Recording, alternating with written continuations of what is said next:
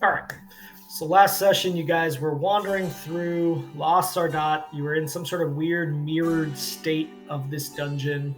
You all eventually placed an object. I believe you placed an object within the crystalline element that seems to have powered the mirror bridge, which allowed you enough time to get across the bridge, which you hadn't had previously, and that allowed you to get through whatever this kind of mirror obstacle was, getting to a new portion of the dungeon that you had not seen before. In doing so, you found new pathways to travel down at the same time as hearing these kinds of drum sounds coming from back where you came. Going through and deciphering the various texts, you all decided it was more aligned to Medolfir's path of finding a cure to his condition, to continue away from the drums further into this dungeon, finding various rooms. You did take a rest. You found various rooms and eventually made it down further into the cave system and found this kind of pool room where there's a lot of dripping water from above, and at the center there was a strange pool of water that Max went to investigate, and as he did so, this rather large aberration erupted from the water, attempting to strike him with some sort of attack, but failing to do so. Just a reminder. Well, so we saw this slick, slimy kind of aberration erupt out of the water. And as the failed attack on Max concluded, initiative began. And so that's where we are now. And Max, you were somehow the first. I mean, you have good initiative, but I think you rolled a nat 20 on that. That's possible. Looking back at what you actually rolled. No, that's 19. 19, okay. So you are definitely first to act with this aberration still within reach of you. Of its reach to you. You are not within its reach, or it is not within your reach, sorry. Oh, it can reach me? Yes. Looking at it, you can see how at least its claws would have the ability to reach you from where it is.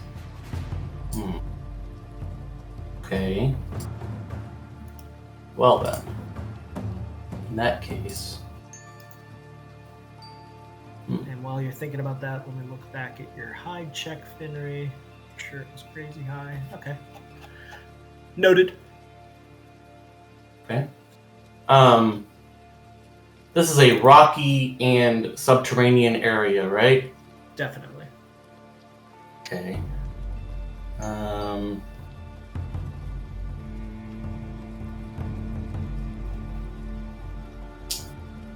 Dang it. Alright, I didn't think I was within its reach for whatever reason. Alright,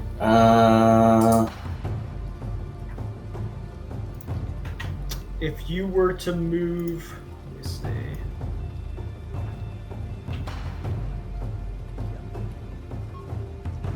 Yeah, its reach is 10 feet, so if you were to move back 5 feet, you would not be in its reach. Yeah, but I mean, I'm sure its speed is more than 5. Alright,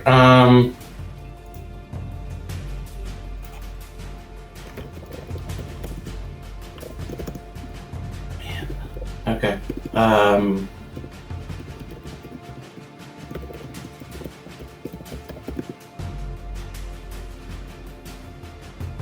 How far back is the wall over here? The wall, sorry, point it out again one more time. Like if I was gonna go north on this picture, right? Yeah, like how far back could I go? So you could go, basically you could start getting into the rock structure all the way back to 25 feet, and then you start facing a vertical wall. Yeah, exactly. And there are like little stalactites that you could hide behind. It's kind of like a little alcove back there.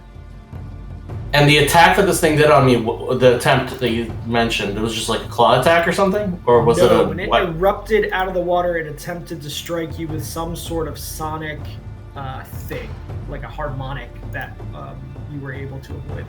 Okay, can I do some sort of a knowledge check on that attack to see if it was like what was the area of it? Like, was it a cone? Was it targeted? Was it? Yeah, sure. Give me a knowledge dungeoneering. Like you're sensing how it affected the surrounding in trying to figure this out. Yeah. See if I should clump up or not. Right. That's what I'm. Yeah. I mean, it was a lot like most Sonic attacks. It was in sort of a cone shape emitted from the actual like vocal cords of this thing. It definitely affected and resonated off of the walls behind you. So at a minimum, it was 30 feet outward, if not longer. In that case, I'm going to do a 5-foot step this way. Oh, game's paused. Oh, sorry.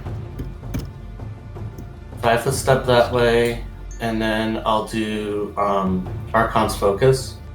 Okay. Real boring this round, but I got that going now. That's it for me. Okay. You do that. Just attribute that buff to you. There you go. Okay. Next up are these little crawling sards that you had fought previously. The one closest to Finry, does it recognize that Finry is there? Let me check one thing about its senses. I had to move silently up there too. I don't know if that helps. Yeah, that's what I'm trying to check in terms of which one it would view against. So now these things do see. So let me just do. I would prefer if it was blind. Yeah, definitely. I can see that with a 40. Yeah, let's see. Oh, I rolled a natural 18 versus your hide check. 6. Okay. It is going to crawl down, and it is going to go in this direction. And that is the end of its turn by the time it gets to the ground right at the base. Actually, it can go to there. It does not seem to confront you, Finry. That is its turn. And then this other one up on the left walls up here is going to... It's also going to come towards Max and Medolfir. It is able to come down to there. That is its entire turn to do that, to just reposition. Okay. Since Medolfir is not here, let me do a spot check for Medolfir to see what he's aware of. Okay. Medolfir is going to come forward and just kind of get in between Max and this thing. But he's not going to get into the pool. But he wants to stay out of its reach. He's going to just come right next to Max in case this thing approaches Max. And he's going to hold his action at that point to see if it approaches. Finry, it is your turn. What are you doing? Yeah, from the edge of the pool, this guy seems like he's in the middle of the pool, but can we attack him from the edge of the pool into the pool? You would have to have a 10-foot reach weapon from the shoreline of the edge of this, except for one spot right there where it would potentially be reachable. Otherwise, a 10-foot reach weapon is needed right now.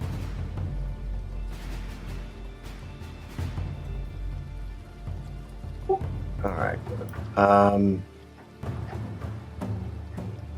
These guys were kind of wimpy before, from what I remember. Yeah, I mean, they were definitely not as hard as that other, much larger version of them.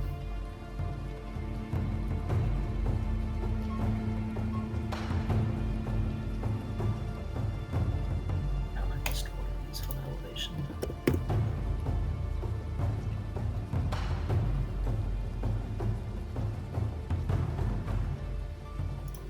It's initiative. I forgot to roll. All right. This guy is 10 feet away from me. So I think if I did my normal move, it would be I wouldn't get a full attack, would I? If you do your normal move, no, you wouldn't get a full attack because it's 10 feet. And I forgot to add one more to the initiative. There's that one. There's another one down here. I forgot to add previously. Sorry, go ahead, Henry. Oh, I did not see that guy. I'm going to use the Chrono Charm of the Horizon Walker, so that's... I think I get a free... I am going to sneak up behind him, and I think he does not... If he's not aware of me, he does not have his dex bonus, correct? Or he's flat-footed? Correct. He would essentially, if he's not aware of you, not get his dex bonus, which also gives you sneak attack. Yeah. So he's flat-footed AC, and you get a sneak attack attack.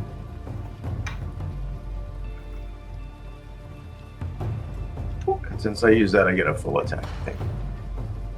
Yes, because you are moving up to half your speed as part of a swift action, yes. Yep. And you guys did do a full day transfer last time, so yeah, this is a new day.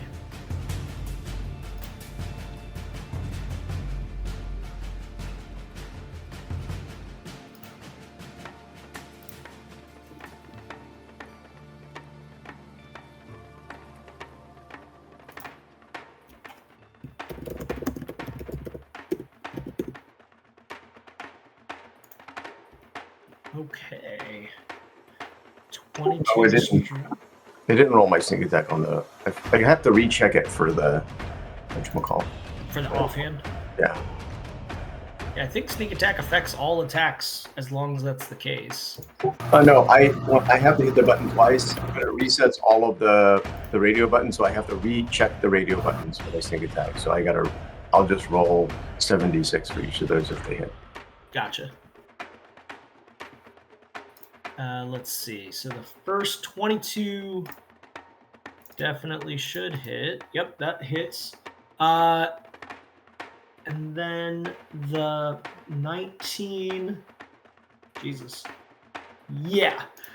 You come behind this thing, and with your kukris, you slice it and basically, immobilize it with the first slice. You miss with your second attempt, with the main hand coming kind of swiping back, but your offhand just kind of stabs it right into its abdomen and guts this thing as a pool of blue blood just kind of pours out of this, and it is definitely dead. Dead. Since I still have my move action, can I attempt to hide again or jump back into the shadows? Let's see. Would you have your move action? Yeah, I'll give it to you because technically it was your main hand and then your offhand that killed it. So you didn't have to use your second attack. Yeah, go for it.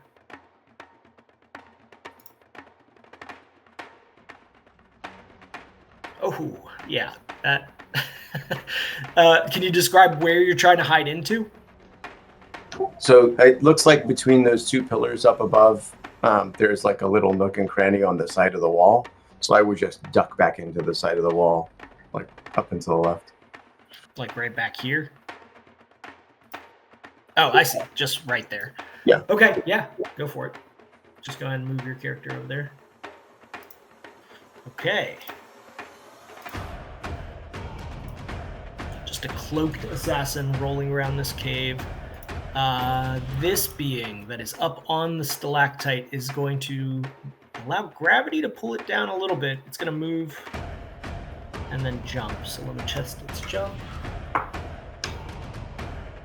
And actually, it wouldn't be a jump. It would be a balance to land. Okay.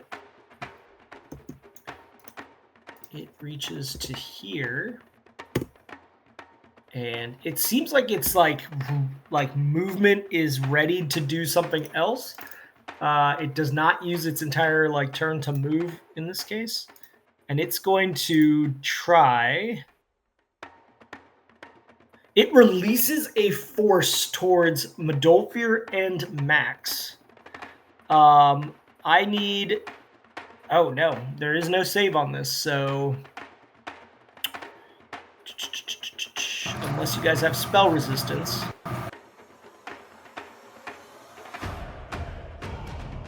I don't think I do. Let me double check one thing here.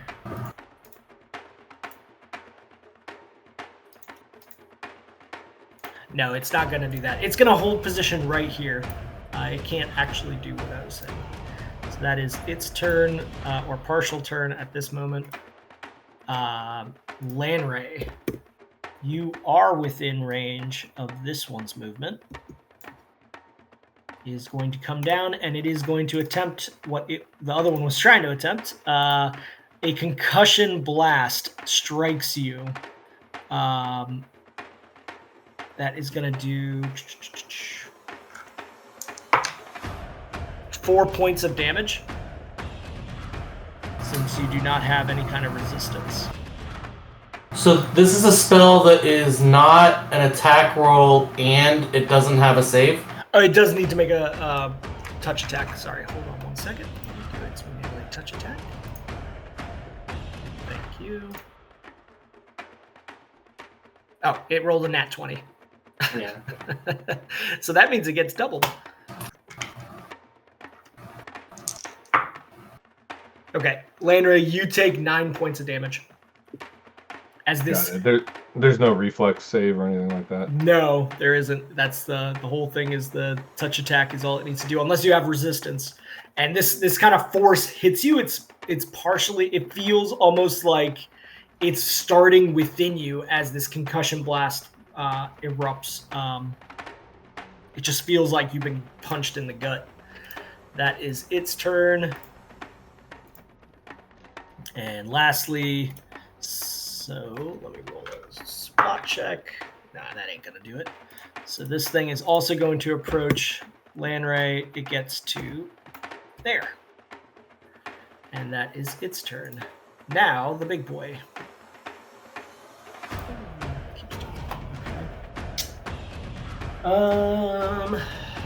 Let's see, who's grouped up here?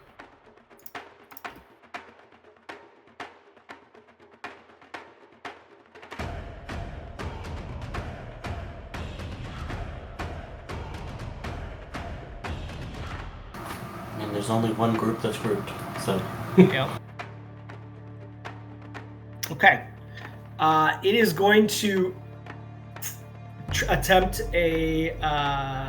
another destructive harmonic towards you and Medolfir, Max.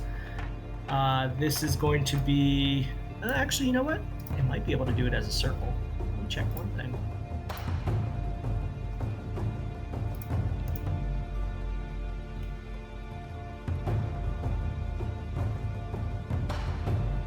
It would affect its own things. Now, everybody's too bunched up. So it's going to do it as a cone towards you. Max, I need you to roll me a reflex save, and I will roll Medolfir's reflex save.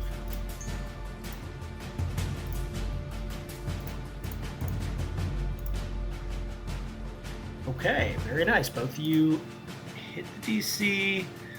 Yeah.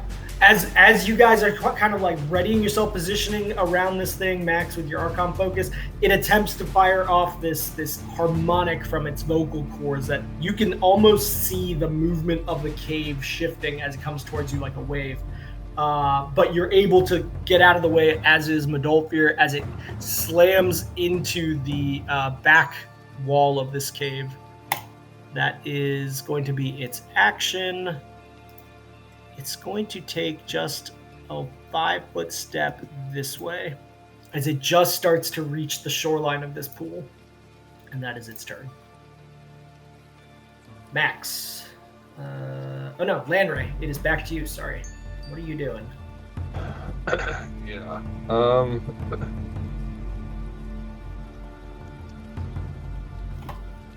I am going to move.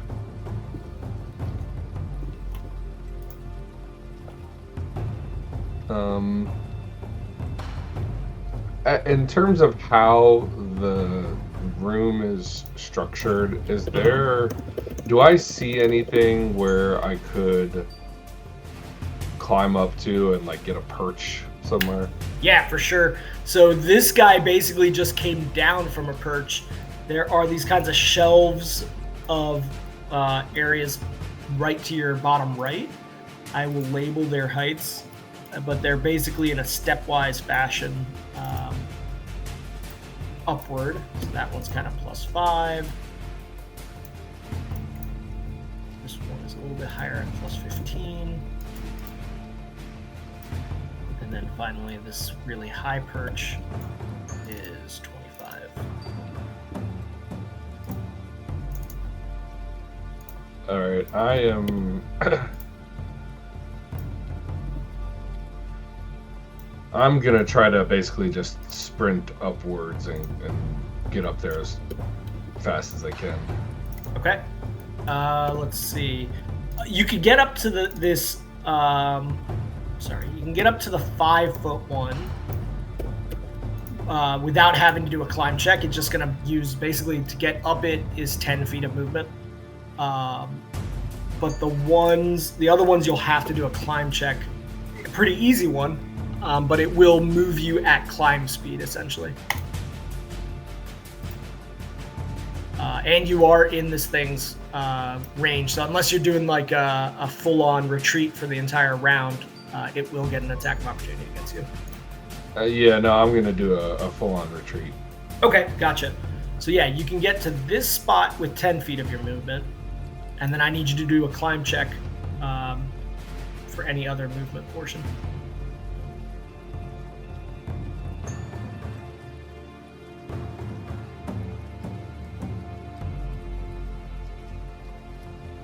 Hey, Middlebeer. Hey, sorry everybody. No worries. Everything all right? Yeah, man. I just woke up. Apparently, I missed my alarm and snoozed right on through. Can y'all guys give me like 10 minutes? Yeah, no worries. You got it. All good. Yeah. I won't I'm kill your sorry to hold character. everybody. Yay. Don't worry, Max is standing right next to you. All right, bye. All right. So that is sufficient to climb up to. Are you climbing up this one first and then up to that one, or are you just trying to go straight for this one by climbing the full way? No, I would go to the 15 just so I'd have at least a place to turn and try to defend myself. Okay, yeah, you're able to get there with. Let's see. So with retreating. Sorry, I'm looking up the rules for the.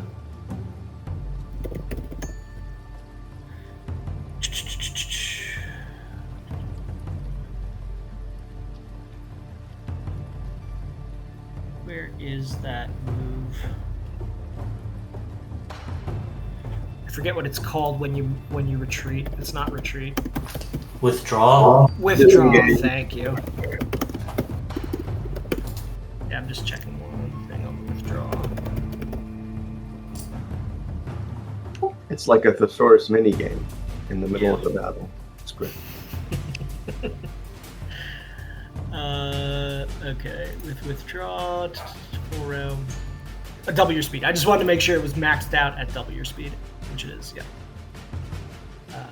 Okay, so with that you get 30 feet, so 60 feet total, so you use 10, and then you needed 20 to, or, 20 more to, oh no, you needed... So I could have made it, because I had 50 feet left, right? Well, when you climb, you're moving at 1/4 your normal speed.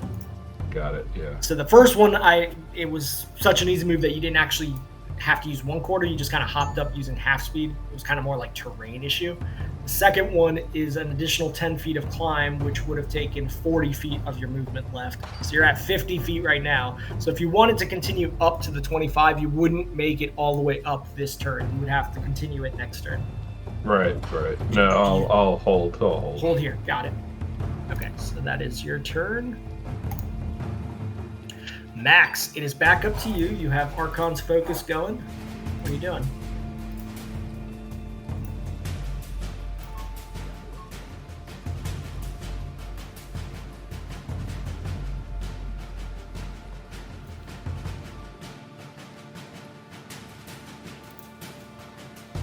Still there, Max? Yeah, can you hear me? Okay. Yeah, I can hear you. Alright, this big boy that's in the water, is he fully in the water still, or has he got like one paw up on the rocks or something? He's got one paw up on the rocks. After he sent that harmonic blast towards you, like, he seemingly was like, oh, that's good on that side, and then he started creeping up towards Lanray, and his claws are just starting to grasp the shoreline edge here. So it was like, alright, that side's taken care of? Yes. I mean, you get the sense that this thing does not have eyeballs. Okay, alright. Cool.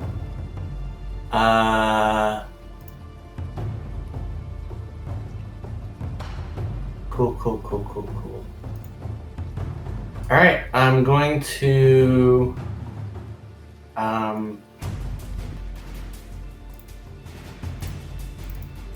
Okay, so like this guy here, this little guy here. Yep.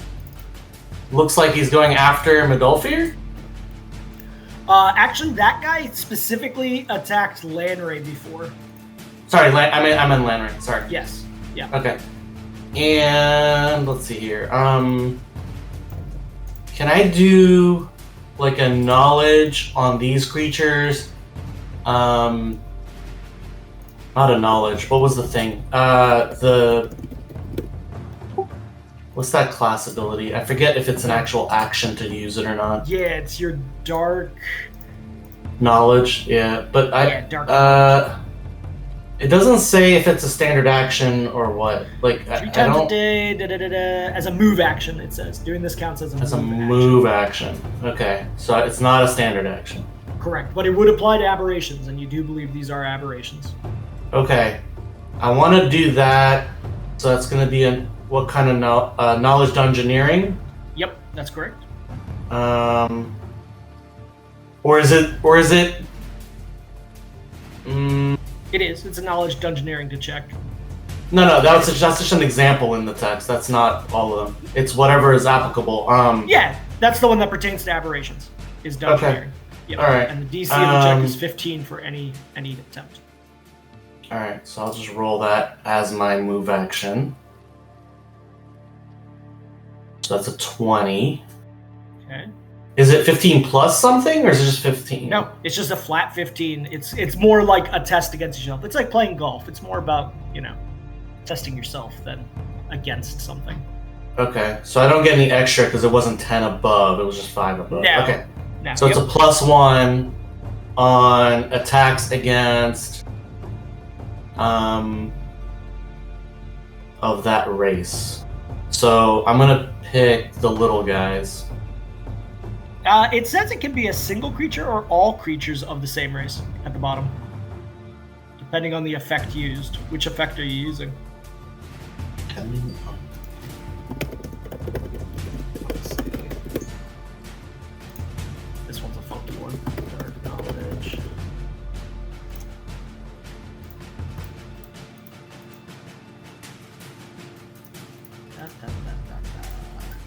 No, it just says.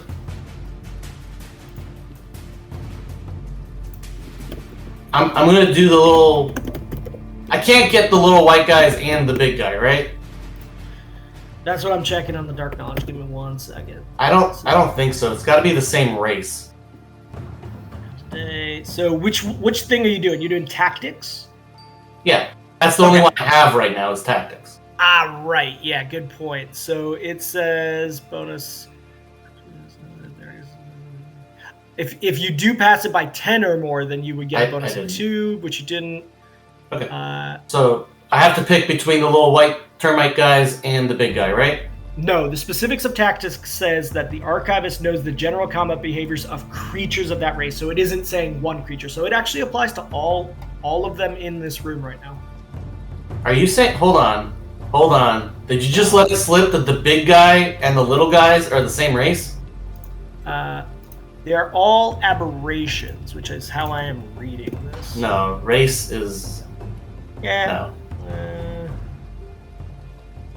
Do the little guys grow up to be the big guy? Okay. Yes. In this case, no, they wouldn't. So. Okay. So I'm doing the little guys. Okay. Just to make them easier to pick off.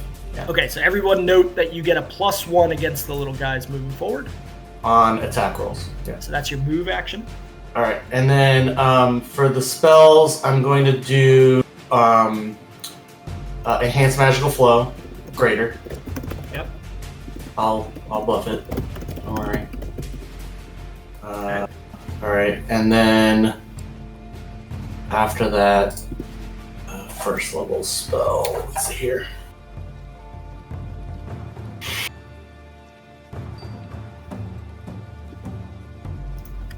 And that dark magic lasts for 1 minute. Yeah, so 10 rounds. Is it 1 minute or 1 minute per level? It says 1 minute either way. Okay.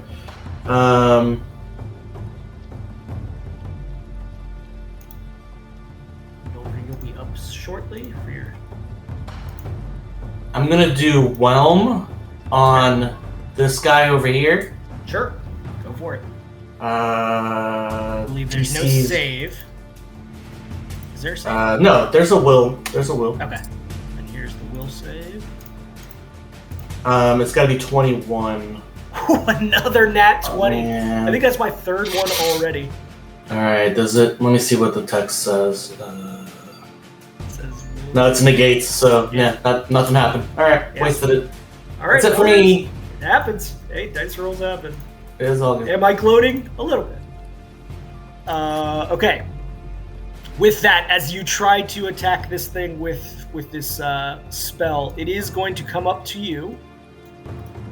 And it is going to attempt also that concussion blast. You feel as it gets close to you that this kind of energy just erupts from its abdomen. It needs to touch you still. So here's its melee touch attack against your touch AC.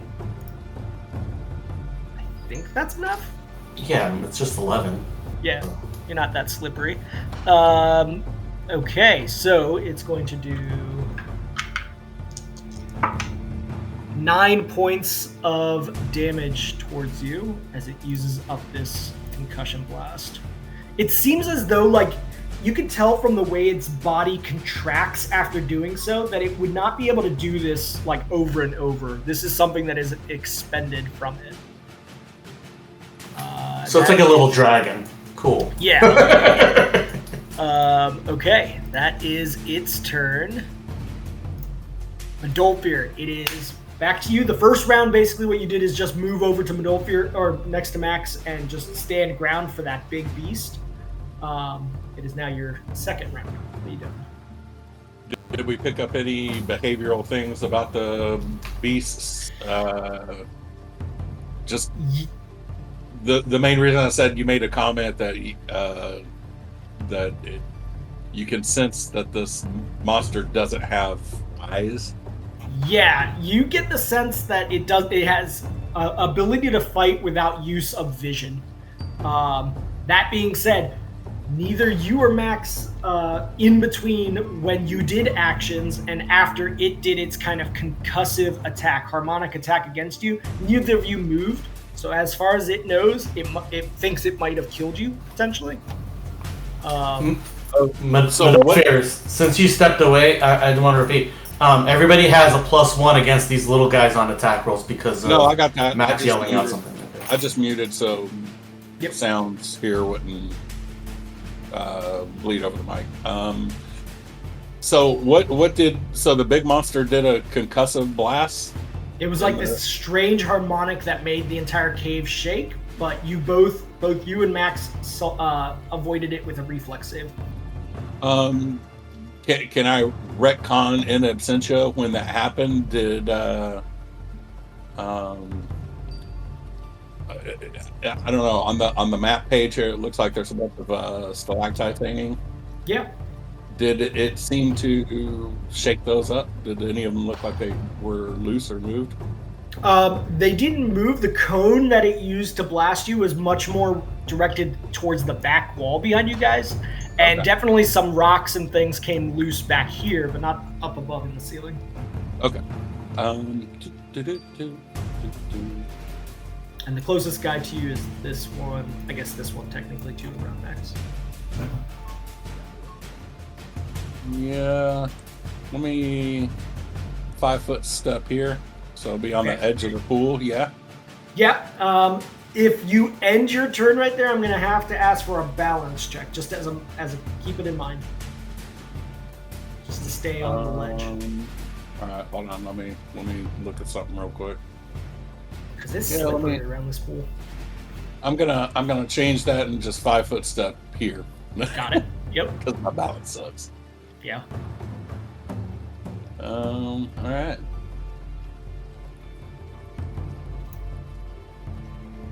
I'm gonna roll this as a full attack, but if one does it, then I'm gonna understood on that as a single. Okay.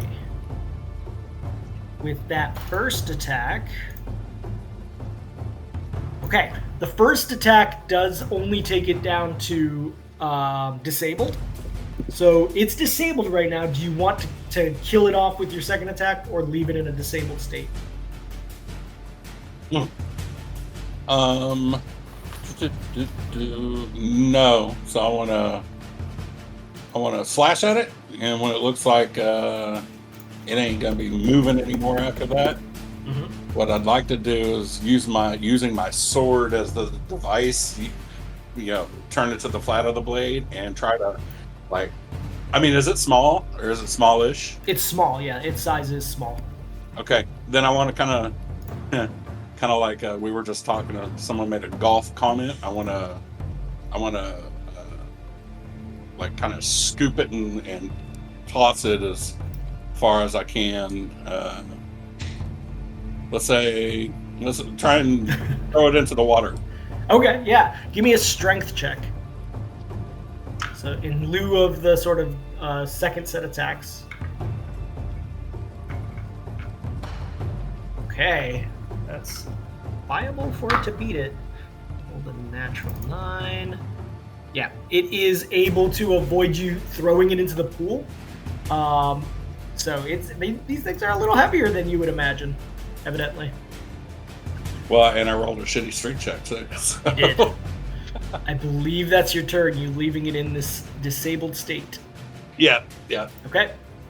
Finray, you have murdered the one next to you. Where are you going next? You are currently in a hide state. I'm going to roll some things while you choose what you're doing. So this big boy in the thing did a sonic attack, and it doesn't have eyes, like we saw. Yeah, you are pretty positive that you are not seeing any organic eyes. You did see this kind of weird membrane on top of its skull, kind of just light up, like in a little reddish glow, as it was moving, but no eyes.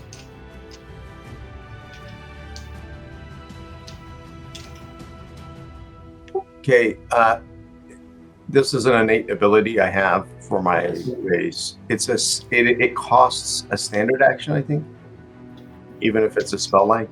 Is that true? Oh gosh, this is the casting time and standard action. Yeah. So this is part of the. I'm technically not casting it because I can't cast it. It's a whisper knife. Yeah, it's a racial. So this is part of the rock gnome capabilities, right? Whisper knife, but yes. Whisper knife, yeah. Check. So,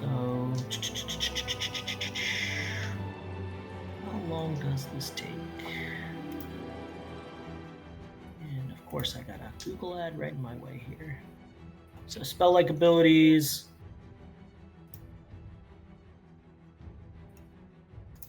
Doesn't say in the text. I pasted what it was in the book, but I don't. Yeah. I just don't know.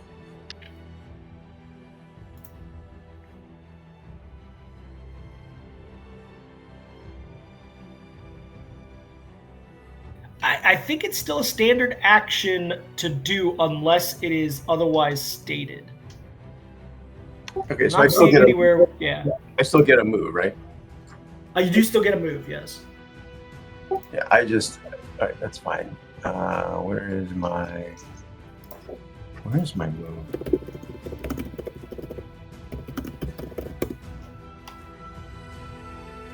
Yeah, they just don't have the kinds of like components that verbal, somatic, yada yada.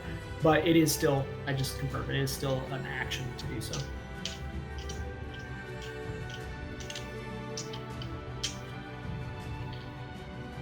I can move here, and then I think within the 20-foot radius. Yeah, you kind of just, let me just put where it was centered on so that I know it's right. It's got to be centered on me. I can't choose that. 20-foot emanation centered on creature, object, or point in space. I think you could have put it on an object if you wanted. Do you want it to be on yourself? No, the spell like that I get, it says it must be centered on the whisper. Yes. Now I see. Okay, cool. Yeah, so it's moving with you essentially. Yeah, I think both. I don't know if I can move to the. It's fine. I think it and the Sard below me are covered, but that's it. Okay, yeah. Let me draw a circle just for this round. Okay. Yeah, it's kind of like that right now. And I believe, like you said, that's your turn. This kind of silence overtakes this quadrant of the cave. This Sard over by Max and the Dolphier is going to come up. Wasn't he in the water or something? Nope. The water. This one here is going to move specifically to this corner, and it's going to, again, try a touch attack on you. This one hasn't done that yet. That is its thing that it likes doing. Just has to get an 11. Quite easy. Oh, it misses. So it only rolled a nat 2. As it comes up and it tries to do a touch attack on you, it is unsuccessful in doing so, but it still does expend that feature. So that is one. Yep. Okay. That is its turn. It moved and did that. So Max, you did avoid the impacts of that. This being that was closest to Lanray is going to... It's going to start climbing up towards Lanray, even though it just jumped down. Actually, let me see.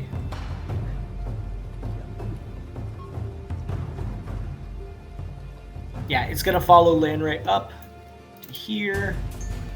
Now it needs a climb check, which should be very easy for it. Yep. And then, so that was 15 feet. Okay. It's going to end here now. Lanray, if you want to try to use like an arrow as a melee weapon, you would get an attack of opportunity against it. But otherwise, you don't have a melee weapon in your hand. Yeah, no, I would definitely do that. Okay, so roll me just roll me a melee attack. Let's see if it actually impacts anything. While I look up arrow again.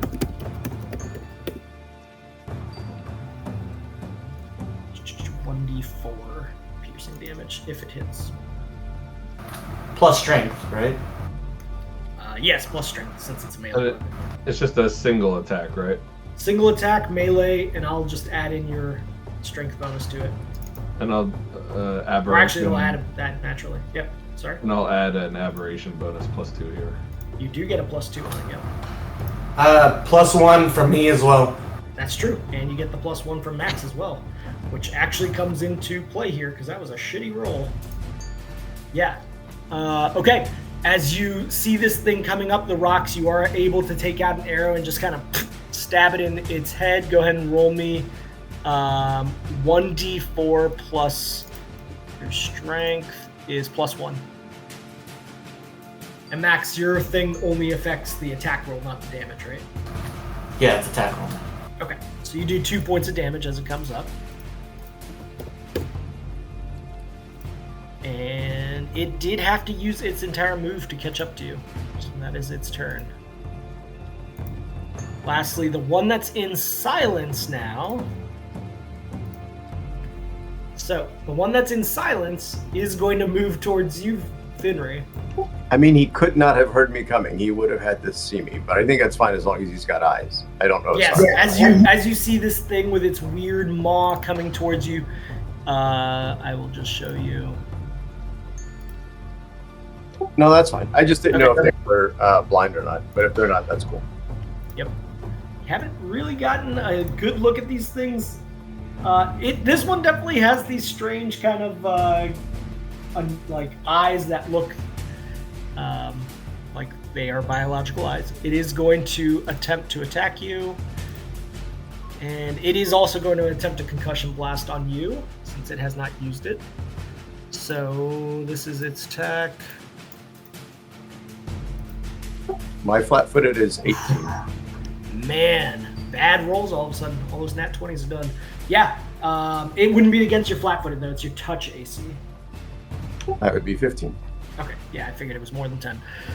It does miss, and it unfortunately does waste its concussion blast. As you feel, as its body reaches out, this kind of wave erupt from it, but you are not affected by it. Just because I cast Silence, that does provide protection against any sonic-based attacks. I think this is psionic, but no sonic. That's what Silence does. So any sonic attacks in that range are like, I don't know what it says. Protection. I guess they go away. This would have been force damage, so but good point. More for the big guy than this guy. I just thought I'd mention it now. Definitely Harmonics would be affected by that for sure. Okay. Yeah. So it is the big guy's turn. This Calica, it is basically blind towards the circle side. As it moves around, you see its membrane kind of being illuminated. It uses up some of its move action because of that. Searching outward for a target. It's only one that it can sense are the two that have moved now on the north side. Before the silence occurred. Medolfir did though. So one that moved on the north side. And Lanray, who climbed last time before this thing. So it is going to move towards Lanray. And it only moves 10 feet out of its total movement. Can it reach Lanray?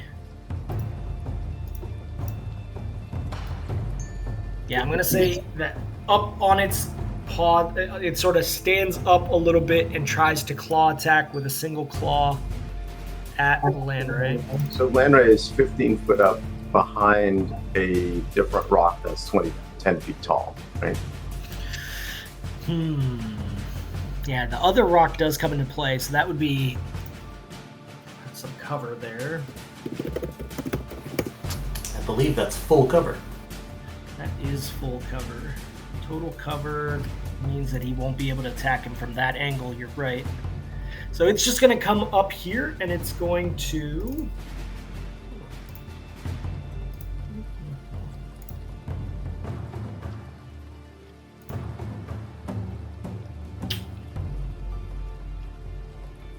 It's going to cast Stone Harmonics. It's going to just blast Stone Harmonics towards this direction generally. Lanray, I need you to do a reflex save against this, as will this guy, the little Sard next to you. All right, and with reflex saves, I do have evasion. Yeah, to avoid, if you do successfully avoid it, then any damage that would be otherwise halved would be removed. Well, that's probably not good. That's a nat 1. Damn, you have a reflex 19 bonus? That's crazy. But a 1 is not great. I can't believe that. That's a natural failure. The Sard next to you is successful. So what occurs is the rocks next to you start moving.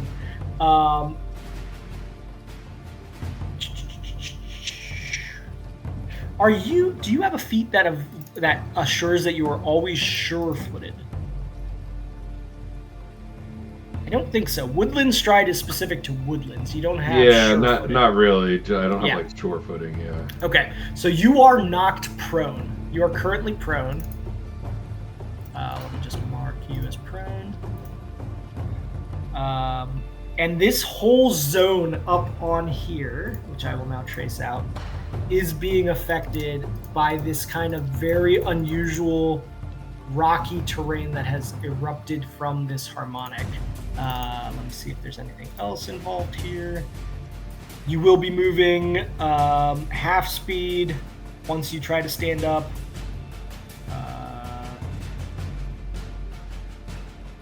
And you could fall prone again depending on how badly you might fail that. So that is its turn. Back up to Max. Max, you've had a moment to think. What are you thinking of doing? Alright, so I see this creature on the other side potentially... Wait, is it my turn? Or... Oh, I'm so sorry. I skipped you, Landray. Yeah. Yeah. Sorry. Max, think what you want to do. Landray, what are you doing? Yeah. You are prone. Well, I probably should get up. Not sure I can do much else from being prone. Okay. Yeah, getting up from prone is a move equivalent action, and you will take an attack of opportunity against you, but otherwise you're going to stay prone. Yeah, let's do You it. do so. This is the bite attack from the Sard right next to you. Does 14 hit? No. Okay, so you are able to get up from prone without any negatives. That is your move. Now what are you doing? Well. And looking at this thing, you're not sure whether or not it would get another attack of opportunity against you if you tried to, do a ranged attack against it now. Right. The Sard or the... Exactly. Yep. Yeah.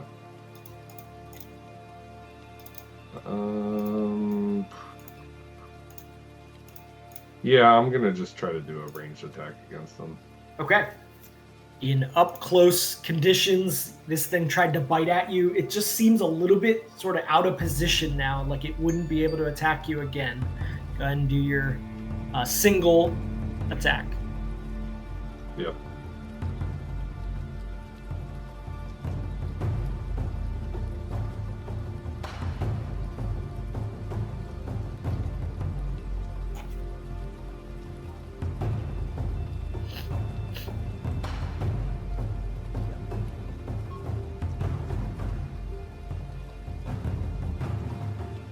Okay. 21 will strike. And those two arrows strike it for 21 points of damage. So you have disabled this being. It is still alive, but it is disabled. Nice. Alright. I believe that is your turn. Now, Max, it is your turn. What are you doing? Alright, I have some questions first. Is this guy still here, or is he in the water? No, he's still there. Modolfir failed to gulf him into the water. Okay. But he's disabled. He is disabled, yes. Does a disabled creature still provide flank? No, I don't think so. Let me read. Because they don't provoke attacks of opportunity when they're disabled too, I believe. They don't threaten. They don't. Yeah, threaten. they don't threaten, so no flank. Yep. Okay, cool. Then in that case, does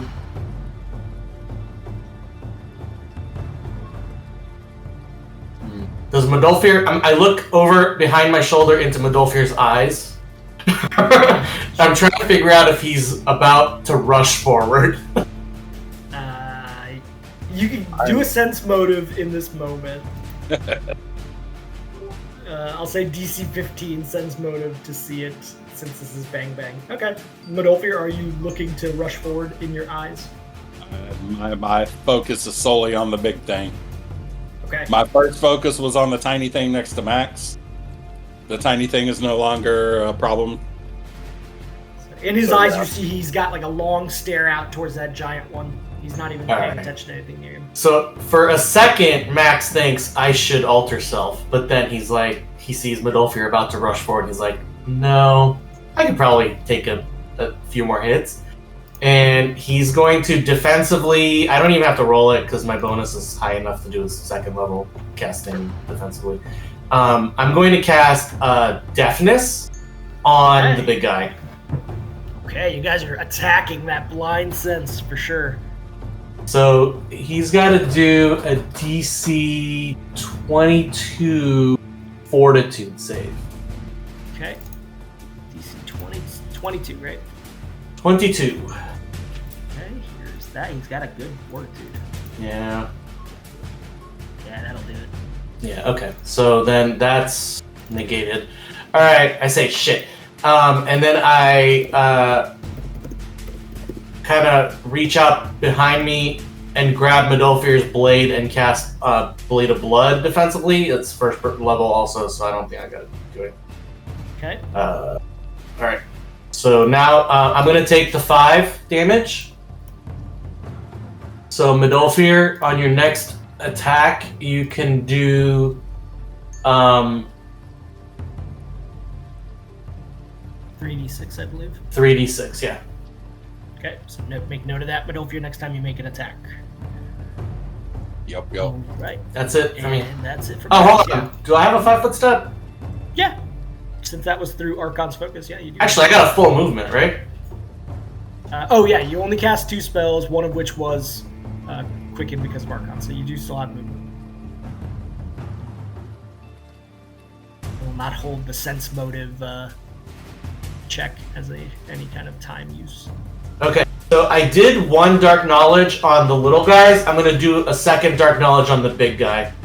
Okay, sure. As a move. Roll so, aberration again? Or dungeon? Yeah, it'll be dungeoneering again. They're all definitely aberrations. They're not psionic. No, these are their race is aberration. Okay, well, just Okay, barely. just barely. +1 still. So +1 against all enemies on attacks. Okay, make a note of that, everyone. That's it for me. That is it for you now. The disabled one. These things are stupid as hell compared to, definitely compared to that large Sardathan that you fought. Let me check one thing. Yeah, its stupid instinct is going to be to it's going to try to bite attack, even though that is potentially going to make it pass out. So here's its bite attack against you, Max. That should strike, I believe. Yeah, no, it'll hit, but does he even get the chance to do the attack? Yes, it's after the action that he takes that he goes to -1. That's the way that disabled is written. So once that standard action is done, then deals 1 point of damage after completion. Okay, so he just did a bumblebee attack on you basically, and Alright, -2 you said, right? Okay. yep, -2. Modolfir, it is your turn. You now see this thing kind of bleeding out from its mouth, unconscious. Where are you going? Okay, so let's talk mechanics. Why am I at... Huh? How much damage have I taken so far? You took a couple of strikes. One from the concussion blast, remember? You took the blood blade too, I think. You took 5 from And 5 points from the blood blade. Alright. Yeah, that makes sense. Go ahead, Modolfir. Okay, so what I want to do is run. Well, yeah, move. Whatever mechanically you say. Mm-hmm. I'm just gonna completely ignore this dude. I'm just gonna run over him. Sure. And then jump across that little corner of the nugget. Okay, I see. Yep. So that I can land where my little thing is marking. Yeah, I got it. Give me a jump check to see. Actually, what I'm gonna need you to do, I need you to roll me a balance check. Are you trying to charge? No. Okay. There's a path to run around him. You can just do 20 and 10. It's 13. That's true. You could go around the pool if you wish, Modolfir. No. Nope. Yep. He wants to go at it. Barbarians go Yeah, right hold at on. Hold on. it. Okay, no, that's right. Okay. Okay. Yeah, I'm gonna do that. Okay. I don't know, for some reason, I thought when I measured that out before, it put me at 35 to that point. Gotcha. Yeah, you could just do a normal movement towards it. Yeah. I know that gives me Okay. an attack of opportunity, so. Yeah, so the first guy up here still gets one also, so he's going to go ahead and take it against you, the little Sard. Wait, which guy? The little Sard that you passed by here, I believe you Yeah, spoke. no, that's what I meant. And Yep. I didn't move 5 foot across this guy's threat range, so I shouldn't get an attack of opportunity running up to him like that. You do, because he has a reach of 10 feet. So once you step into this square, okay. and I then go got you. another Okay. 5. Yep. Fair. So here's the first guy's bite. Oh, yeah. That's definitely going to fail. Definitely. And then this one is going to see you coming. He's going to...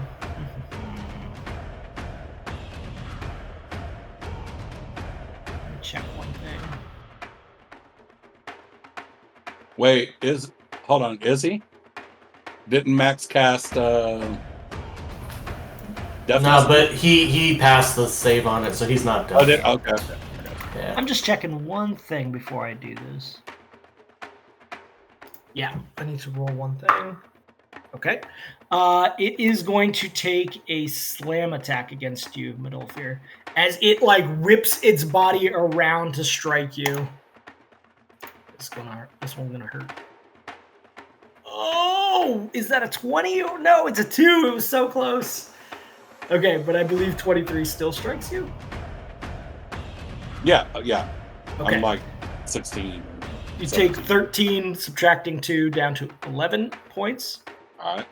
And as it does so, this kind of slime-like material covers a portion of you. Let's see. Is that an additional thing that he has, or is it? It's immediate on any touch.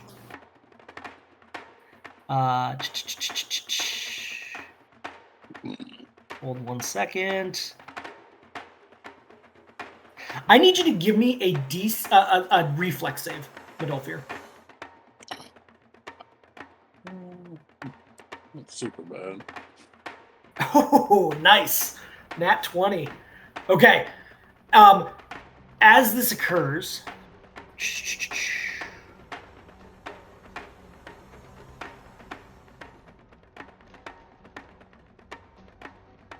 okay, it doesn't affect. Okay, so basically, you still are going to take.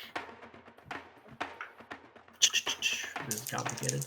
You're still going to take 6 points of acid damage. Okay, as this slime touches your skin as it slams against you, you feel it burning. So you take that full 6 points. You notice that it almost touched your hide armor, but you're able to move quickly enough that it doesn't, as you feel this burning on your skin.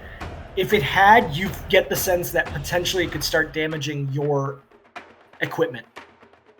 That is its attack of opportunity. You still have your action now ahead of you.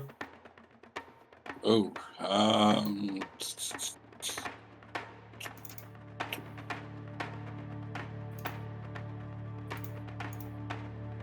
is this stuff coating its body too? Yeah, it's all over its body. It doesn't seem to be emitted from its mouth. It seems more like it's on its skin, like some sort of weird, funky toad secretion.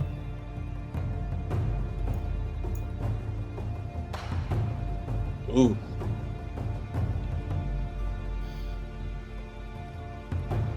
Now I'm worried about my sword. Yeah.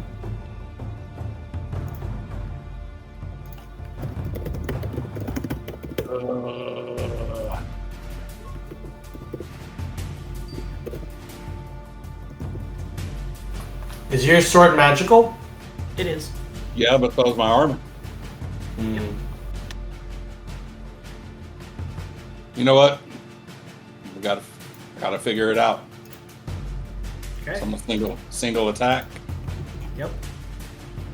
I'm just quoting in with the a +1. Yep, with a plus 1, correct, against it.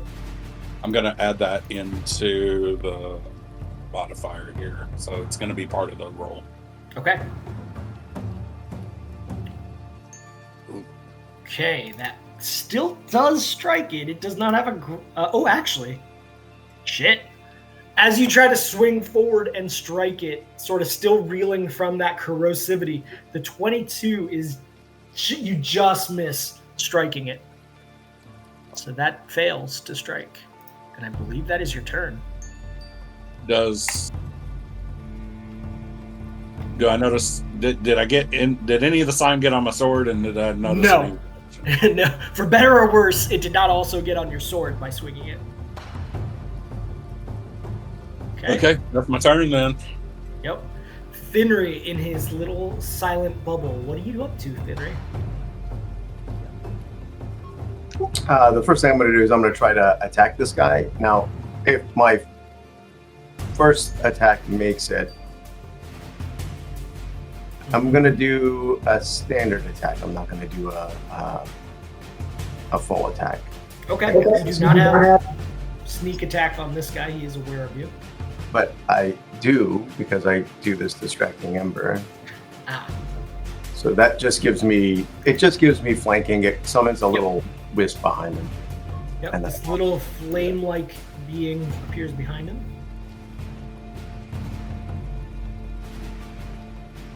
This guy's like, oh, you need me again, champ? In whatever fire language is, I forget which language is from the fire plane. Pyra. Jesus Christ. Okay. So the first attack is enough to take it down to disabled, but not enough to kill it. So the question is, do you wish to go and do that second attack? Yeah. It's not. I'm sorry. This was not what I fair. had. Yeah. Yeah. Okay, so it doesn't matter. It's the same amount. As you see it go to disabled, you just completely impale it through its abdomen, killing it off. That guy's definitely dead. Where to now? I'm going to go here, but he's not going to hear me coming. Correct. Yes, it's moving with you. So as you move, whatever effects of this sort of silent bubble will move with you. If you can reposition the bubble, I think that's 30, so that's as far as I go. But I give Modolfir flanking at that point, I believe. Okay.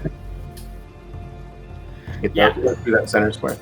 You get the sense, having tracked this thing a little bit now, that it is movement, seeing through sort of natural senses that just aren't sight. So as this approaches, you do get the sense that it feels like it's going into a cloak of darkness. It's equivalent, similar to what happened before. So that is your turn. Okay, Max. This being next to you has already tried its concussion blast, so it's going to be very simple and attack you with its bite. Jesus, now all the ones. Okay. It's just going to reposition here. Actually, before you move him, he hit me last time with a physical attack, right? That was with the concussion blast last time.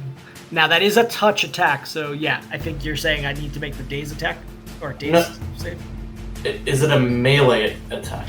I would say that it is, because it had to make a melee touch attack before being able to use it. Yeah, so do the DC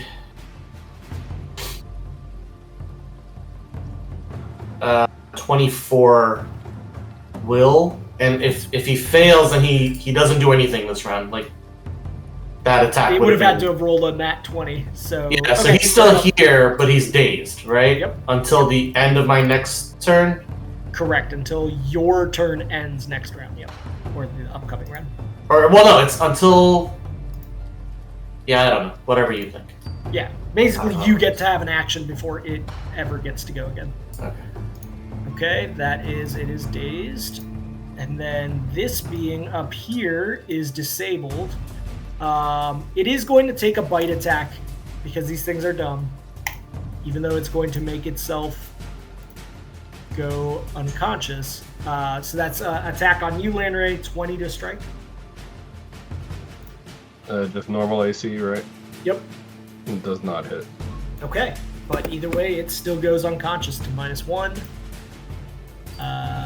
And now it is the Calica's turn. It is currently in a blinding field, so it is fighting as if it was blind. Which means that it has...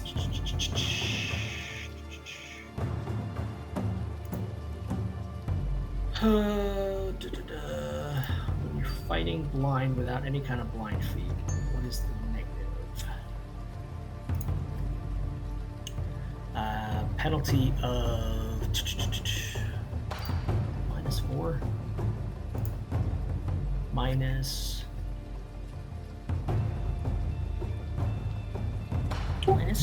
Regular attack roll modifiers for invisible attackers trying to hit you apply, and you lose your dexterity bonus to AC. Yeah, he's definitely flat-footed.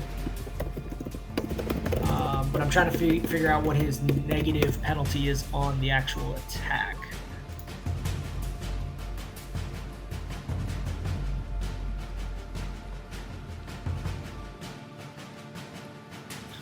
What is the damn penalty? Normal, regular attack modifier. I thought it was just like it's a percentage that the attack just fails. Concealment, basically. Total concealment. Yeah, I was thinking that's how we played that before, when like unless there's a feat like blind fighting or something. Yeah, no, that is not in place right now because he is being effectively blinded. No, I get that. I get that. I'm saying. Let me check the blind condition. Without that, it's just like a chance of missing, so they have to roll a percentage. Yeah, Fenrir just you can -4 on search, most strength and based, and a 50% chance of missing. Yeah, thank you. That is it. Okay. I couldn't remember what the percentage was. I knew it was high. I knew it was more than like 20. So. I mean, he's pretty much unaware of Fenrir even approaching at this point, so he's going to strike back out at Medolfir, who was the last being that he did melee attack. This is going to be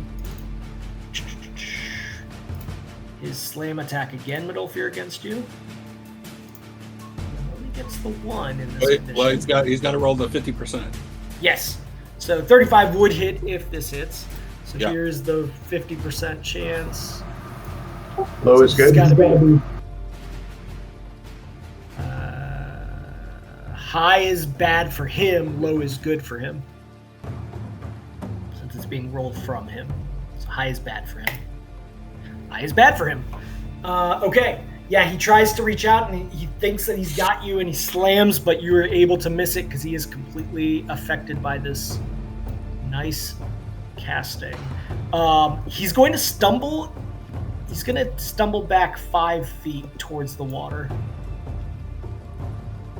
No, you know what? He's going to take his whole turn to just kind of stumble forth towards the water. He's not doing it very efficiently, but he knows back towards the water is sort of where his tail was feeling. So he's going to go to here. He is still being affected by that. Does he get attacks of opportunity from me? Oh, yeah. Yep.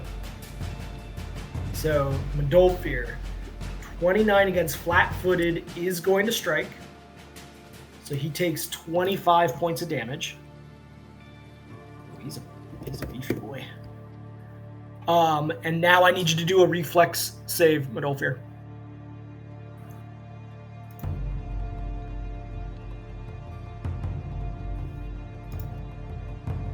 So Beggarful is a +2. Oh, nice. Okay, doesn't matter.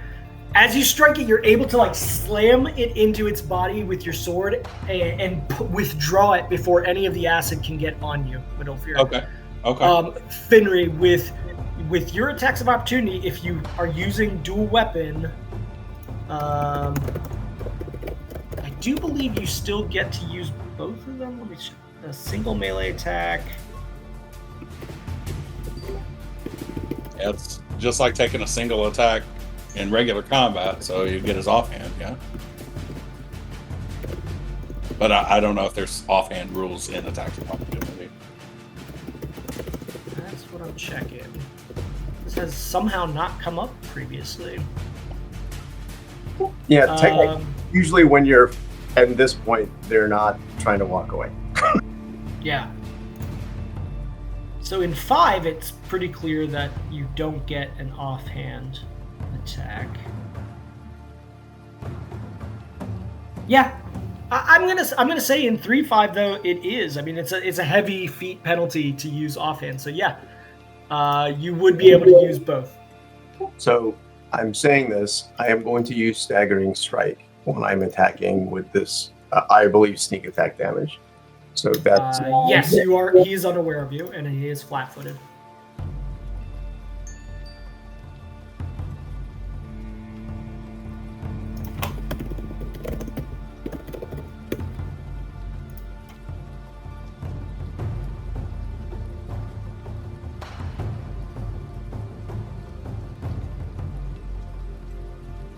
And he would have to make a fortitude save against it.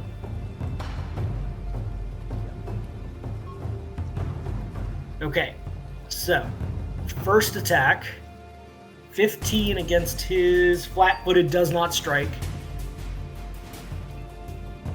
Wow. Okay. Did you add +1 for Max's thing? I did add +1 for Max's. Okay. Yeah, this thing is not good because of its dexterity. As you try to strike it in both cases, the Kukris try to stab in and they just fail to actually do anything through its natural armor. It's a beefy boy.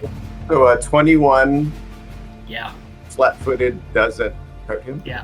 This thing does not have dexterity. That is not the reason why it has a tough AC. It's built like a fucking tank. Okay, so yeah, that doesn't impact it. That is its turn. Lanray, you see everything happening down below. What are you doing? You I thought touch AC bypasses armor, not... It's not touch AC, it's flat-footed. Flat-footed. Oh, it's targeting flat-footed. Okay, Yeah. alright. Gotcha. So Lanray, what do you think of cooking up? Yeah, I mean, can I see Max's situation right now and just like, does he look like he's struggling? Like from yes, where I I'm was. at, or... This room, you notice, is lit up more than other rooms because of this green flakes that are everywhere. It's enough that it actually illuminates the room in this kind of green tint. You do see what's going on. He is isolated. You can tell that Max, like, the guy, he's not even paying attention to the guy next to him. He's like, whatever. So, yeah, no worries. No worries. Right. Alright, well, I'm just gonna go ahead and fire off at the big dude. Okay. You see him stumbling back towards this pool. You notice that Medolfir and Finri are both kind of like trying to strike at it, avoiding this slime. Go for it. You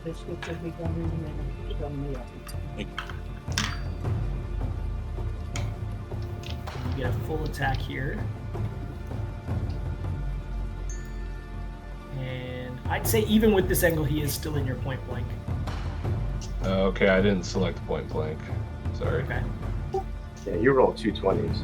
Now, the one thing I'll make you have to do, though, is step out 5 feet because you were getting total cover before from the angle. I will say you have to be here to fire off. Okay. Got it. Okay. What a difference. And did you add +1 for Max's tactics? No. Okay, so this is all +1, which is important. And actually another one for point blank. Right, okay, good point. So the first 3 all do strike. As you fire off these arrows, 16, 26 points of damage.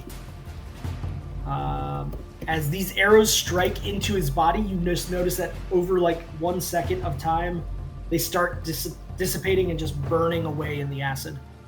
The metal tips are just kind of like turning into a mush. Oh, cool. But damage was dealt? Damage was dealt. Yeah. You Okay, took 26 points of damage.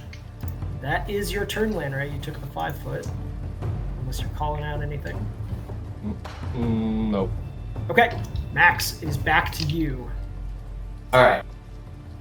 Lanray is up on a ledge that is 15 feet up, right? Yes, it is. Alright, so based Alright. So if that's the case, then... Alright. Max is gonna move here. Like, in a safe way. Okay. Like that, right? Yep. And then from here he's going to cast... shit, what was it? Haste. Okay.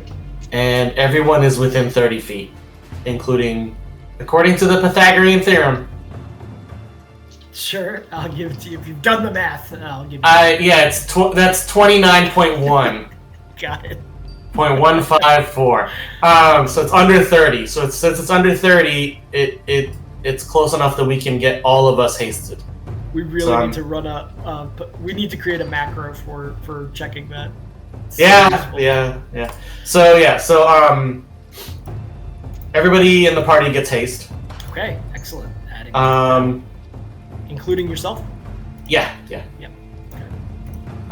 That's why I was measuring, because the rule is no member can be more than 30 feet apart from any other member. So.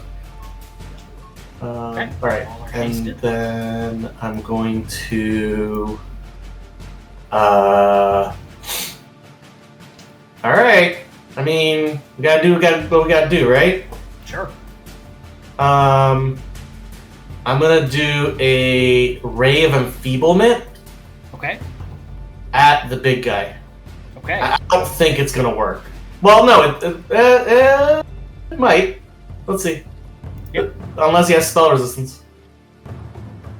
Yeah, I'll say you're not affected by Midolfir being in the way. Well, that's a nat one, so the ray hits the ceiling. I don't know. Yeah. Yep. All right, that is your turn. You have enfeebled the ceiling. It is back to this monster's turn back here, who has to make a check. Nope. Dying.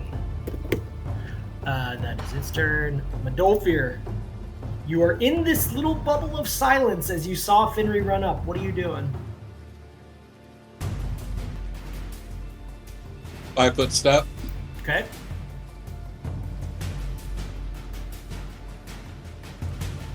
And full attacks. Okay.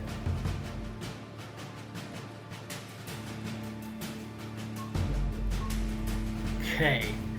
29, 27. Okay, 3 of those do strike. So the total bonus is, just so that I want to count, like it's +1 for his Dark Knowledge, +1 for haste, and then he doesn't get anything because he's blinded. Haste should be automatic, I think, right? You put the buffs on us? Because it rolled a 4th attack for me just now. Yeah. Yeah, so that's automatic in there. He is getting a -2 penalty to armor class plus losing his dex bonus to AC if that's the case. Thank you for the reflex save. Okay, yeah, 3 of those strike. So he took, let me count out again, 64 points of damage. I mean, you're starting to cut into its skin. This tank-like creature is starting to show wear. Now, you take...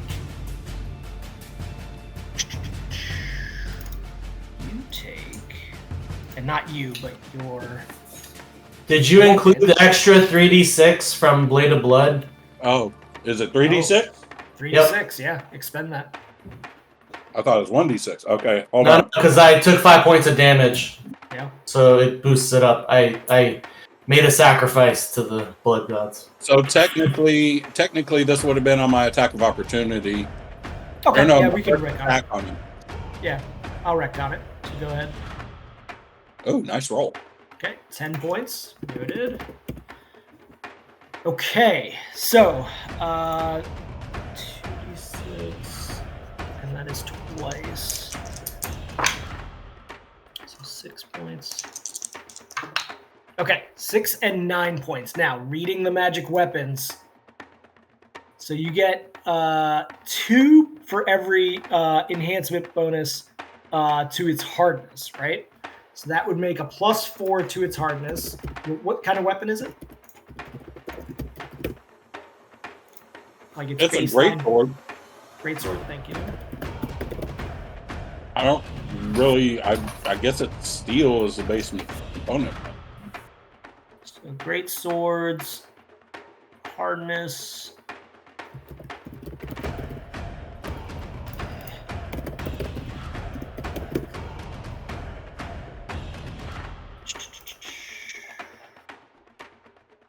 It's the hardness of a. Is that a 2-handed weapon? It is. It's a great weapon. Yeah. 2-handed. 2-handed blade has a hardness of 10. It's also enchanted. I don't know if that applies here. Is it a +1 weapon? +2. +2. So its total hardness is 14. Yeah. So with a hardness of 14, the damage that it just took does not impact its hit points. If it had been more, potentially it would have, but you do not. It does not take any damage from that corrosive slime that it just secreted. But did I notice that there was a reaction so that? Oh yeah. I know the risk is there, right? Yeah, the risk is there. You notice that for sure. That the risk is still there. That is your turn, Finry. What are you doing? I'm gonna say, watch your blades. Yep.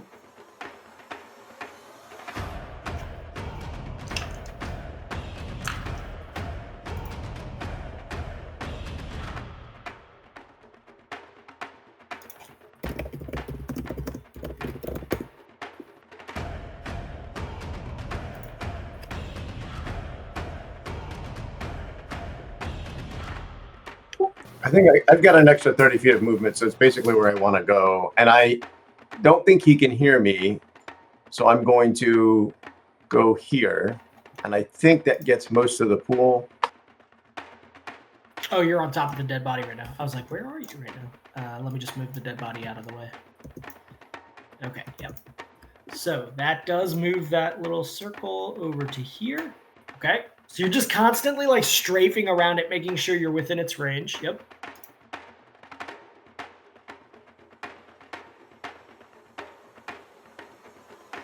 I want to go one north, but I think I screwed up my plan. Yeah, I want to be a little bit more there. Okay. And then I'm going to use my crossbows, my dual crossbows. I'm not going to hit it with the kukri. Okay. I don't know if I get sneak attack at this point. He is like flat-footed. He is flat-footed, and he is essentially fighting blind against you. So you would continue to keep getting that. Now, let me see how long does that effect last? It's 1 minute per level. Oh yeah, then it's still going for sure. Yeah, I mean he's flat-footed, even though it doesn't impact his AC much. He is. And frankly, he's unaware of you. This entire time you've stayed in kind of a blind corner to him.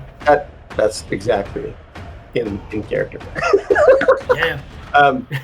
I get 2 attacks, right? So should I just do a single attack? And then I'm going to say you cannot switch kukris to both crossbows. So right now, like in that move action, you're able to take out one. Yeah. But I can sneak attack. Yes, it is still a sneak attack.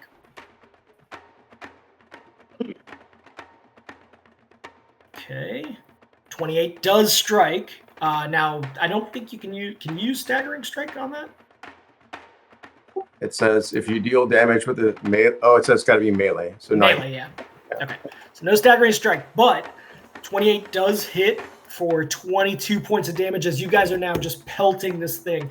You see that there are large gaps opening in its skin, and more of that slime is starting to pour out from kind of its below its epidermis.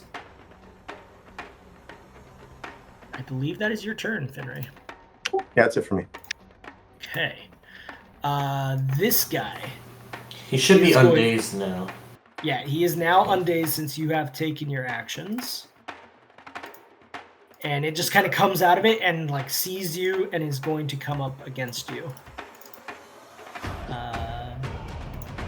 Did it use its thing yet? Let's see. Yes, it did. So it is just going to take a bite attack against you, which is... It's got to get an 11. Yep. Well, no, it's normal, right? Not touch. This is just regular AC. So it's 12 then. Yeah, wow. You take 3 points of damage as this like little cockroach thing that's no bigger than like a medium-sized dog kind of bites at your ankle. That is Stupid its turn. cockroach. Yeah, it's a cockroach dog. This being is going to roll. Nope. Okay, that is its turn. Dying. Okay, the Calica. Continuously feeling like it's walking into darkness is going to spin around and try to orient itself once again in this pool of water. It is going to, at the moment, ignore Medolfir as it tries to find any angle away from its inability to see. It's going to use its entire move to get to there. I'm going to say once it's out to there, it can now see. Now, Medolfir, you did get an attack. Yep. Okay. And he's considered flanked, so he gets another +2. You do, yes. Okay. So, you do get an attack on it for 22 points of damage as you guys are freaking hacking the hell out of this thing. So, now it is 2d6. Okay, yep, not enough damage to go through that hardness of 14. So that is its movement. Now that it is clear and it's gotten its sense of itself, it is going to take an attack. This is going to be a slam. You know what, actually? You guys are grouped up really nice for it. Yeah, it's going to use this. So, you are immune to it, Finry, but it is going to use its destructive harmonics.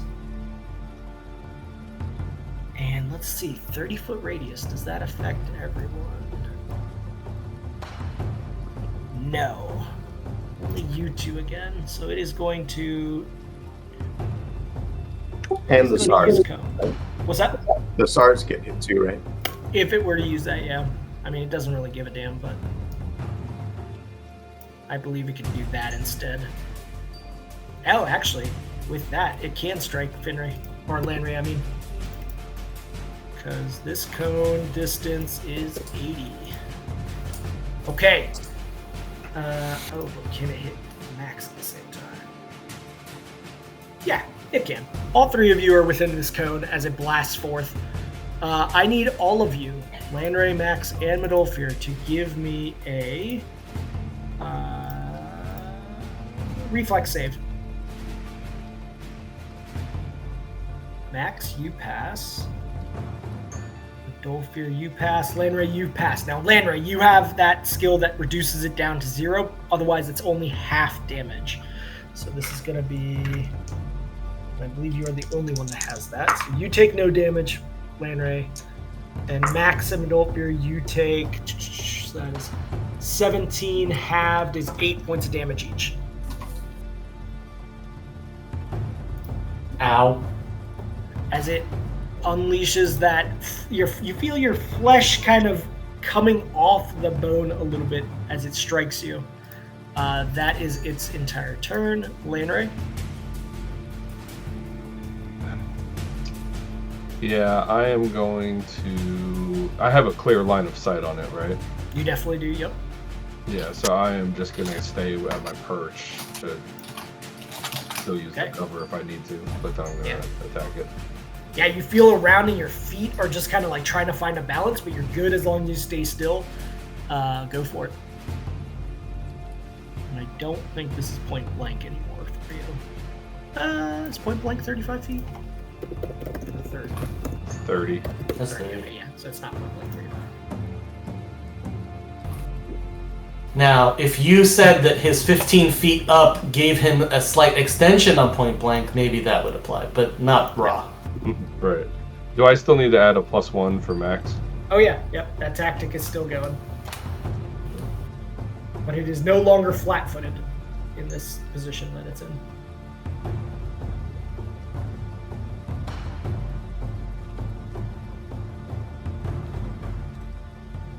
Okay, a lot of dice. Oh yeah, you're hasted. I forgot all about that. The first one is a natural fail. 34, 25. Yeah, those next 3 all strike for 21 points of damage. It's looking rough, but it is still standing. And just a heads up, I'm probably gonna have to leave in like 3 or 4 minutes. Okay, understood. Max, back to you. Are you able to kill this thing before landing? Is this cone continuing, or is it? No, I'm sorry. Okay. I don't need it. Yep. No, just wondering, because I if I'm casting within continuous damage, I need to do stuff. All right. I'm gonna go ahead and pull a Flick-O-Wisp here, and let's see here. You do have a guy next to you, but I mean, your concentration's very high. Yeah, I get that for free for level 3. Yeah, level 3 I can get it for free. So DC is 21. 21 fireball coming at you. All right, he's not great at reflex. Oh, just barely. Both of them. Okay, so half damage is 16 points, which is a big deal because they are both still up because of that. The one behind him is dead, right? Yeah, the one back here is completely dead. Okay. Seeing that, I'm going to... All the creatures next to you right now look near death. Yeah. Sadly, I'm not gonna... Well... Alright, I'll do a magic missile. Okay. First 2 at the one right next to me, and the remaining 3... Well, no. Yeah, I don't know ahead of time. The first 2 at the one next to me, and the remaining at the big guy. I would have done it the other way if I knew. The one next to you into an unconscious state. It is dying at -5, and then the big guy with the remaining 9 points. How do you want to do that? Oh yeah. I want those 3 little ones to like not be as effective and kind of like do like a fireworks display that they don't look like they're gonna do much, right? Okay. Yeah. And then they kind of like take a roundabout path to get to him, but they just like hit him right in the butt. Okay. Yeah, they kind of circle around and they're like, "Where's that weak spot?" And then right into the butt. As it does, this thing kind of erupts, kind of like a hand holding onto fireworks from the rectum. This disgusting slime sprays out, but none of you are on the backside. The magic missiles made sure of that. As it erupts, that slime starts to fill the pool, and it goes completely limp into the water, starting to slowly sink down into that pool of water in front of you. It is dead. Max is gonna act like a tough guy and go stomp on the guy over here. Okay, yeah. Cockroach. All right, as you look around, there's nothing else moving in this room. I know Landry and Finry, you both have to leave early. Are there any kind of closing things that you want to do in this time before next session? I would just try to come down and do a quick search for any arrows that might be available, although I know a lot of them probably were lost to the acid. Yeah, all of the arrows you fired in its skin have dissipated at this time. That slime still seems to be destroying things that touch it. It has not gone away because he is dead. The only thing I would say is if I have vials, or if we have vials, I would get some of that slime substance to put into the glass vial to use it. Max has like empty vials and various things. I'll look through my inventory and figure out what we got. Yeah, I have 2 vials and 2 flasks. Yeah, the flask size is what you really need for an acid component, and I need a sleight of hand check from you, Finry, for that, just to avoid. Okay. I'll give you a sleight of hand, and then we need to search the place. Yeah. Yep. Yeah. So everybody give me search checks, and then you give me a sleight of hand for trying to scoop up that acid. Okay, yeah. As you do so, you are able to just kind of come up to it, and Landry, as you approach, you're like, I shouldn't touch that. as Finry's kind of scooping it up with the flask. So I will say, however many number of flasks, you'll have to do a sleight of hand check. So give me one more sleight of hand since there's 2 flasks available out right now. Since he's doing that, like I noticed like he's risking it. Oh, Yep. Okay. Never mind. He did it. Yep. And I have 2 flasks as well if we want. Okay. I think 2 flasks is all that you guys have right now, but I'll double check. I have 5 more empty okay. flasks. Are you just handing them to Finry then? No, I'm gonna do magic hand or mage hand and do it so I don't risk. Like I'm not gonna. Oh well, Yeah, then never mind then. Yeah. I also have freaking 5 empty urns. This slime is voluminous as you reach out towards it. Now it is starting to sink in, so maybe there's a little bit of a time factor here, but okay, noted on sleight of hand and your use of the hand. No more sleight of hand checks needed. So Finry, you do personally get 2 with Lanray's flasks before Max does his magic on it. And then you guys did search checks, and we'll close out there. Okay. So this guy, he's kind of somewhat on the side. Is that pool deep? So we're going to lose access to the corpse if it goes down? It does seem like it's sliding down into a crevice slowly. Like its body is just starting to slide down this face of the edge of the pool. You also notice now that you have a moment. There is a draw of air heading towards the south. Is anybody going over there to investigate? I mean, I rolled my search. I would have searched, but I would not have done that until after this guy's body and the stars were inaccessible. Sure. Noted. After all that, I will note that as you guys kind of expand into this cave, the only way that you see out of it other than how you came in is this enormous hole that is formed beneath this archway that is here in this room. As you approach, you feel like a vacuum of air pulling you towards this hole. And all the little green flakes that are in this room seem to be drawn to this area, and they kind of just circle around the drain, orbiting this hole without actually going down into it. And that is where we'll leave session. Just for RP, what Mandolfer's going to be doing after this fight is, this whole thing is considered a test, right? Or a journey of discovery, or whatever it is. Mm-hmm. So he's going to be spending his time contemplating if this is a test, and if this is part of the test, what lesson am I supposed to learn from this, right? So I'll be contemplating the specifics of these beings to see if they had any anything to do with the test. Give me a wisdom save as we've done on the rest of this kind of journey through here. Okay, with that 15, as you look at the dead body of this thing and the rest of the group is kind of searching around this room, gathering the acid, you feel kind of an emptiness in this kill. That this kill, like, as glorious as it was to take down such an enormous, huge, awful being, aberration, that it is hollow to you. You do not get a sense that it is lent you in any way. So Okay. We'll leave it at that. By the way, if you move your character under the archway, there's a little nice like overhead feature to it. So like I'll show you here, Mandolfir.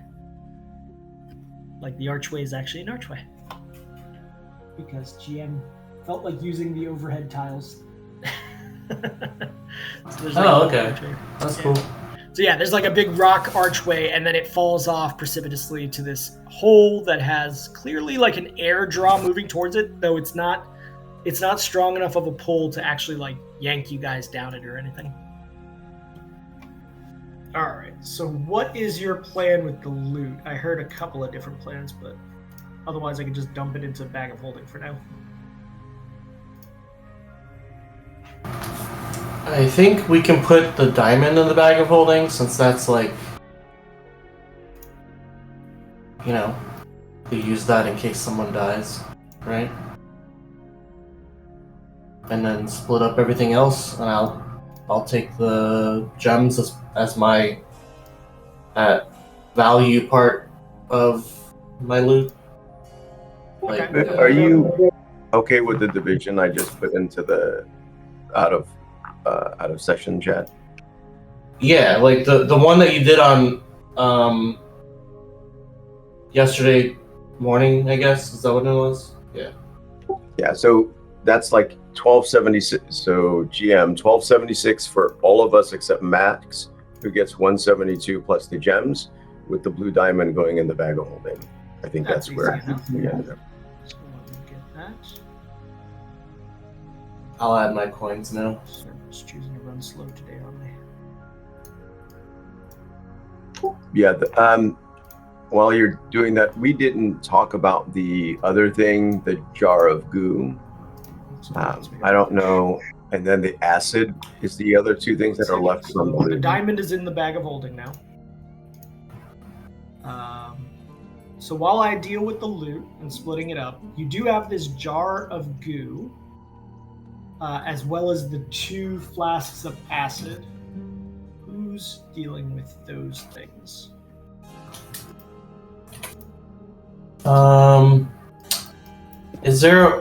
Would Spellcraft be able to do anything about that, the jar of goo, or is it more of an alchemy check? What can I mean, we're standing here in a cave, but what can I do? Yeah, good question. Let's see.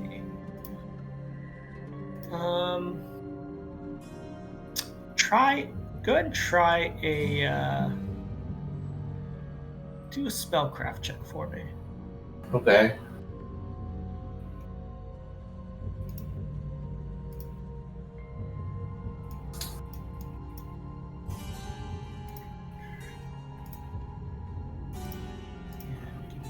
I'm just finishing up this.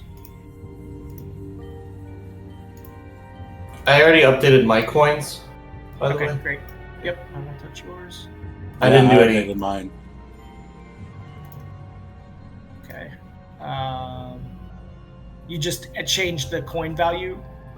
Yes. Over here. Where did you put that in the weightless? Oh, yeah. Hold on. Let me change that back then. Yeah, I'll actually give you physical coins for right now, since you guys are in a dungeon. Yeah. And then you don't have to. Yeah. There we go. And then. Okay, it's in your inventory as actual gold coins.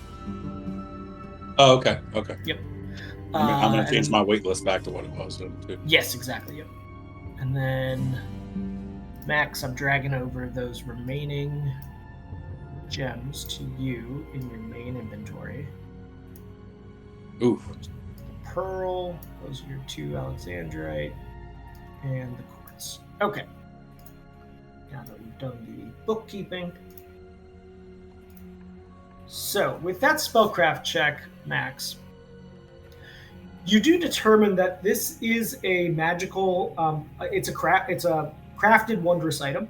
It's some sort of ointment that carries. Let me see. I believe.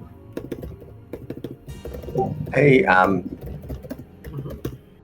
while you're doing that, I have sovereign glue in my backpack. Do I think that this thing looks like the sovereign glue that I have?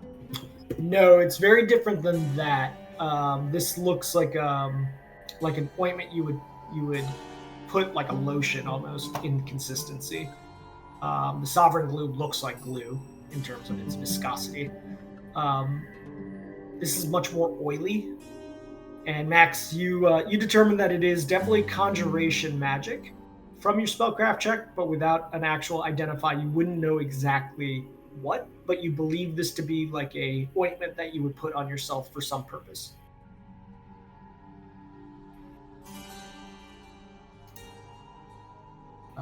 Right. Hold on. So, I mean, I've just verified that it is in fact an ointment. It's an ointment that is magical. It's a crafted wondrous item, and it carries with it some form of conjuration magic. You could, with that spellcraft check, see what it is exactly if somebody were to actually apply it and you were to see it in effect, but without it actually being in effect, that's all the information you can get. that's a lot of info for a spellcraft check, so I'm gonna tell the rest of the group. Yeah, some sort of conjuration, I don't know, that stuff. So does anybody have interest in carrying it on themselves, or should it go into the bag of holding?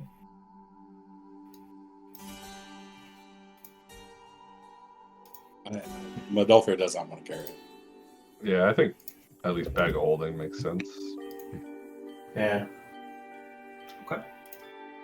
And then in terms of the acid, is anybody wishing to carry the acid itself or in the bag of holding? I kind of want to carry the acid because I think to use the acid, you need to be close enough to use it, but not willing to get in and like be modal fear. Yeah, because but I would think I would make sense. Because like the range increment for throwing stuff like that is what, like 20 feet at the most? It might even be 10 feet, I forget. I believe with alchemicals it's 10-foot range increment. Like what's the other one? Holy water. It's all the same range increments. Yeah, it's Holy water. Thrown. 10 feet is the range increment. Yeah, I'll write that into the item actually, so that we don't have to ask that again. So you're thinking of taking that Finnery yourself? I would grab one of them. I think that would be my request. I don't know if I need both, but in terms of who's actually going to use it, I could probably use one of them. I'm also cool if we want to sell it later on. I don't think it's like a high probability of us using it. You can just take it, both of them, I think. All right, then. That's fine. Okay. Let me just see if I can find that. GM, I have it in my inventory, so you can just drag it over. I just found it. Okay. All right. Okay, so there's your acid Finnery. You'll find it under gear, and you have 2 flasks of that. So, with all of that, that's all the loot that you guys have found. Within this room that you guys are in, you do feel a draft coming from the south of this room, from the large opening past the archway. What are you guys doing?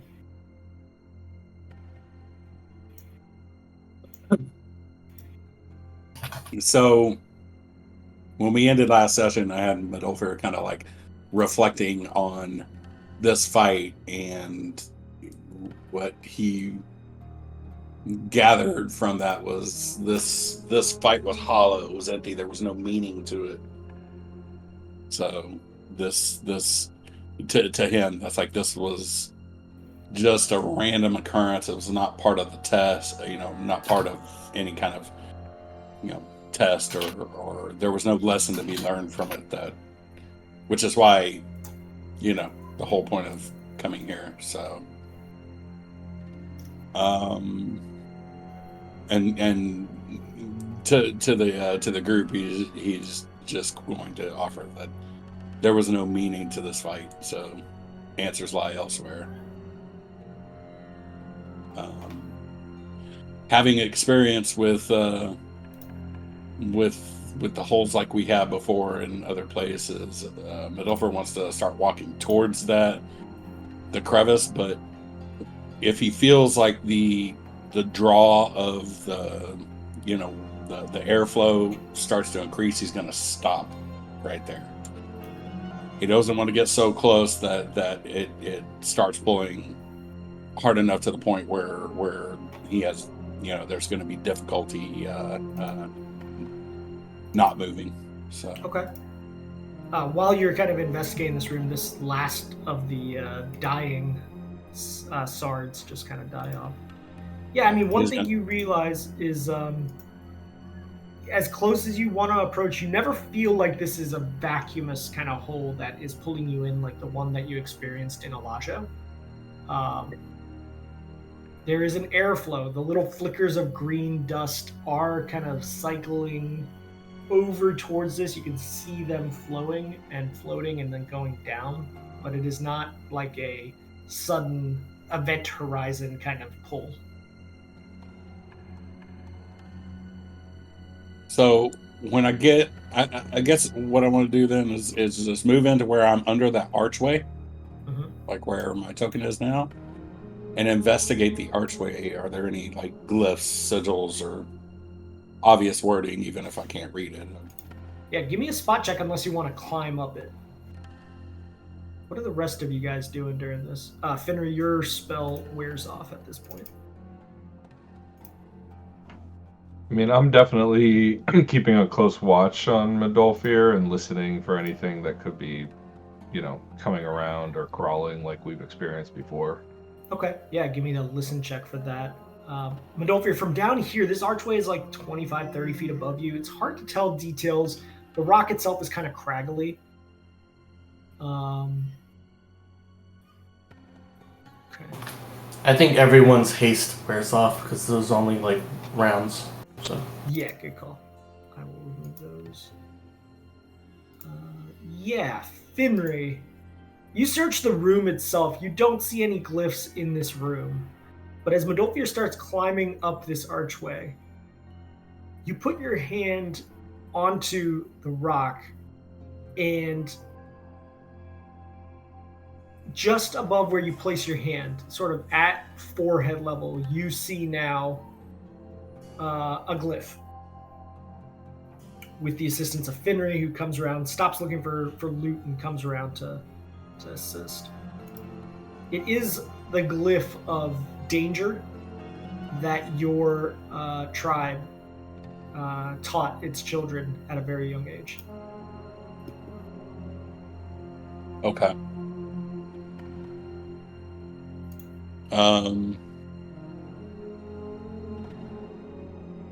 Landry, in sort of scanning around the room itself with your listen check, listening for any kind of that tapping sound that the sards make.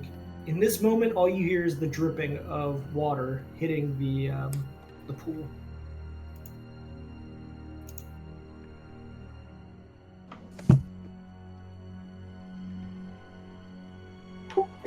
Okay.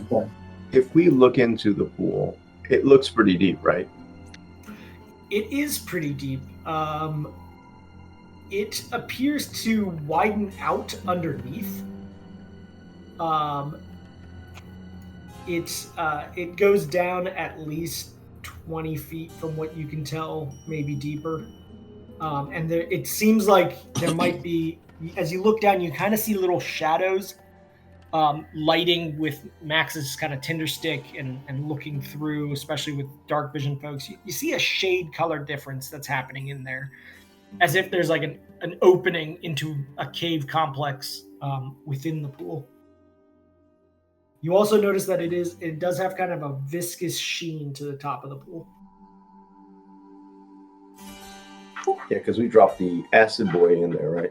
Yeah, that body is like slowly sliding to a point that like you're not seeing it except for its tail at this point, but it's still kind of like just slowly creeping a few inches every few seconds.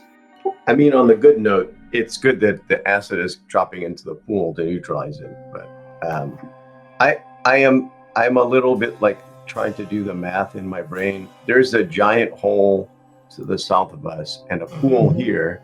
Mm-hmm. So if the pool was like an extremely large thing, then it would have like dug into the hole. But clearly it's not small. So I don't know if it would make sense for someone to go down into it to check out.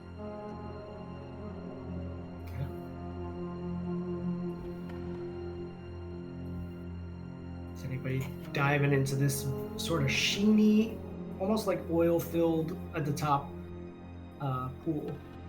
So you look at it, you're like, there's a substantial amount of water that's coming in from the roof of this place over time. Doesn't seem like it's draining out. You don't see like a siphon in it, so. I'm gonna take one of my spears and just put the spear into the pool. Okay. And see if there's any reaction.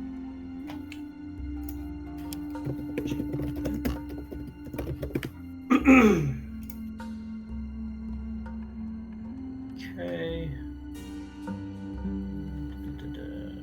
Like just dipping it in, right? I want to see if the spear starts like dissolving or whatever, Yep. right? That's the test here. So Yeah, I'm just checking one thing on the hardness of the sphere. On the sphere.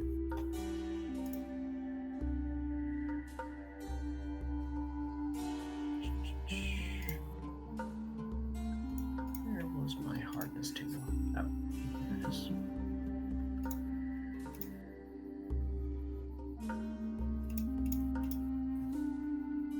Okay. Okay. As you put the spear in, it doesn't start to dissolve. As you pull it out slowly and like put it in as you check to see if it's starting to dissolve, you notice that some like greenish liquid is on the spear. Maybe if it was in a higher concentration, it might be able to damage this spear, but the spear's hardness is sufficient enough that it doesn't seem to be affecting it.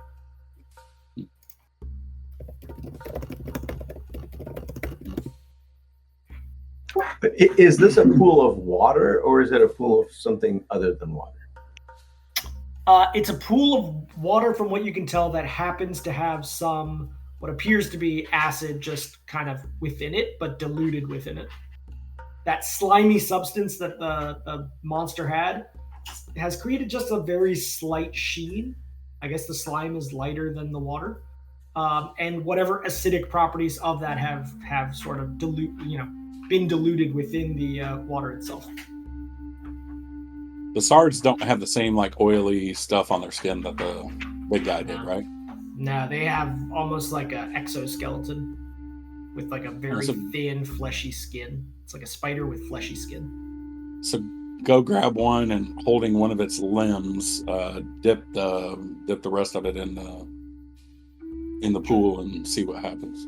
Yep. Just kind of let it hang out there for a minute. Let it marinate. I've got this image in my head of Modulfir acting like a pool boy with the Sard, just like giving water. It's fantastic. Okay. After about 6 seconds, nothing.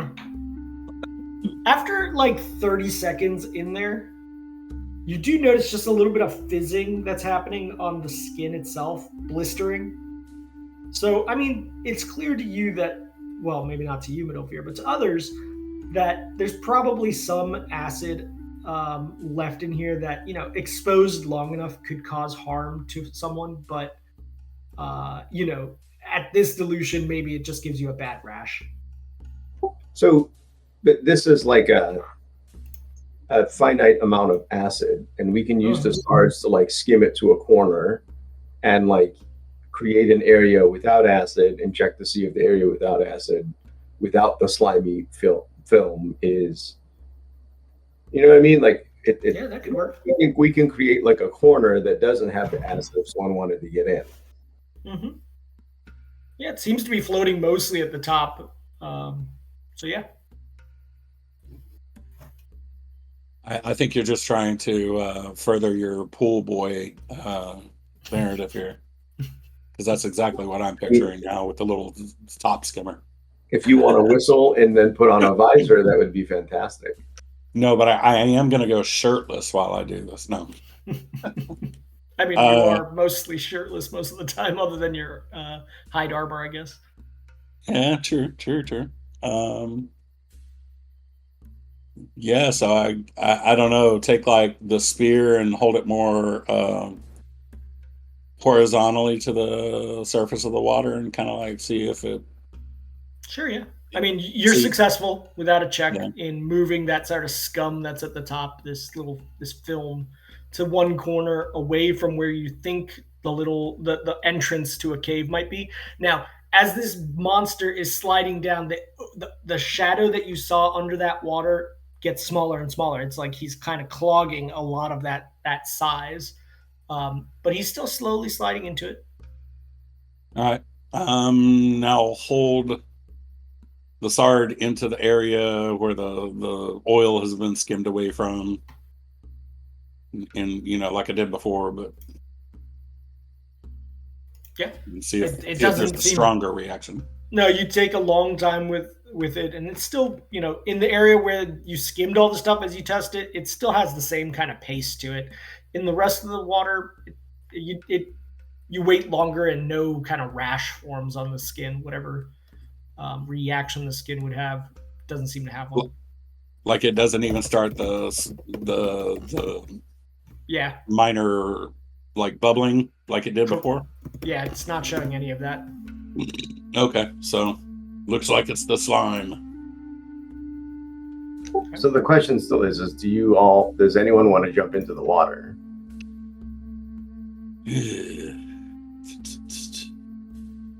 Well, it's certainly a slower descent than just jumping into a hole. Whether or not this leads to the same place, who knows?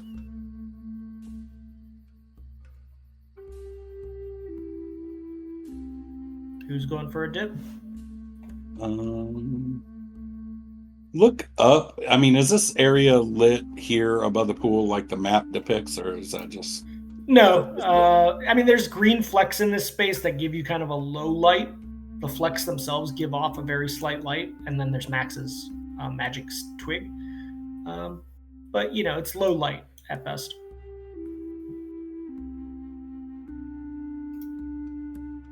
I mean, I'm happy to skip it either way.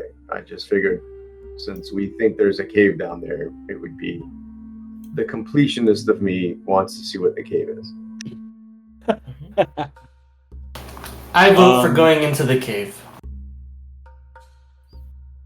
Okay, so you say it's about 20 foot down from the surface of the pool? 20 feet down, and then the body of this thing is kind of closing off part of it, so you might have to squeeze through to get into the hole, and potential of being blocked in there by this being if it clogs the toilet drain. But yeah, I mean, right now you look down, you're like, I can go investigate it. It's only 20 feet down.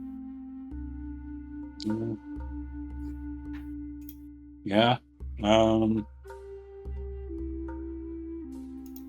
Yeah, so Madolfer's gonna offer to go do this, but he's okay. Max, do you have room in your magic bag for Bingerfill? Yeah, there's space in the bag of holding. Yep, for sure. Yeah. I don't know if you'd need to put it in the bag of holding, right? You could just leave it at the edge.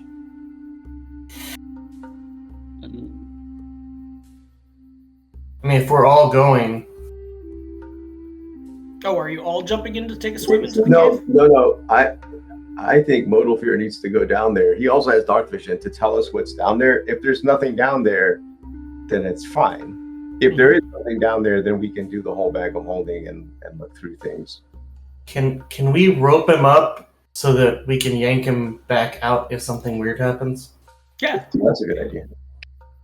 Go ahead and give me a rope check. Use rope. Who's the best with ropes? I've got a fairly good check, but I always roll low on it. But I got a pretty decent bonus, but actually I have less of a bonus than I thought I did on use rope, so I only get +2. Yeah, I'm also +2. I'm +7. So yeah. The Ranger. Yeah. Okay, Landray, with your expert knot skills, you tie a knot on there that, it would take someone purposely trying to undo it. You feel confident about that. And you wrap it around his waist and then kind of cinch it so that he has a hold of it on his wrist as well. So it's a solid, this will hold. Madolfi, are you jumping in? Yeah, but I am going to leave Bingerfill up here, so I'm just going to... Noted. Okay. So, but that's the only thing that you're leaving up here. Everything else you're bringing with you? Yeah, I'm going to go ahead and pull... I'm going to go ahead and pull the Battle Axe of Vanish out. Okay. Because I can use it one-handed, so... Okay. Go ahead and give me a swim check. Come on, jump in. Swim check.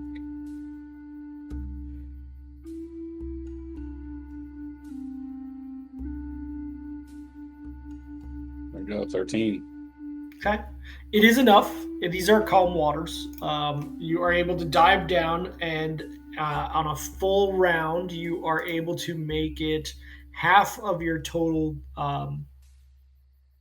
Is it half your total speed? Movement speed, 15. Yeah. Okay. So yeah, you make it most of the way down. You notice that the body of this Calica is like starting to slide into the hole. Its head is fully like in the hole.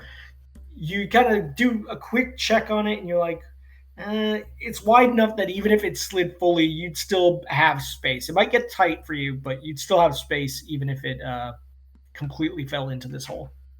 Are you continuing your dive down? First, I'm going to say, does it look like there's any, like anything I can do to affect, like cutting off something or maybe pushing on something to let this creature go down quicker?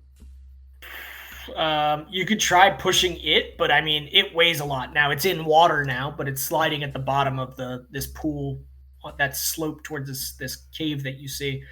You could try pushing it, but you know, it's hard to get a footing to kind of press against. Your strength would not help you that much. Well, what if I kind of swim down where I'm on top of it with my legs bent, and then I push on it with all my might, while at the same time using that to springboard myself back up to the surface of the water to get a fresh breath of air. Yeah, you could try that. I mean, this thing weighs what you would expect, like the weight of an elephant is. So Sure. It might be, but go ahead. You go ahead and do that. Give me a strength check. I'm gonna apply a penalty to it. It's in water. I mean, it should essentially be weightless, right? Yeah. Well, it's in water, but its belly is like scraping against the bottom of this thing. But for sure, there's some buoyancy assisting you in this. Whatever. Yeah. You get a footing into its back, and you feel good that you're like. Maybe it moved an extra few inches, but it is slowly still sliding down. Whether that's because of its oily, slimy skin kind of creating like a little bit of a slick or not, you don't know, but it helped. It didn't like suddenly slide all the way down it or something. You come up for air? Yeah. Okay. You feel like you could have gone down there for much longer if you wanted to. I think your constitution score is like pretty good. Yeah. I mean, you could. Yeah, it's fair. You feel like you could have stayed down there 10 times as long as you did without any issue. All right. So I'm going to jump in and go down again. Okay.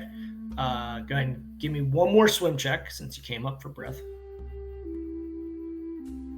Okay. Yeah, you do successfully now, exactly knowing where to go, get out ahead of this thing.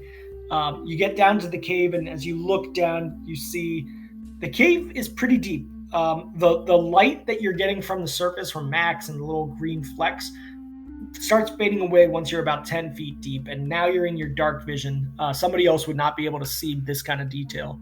You see that this cave opens up slightly once it goes through this little bottleneck that is at the entrance here. And it is at least the remaining sort of 50 feet of your dark vision deep. Just kind of a quick barbarian math. Would I be able to make that distance, or at least half of that distance, still giving myself time to get back up to the surface of the water if I needed to return? You know in your head that you could instinctually, from just survivability, that you could swim to the length of what you can see right now at least and make it back in time. In other words, like 60 feet and back, you could swim that as long as you're making decent swim progress, and make it back in time before having any danger of running out of breath, as long as nothing goes wrong. I think that you can hold your breath for a number of rounds equal to twice your constitution score. Yeah. Okay. Constitution score or constitution bonus? Score, not bonus. Score. And if you do things, the doing things counts as one round extra, is what I'm reading. Here, I'll paste it. Yeah. So you can hold your breath for basically 40 times 6 seconds. So 240 seconds. So you can hold your breath for, I don't know, what's that, 4 minutes? Yeah, like 3.5. Well, yeah, 4. Yeah. Okay, then I'm gonna do that. Just go to the distance I feel I'm capable of going to, and still be able to get back. Okay. Just to observe, see what I can see. Yeah. As you swim past the entrance of this and kind of squeeze a little bit past the calico who's partially obstructing it, you're able to kind of grasp onto the walls of the cave itself and move just as fast without having to do a swim check. You make it about 60 feet. The rest of you are sort of standing at the top, sort of waiting for word from him. 4 rounds or so get by, and Modolfir, you make it to where you last saw sort of the edge of that, you feel. And you see now that there's another sort of 30 feet ahead of you of the same kind of tunnel structure. It gets a little bit wider, and then it definitely opens up into a larger space. But still all completely filled with water. Yes, there's no air down. You're going down, and like you feel like it's turned towards the north.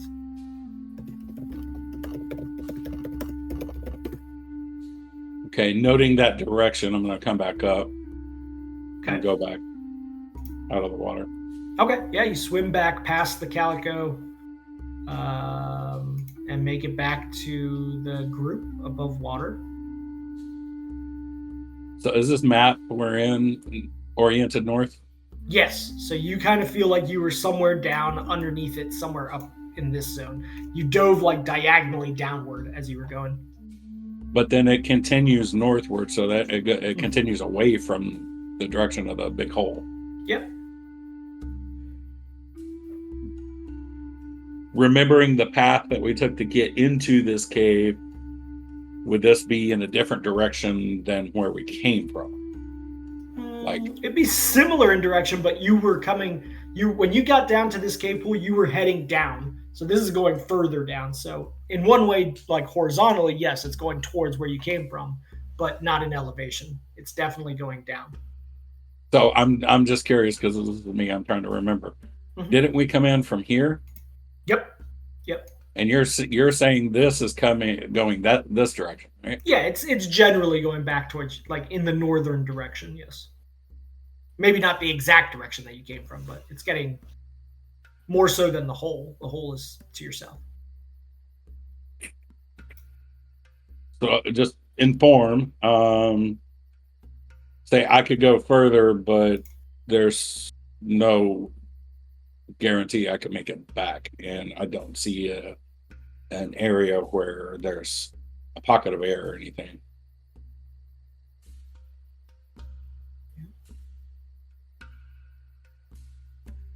You guys continuing to look down this water cave? Okay, and when he comes back to inform us, I can say like I could change myself into a water breathing creature. Henry, you want to say something too? Did we look down the big hole to the south? Is it just literally just a big hole with air coming out of it?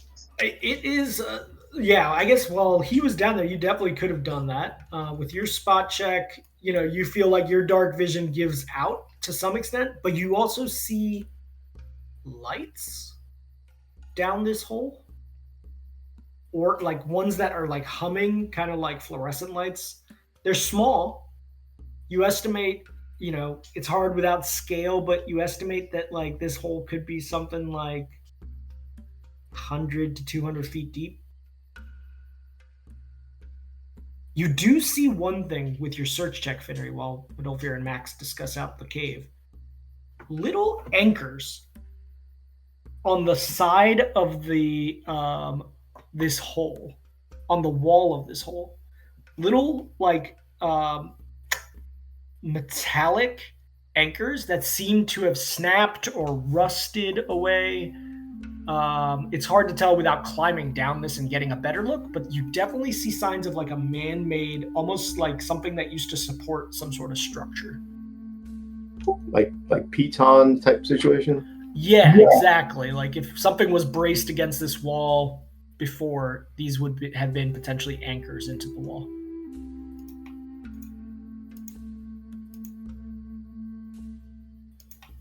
Oh, wall anchors. I was thinking like an actual like ship anchor. Yeah, like a wall anchor. Yeah. So, Medolfir and Max, is somebody going back and diving into this? Landry and Finry, I assume, are kind of looking down this hole. Which way you guys going?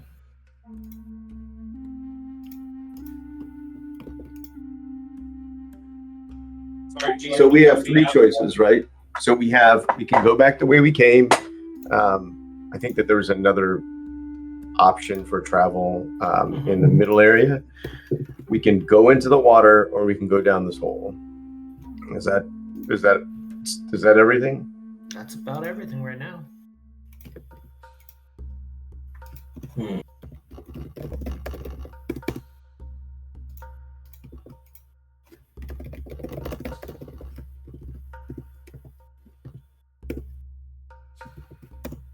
What do you choose? Do you guys think it's worth it to use a water breathing scroll? Let me see if I even have one.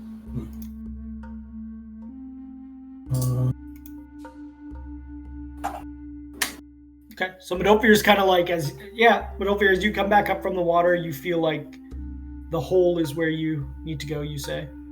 Are others sort of agreeing with Medolfir? Max, I know you're kind of looking through your scrolls, but what are other people's opinions? I do have a water breathing, so it's an option. You guys, I don't know. I have two, so we can't all go. Medolfir's thoughts on this is that the cave in the water is leading away from the hole, but the hole is where we need to go. So maybe this has, this waterway has something that would be nice to find, but I think as far as like the goal that we're trying to head towards, Medolfir feels it's down the hole, big hole, which is they're opposite directions from what we can tell.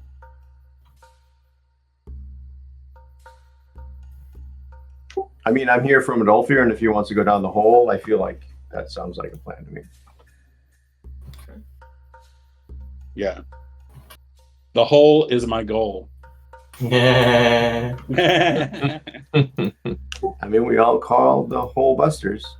Yeah, exactly. So, All right. Busters, how do you intend to go down this 200-foot hole? And the rest of you, as you approach it, you definitely see now like these kind of flickering lights down below. So 200 is within range of a feather fall, I believe. Yeah, you fall at half your speed, I believe, with feather fall.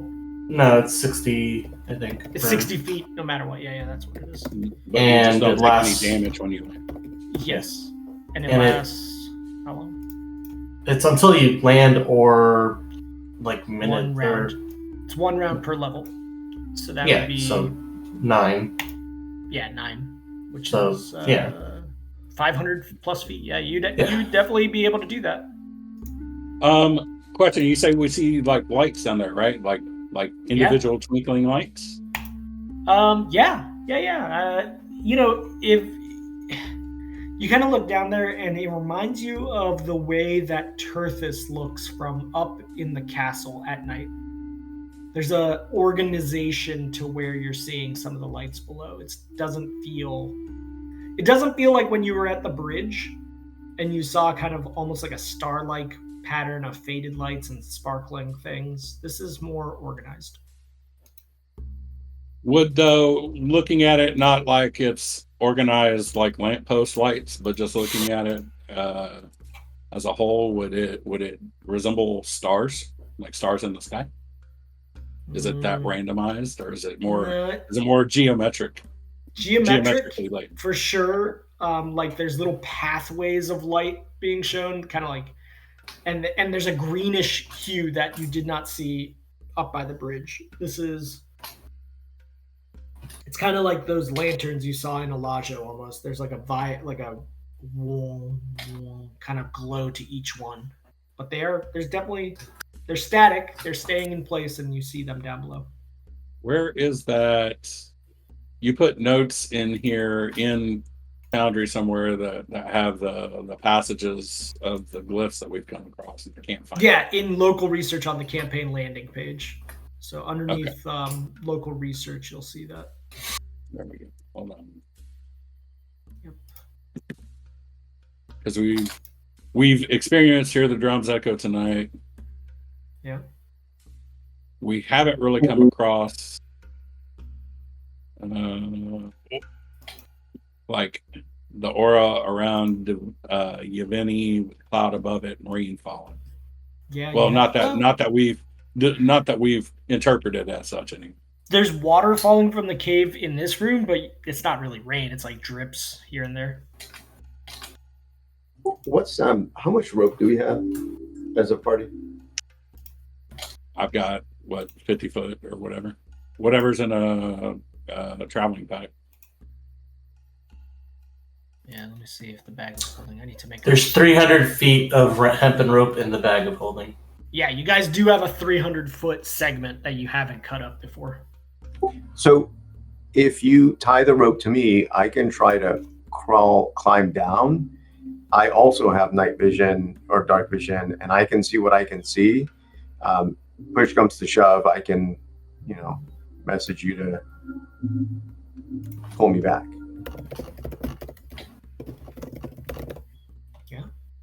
Yeah. I'll post up as the anchor and the puller if need be. I figure you went down the water hole, I'll go down the air hole. Okay.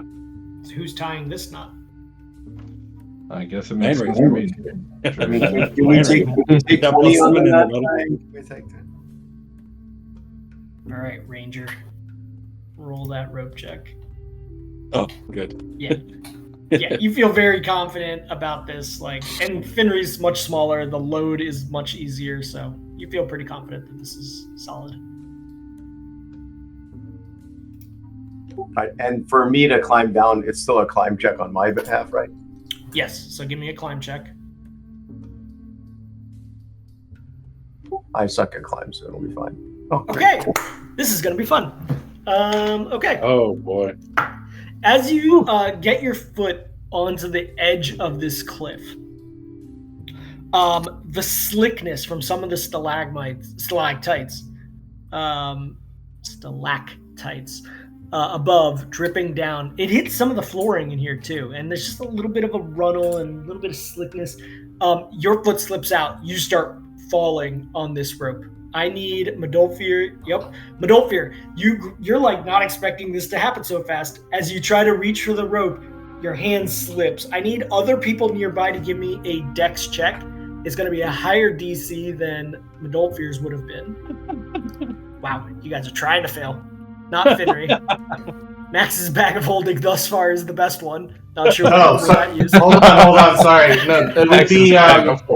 Hold on. An arm comes out of the bag. So you got to add a 2 to what I rolled there because I was on the wrong window. Finry, as you start falling, you try to reach for something, but this is a smooth surfaced wall. And as you fall 80 feet, Lanray and Max suddenly grab the rope. There's no bracing this. It starts burning your hands a little bit. It's such a sudden jolt, Lanray and Max. You don't take any damage. Finry, however, you take 2 points of damage just from the yank on your gut as this sudden 80-foot fall is halted quickly. You are dangling now, and you keep boom, hitting against this wall. You fell enough that you still have motion in this bobbing that's occurring. Medolfir, you're holding strong. He's not that heavy. But now that you have the rope in your hand, before the rope slipped out. But yeah, with Max and Landry's help, you got it back. Since I quickly climbed down 80 feet with my roll, yeah. What do I see? You look around after sort of like shaking off the little bit of harm. You now see that this opens up. Like 10 or 15 feet below you where you're hitting this wall of the cave, it opens up and is a ceiling to a much larger cave complex. You also see lanterns hung on poles, streets. You see old building ruins. What you don't see is humanoids walking around what appears to be this town or outpost or settlement down here. It is very reminiscent to what you saw in Alajo. The architecture is familiar as Gnomish, although really just the really grand kinds of Gnomish construction that are written about in books. It is not like your normal peasant's house in a Gnomish town. You don't see people. You do feel a sense of things moving down there, but you don't see humanoids walking or any signs of inhabitation of this settlement. So on the walls, you said that previously I saw anchors for things to climb up. Yeah. Do I see like better arm rests, or do I see scaffolding that used to lift like in pieces? So anything on the walls? Yeah. Next to you, you see a metal brace that sticks out that looks like it used to hold, like you've seen this before in mines. You guys have been in a couple of mines before. Yeah, it's like something that might have held like a platform. And now you also see like a gear mechanism, like where a gear could have fit and climbed up this kind of like a ladder structure. It's got little like metal notches in it where the teeth could pull up. You don't see anything that like the rest of the mechanism must have been destroyed somehow or broken away. I am assuming that if I use my message, I could get to like Max, who's up above holding the rope, right? Yeah, you definitely could. You can point your finger, and they're kind of up there, still looking down the hole, like. I will message them about, hey, I'm down here, and I think this is. I can continue messaging for 10 minutes per level, right? Yeah. So I will tell them kind of what's happening, and then I'm gonna try to shimmy my way to that platform, so that I can like stand or hold out on the platform so that they don't have to keep holding me up. Okay. Yeah, you like kick your feet a little bit off the wall and you are able to shimmy. You kind of tug on the rope a little bit to loosen up to get the right distance. Between that kind of communication back to Midolfir, you make your way over to, it's about a 2.5 foot wide like piece of what used to be a fuller platform, probably. Rusted, broken, but you are able to get your full weight onto it. Midolfir, you feel as though there's no weight pulling on the rope at this point. All right, I'm still going to keep a hold of the rope just in case. Yep. Yeah, I think this will give them a break, and that way when I do start to continue to climb down, I'll be able to communicate with them and go down at a more reasonable pace. Okay, sure. Yeah, you're going to kind of like just basically not try to climb down. You're trying to fall gracefully down, is what you're saying? No, I mean, I would try to be controlled in like a climb, but okay. I am assuming, given my last roll, I'm probably going to fall pretty quickly. Yeah, go ahead. He's trying to avoid having us. He's trying to avoid having us have to do a dex check instead, just to strength hold it. Yeah. Down below, you know that eventually the walls give out, and you're going to have to like deal with a larger opening of a cavern. But there is about 15 more feet that you can make down below this. So go ahead and give me a climb check. Okay. And I'm telling the party, and please tell me if you want me to stop going down. Nobody seems to want you to stop. Okay. A little bit easier now with, using the rope. Really all you're trying to do is kind of hold your weight at times against the wall as Medolfir gently lowers you down. You do make it down to the edge where it opens up into this cave complex. And now you see a little bit more. You see... Let me pull you to the scene. You see the following. A large settlement. There's sort of like a central portion of that settlement that's divided by a chasm. There's walkways and old ruins and buildings. And on the far western side of this that you see, let me pull the map guide too.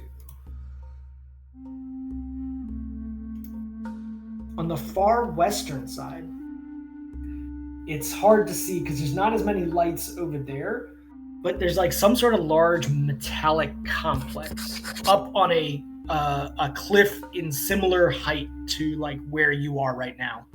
And definitely some pools of glowing water down here that give off light. That is what you see.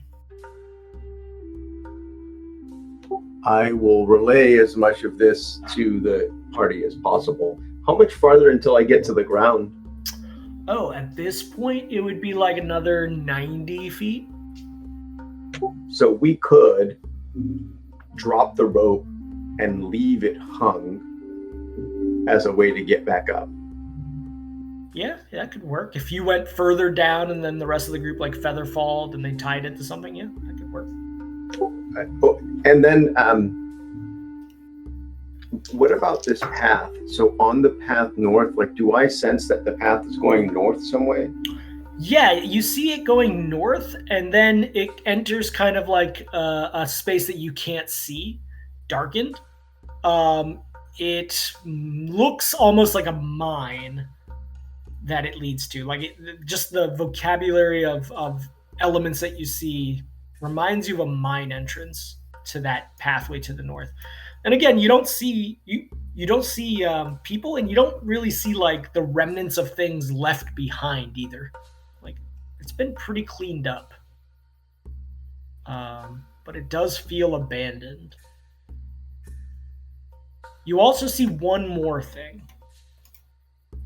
In the middle of this room, right about here. Okay, you see that on the map? The trapezoid, yes. Yeah, there is a large cone-like earthen structure that goes down, like it's 150 feet tall, and it's geometrically almost like a perfect cone. It does not look like the other stalactites that you've seen in this cave complex. Its geometry is so perfectly like circular all the way down, and then it goes into a building. And the remnants of that building are just like shambles as it goes through the building there. Like potentially, what is it, a stalagmite that has fallen? Is that what it looks like? Yeah, I mean, you look at it and it doesn't look natural though. Like, yes, that's the kind of structure to it, but it is so perfectly circular, it doesn't look natural. It looks like a mathematic cone. Somebody said F you to that building in particular is what it looks like. And that thing is connected, is disconnected from the ceiling, or is it connected? It's all the way up to the ceiling. And then it just like disappears into the ceiling and turns into the natural ceiling of the cave above it. So what are the rest of you guys doing? He's kind of dangling down here. He's messaged back about potentially going the rest of the way and you guys coming down. So the cone is a column. Is what you're saying. It is. From ground all the way to the top, except it's just shaped like a cone that gets wider at the top. It's wider at the top. Okay. Yes. So it's it's a pseudo stalactite. Yes. Yeah. Pointing down. Yep. Yeah, I guess we can go down. Can we tie off the rope real good up here? Yeah, I'm gonna say, Finry, they kind of lower you down all the way with the rest of that 90-ish feet, and I'm gonna hide. I'm gonna tie the rope down here, and then I'm gonna hide. Okay, give me a hide check. From the gnome ruins map, by the way. Okay. Oh, you need me to bring you back? I'll bring you back. I mean, at some point. Yeah, I got you. Oh, it's tied babyish. Can I see that the rope is tied badly and then retry it? Nope. Honestly, I should be rolling that blind. Yeah, nope. That's how you tied it, but it's fine. It's at the bottom here. There's low risk. Go ahead and give me the hide check. And whoever's tying the rope at the top, I assume Landry, go ahead and give me a used rope check up there again. What was Finray doing with the used rope at the bottom? Just kind of tying it off down here as well. Oh, like, okay. Wait, who rolled the one? Yeah. Or was that just how the dice appeared, even though that wasn't the actual one? It wasn't the outcome. It doesn't look like. The hide was a 1. Oh, that must have been it. Yeah. Okay. So the 7 rope check, that's just to like have it so it's not swinging around. Yeah. It's not like it's holding weight. Right. Yeah. Okay. Landry, yeah, you feel very confident that the rope that you just tied off is fine. It doesn't feel super tense. Like as you pull it, you're like, oh, it's not super tight down there. Down below, like it's not taut because the length of it's longer than the rope. Like even if you were to make it the exact length and pull it taut when you make the knot, it still feels a little loose at the other end where Finnery was. So how do you guys feel like coming down? Featherfall? Or I mean, I'm a fan of the Featherfall. Yeah, I thought. Yeah, cool. Yep. Okay. I'll cast it. And Finnery, you feel pretty good about how you're hidden right now. It's a pretty dark complex with lots of crags and stuff. Okay. You guys gather around Max, and are you guys have to jump before you do that. So I assume that you, Landray, and Medolfir are holding hands as you jump together? Yeah. I think so. Okay. You do so, Max. You are able to cast that as you fall. I don't think there's any kind of check or anything on that. You guys descend at 60 feet around, and in about 3 rounds, you make touchdown at a pretty decent pace, but not at a pace that it harms any part of you. You land kind of like as if you had jumped from 5 feet. It doesn't hurt at all. And you look around, you don't see Finnery right off the bat, but you do see what he was describing, and the rest of this town now. Pull everyone. So, what now? If I see them all down there, I will, and I don't see anything else. I don't sense any, or I should run a spot check, shouldn't I?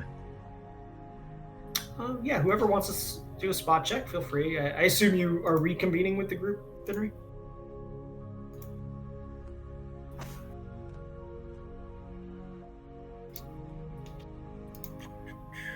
I will. I would have been doing a spot the whole time that before they came down, though. I just want to make sure that nothing is hiding down here. Mm-hmm.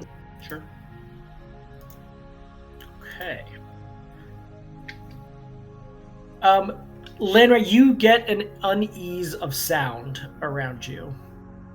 Finnery, you spot some things. Landry, you do hear drips and drops and sounds, but you hear motions of things.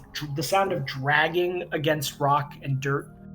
Not close by, but this cavern is almost like a little echo chamber.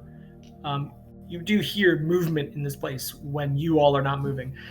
Finnery, specifically, you see at times these little like fuzzy poof balls that look a lot like the specks of green arcane dust that are floating in this space, but larger. And they're fuzzier, and they're not emanating light itself, but they're like picking up on the light that's being given off by these little specks. All right, noted. Medolfir on Bengrafil. other than that, in terms of a spot check, let's see one thing.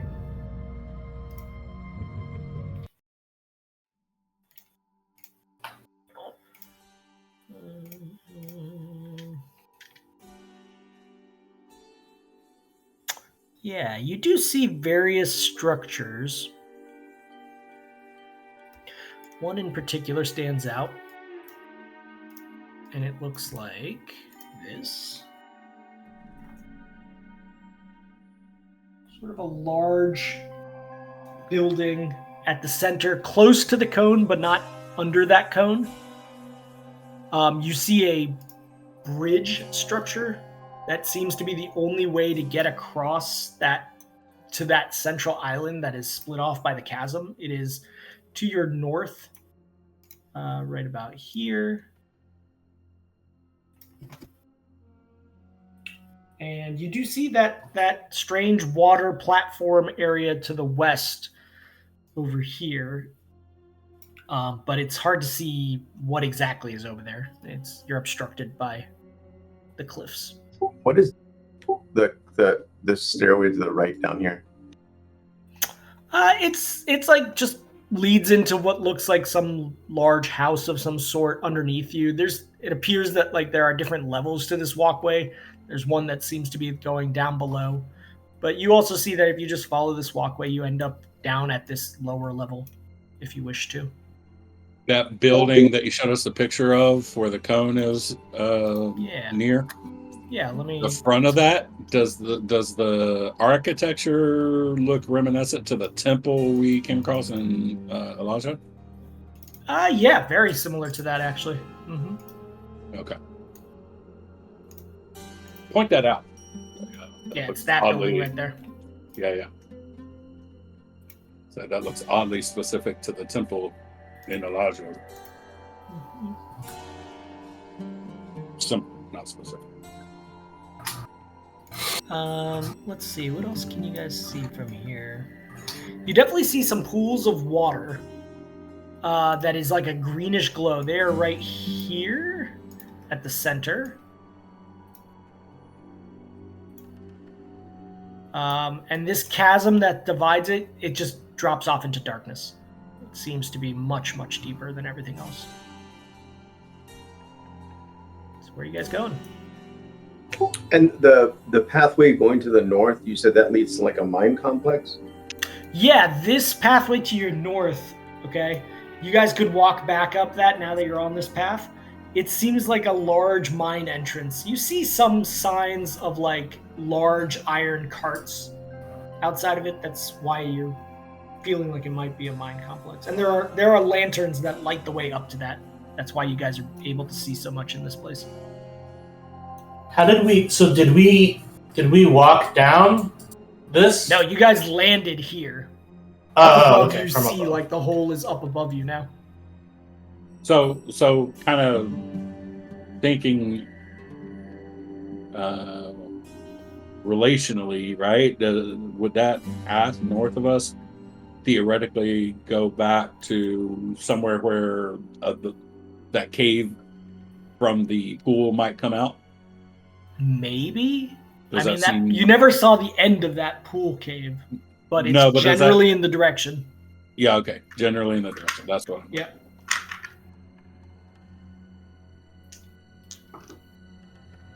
And you guys all see this giant cone in the middle of the complex.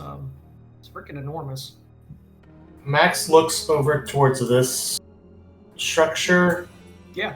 Can you make out what that is? Definitely a bridge that crosses the chasm. It seems to be the only way to actually cross the chasm into the central sort of township. And it seems to be connected? Yeah, it looks like it's connected. You see lanterns on each side of it. It's clear that the abutments are still standing. Yep. So we might have to take the long way around. Is this side higher than the elevation we're at right now? Yeah, those cliffs. Word? Yeah, there's just like another 20 or 30 feet in height that obstructs your view of what happens to the west of that. on the cliff line, but it does seem to open up. There's no ceiling above that space, and there's light emanating from over there. So it seems. But we don't see any path up to that section from our current vantage. Not from where you are now. You can go. Well, I say at the very least we move down here and see if we see anything that we don't see where we're at before we make a choice on where to continue from there. Yeah, I say we go carefully. Okay. We're not in any speed requirement right now, right? Somewhat stealthily. Do we want to just check to see what's in that mine entrance before we keep going down? I would rather make sure it's not full of enemies that are willing to come back from behind us. I don't think we need to go explore the mine. I just want to know more about what's behind us before we... Yeah, okay. It's only a couple minutes.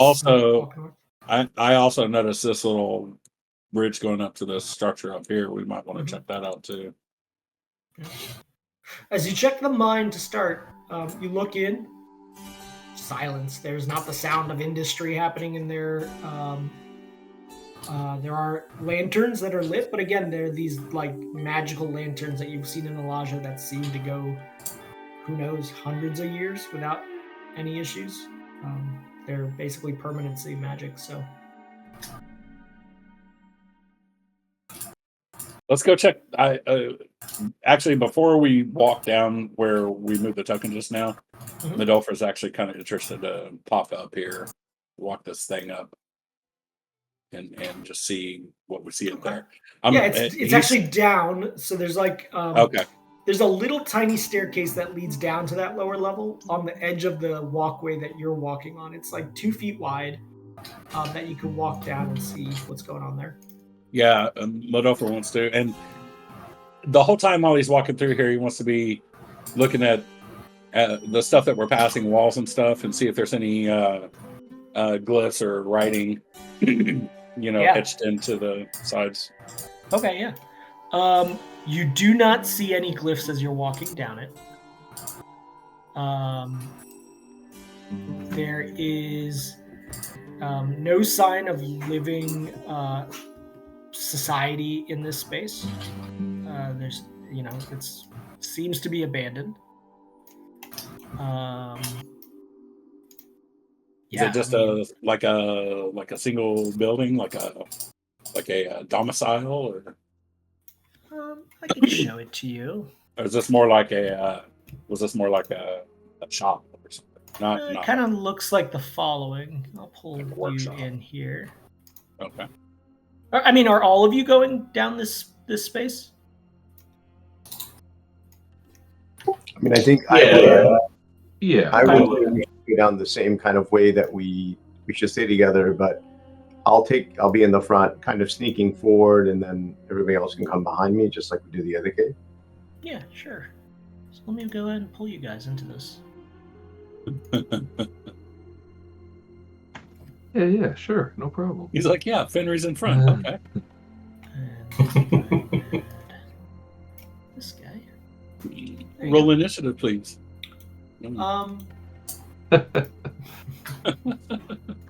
Yeah, there are lights here. Let me go ahead and add a couple of lights so you guys see.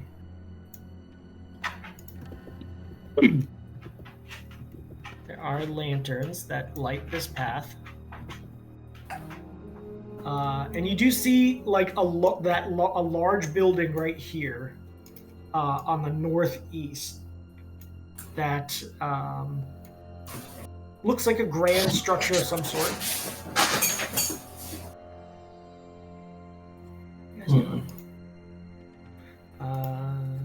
Listen check, Medolfer.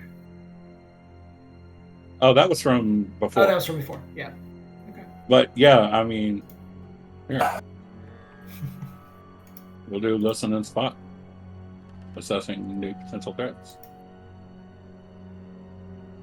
Okay.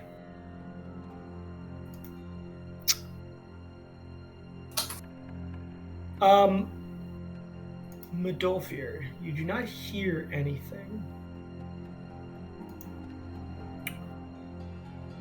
Finry, Medolfer, actually, on spot, you do see something floating in the air above. It is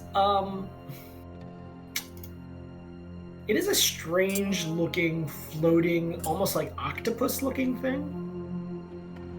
I will show you an image of what you see. Floating up in the darkness. It's hard to tell the scale of it in this kind of void space and how far exactly it is. But it's kind of floating up 50 feet up, 40 feet maybe. Looks like the size of maybe a large dog. Maybe bigger. Maybe like a wolf in size. And it's just floating there on whatever draft is in this space. And then you start noticing there's like a couple of them up in the air, just kind of floating and hanging.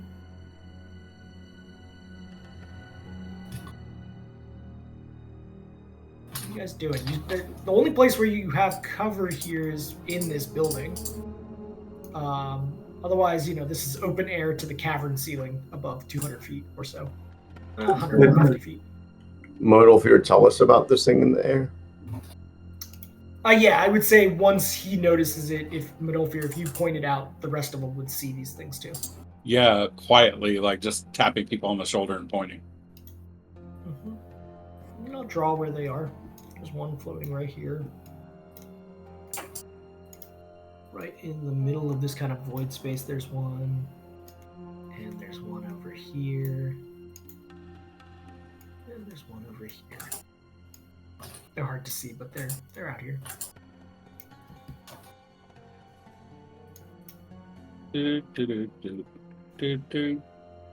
Just because. In case there's anything from nature that I recognize. They move almost like jellyfish. They're little like hanging feather feet, just kind of dangle at times, and when they kind of when the little like appendages shimmy a little bit, they lift up a little bit, and when they flatten out, they kind of come down a little bit. But they're just kind of floating there, chilling. They don't seem to be getting any closer to you guys. I'm not gonna bother doing a check because I don't think I see or hear them, right? You point. You see where they are, but with your spot check, you don't see any details of them. I pretend like I see when Modalfear points towards it. Mm-hmm, sure. Like, oh yeah, there's some stuff. Oh, yeah, interesting. Yeah. Are these like stone structures, or what? What are these two things? Yeah, they look like almost statues. They seem to be sort of a wayfinding statue to similar in the construction to the pillars of this large building over here. You guys moving? Staying here? What are you doing? I'll take a few steps down, but I'm going to be watching those creatures as I'm taking each step just to see if there's any reaction. Are you guys trying to move silently like Finnery is? Like Finnery is moving very quietly. What about the rest of you? Yeah, I would be moving slightly. Okay. Yeah. It's always worth trying, but try it. Big barbarian, make noise when walk. Nice, Landry with the nat 20. Okay. It's kind of like a group check that evens out a little bit. Okay. As a group, some of you are moving a little bit loudly, not able to cover up your steps compared to others. You guys progress down. Lanray, with your last listen check, you do hear the sounds of scraping claws. Not dissimilar to what you heard with the Sards before. Kind of rock on claw. I just whisper to the group, we have to be on our guard. Okay. Yeah, just point where you want to get to. I'm just pointing out also, I did, on that listen check, I did roll a 19, or made a 24. So. Yeah, good point, yeah. I don't know if I picked anything up additional to that, is the only reason I'm bringing that up. Yeah, the reason is that both of you, you aided in his 28, essentially. I got you, okay. Yeah, these are very difficult to hear sounds. Okay. Is everybody else moving alongside of Modalfear? Feel free to just go ahead and Move your tokens. As you get to this precipice here, the sounds that you heard before, Landry and Midolfir, they are more evident. Max, are you staying behind or are you with the group? Yeah, I'll go with the group since Okay. I did the move silent. No worries. As you get here, you get the sense that there are things moving more closely around you. Those little floating guys, they've kind of done their thing floating in the air.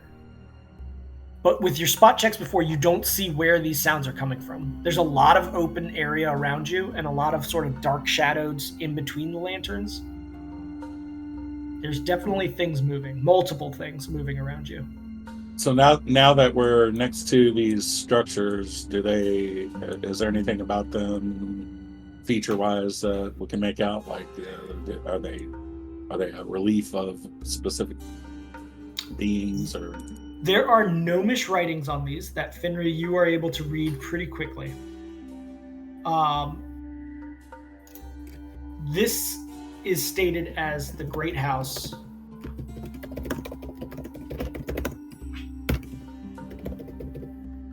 The Great House of Barbaco. It's written on these columns. This is the Great House of Barbaco. And you see like a relief sculpture on the face of it. Not like a carved out figure, but on the face of the cylinder shapes, you see relief structures of gnomes, sort of in very fine, regal attire, adorned with like a crown of some sort.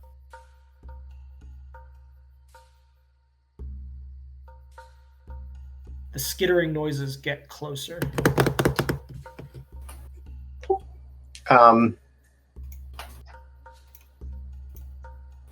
Do we go towards the... I'm going to message Max. Do I hear the noises, by the way?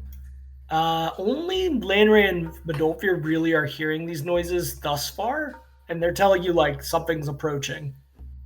I'm going to say we need to get to cover, so I am going to recommend we book it to the door or book it back to the way we came. I mean, Good call, boss. Is the door closer to the sound? Whichever, like the way that you've been walking, the sounds have gotten louder, but that could be because they're getting closer, whatever they are. You want to get up like two of us to each side of this doorway? Is that what you're... I just don't want to... The ceiling is open, and I know these things climb the walls. Mm-hmm. So they can be climbing up from the bottom, then they'll come catch us on this bridge. At least if we're by the door, they can only come to us from one angle. All right, let's do that then. Okay, and you guys are kind of like on the lookout for if these things pop up? Yeah. Okay, I'm going to need spot checks from all of you. There's a DC that if any of you hit it, we'll modify some things. But give me a spot check. And you guys are all moving together, so I will indicate that. Wow. You're lucky Landray is with you. Okay, Finner, you did pretty good too. You did have to get a DC of 20 though, which Landray you do. As you all approach to go towards this, what's the order of how you guys would move? And I'll rearrange where. I'm in front for, I don't know, like 10, 20 feet. Is that little fear? And then or maybe 25 feet, and then everybody else would be behind me. Okay, so the rest of the three of you. So I'll come up the rear since there's a chance of a threat. So Landry and Max in between Fenry and myself. Yeah. Okay, so Max kind of like here. Okay. Max feels so safe and warm. Indeed. Lenray, you spot at first, before they're able to sneak upon you, a Sard crawling up the walls of this bridge.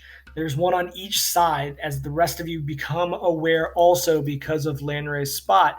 Finry, you also see one climbing up closer to here. And with that, we are going to roll for initiative. It is not going to be a sneak attack because of the spot.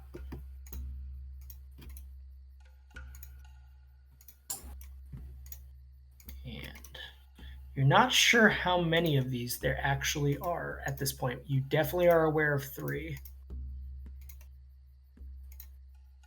Okay. And with that, the first to act is actually going to be, these oleaps are beings on this map. It's going to just kind of float over to here. These things are currently 35 feet for that one, 40 feet for that one, and 35 feet for this one.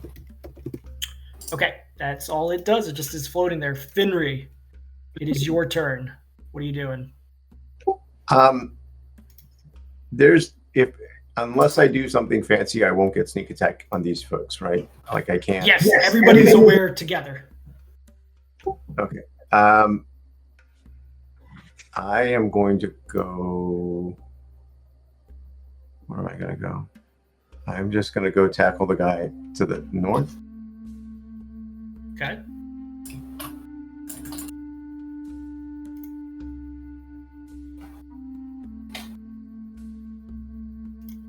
Yeah, you could definitely get a single attack once you get up there with your 2 kukris if you wish. Are you on the... Yep, there you go. Cool.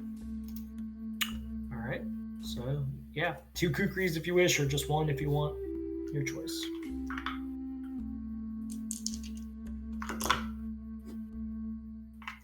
I am going to do my Distracting Ember on this guy since I have it. Okay, yeah.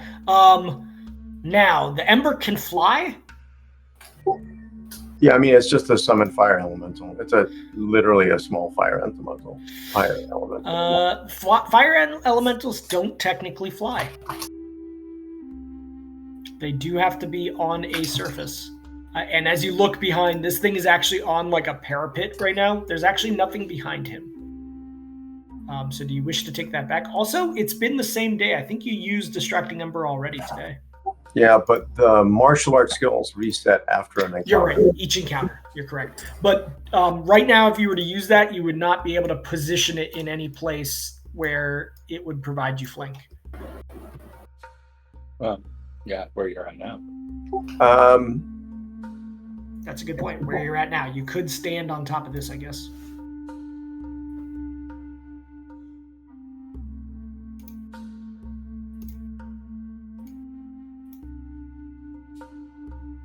If I was here, it would need to be behind it. And there's too much space from the wall. Yeah, there's like a big drop off, and these rocks are actually much lower down. So pretty much just this space would allow you to use that technique. You might have to alter your movement so that you draw aggro until he's not on the edge, and then maybe use the fire elemental later. So what do you choose, Finri? I am not going to attack him then. I'm just going to go back to where I was. Okay. And I'm going to go there and hide. Okay. You take a hide in that position into the shadows behind the pillar. It would be an easier hide if you were even further into the space, but from here you are able to kind of get behind a rock. Okay.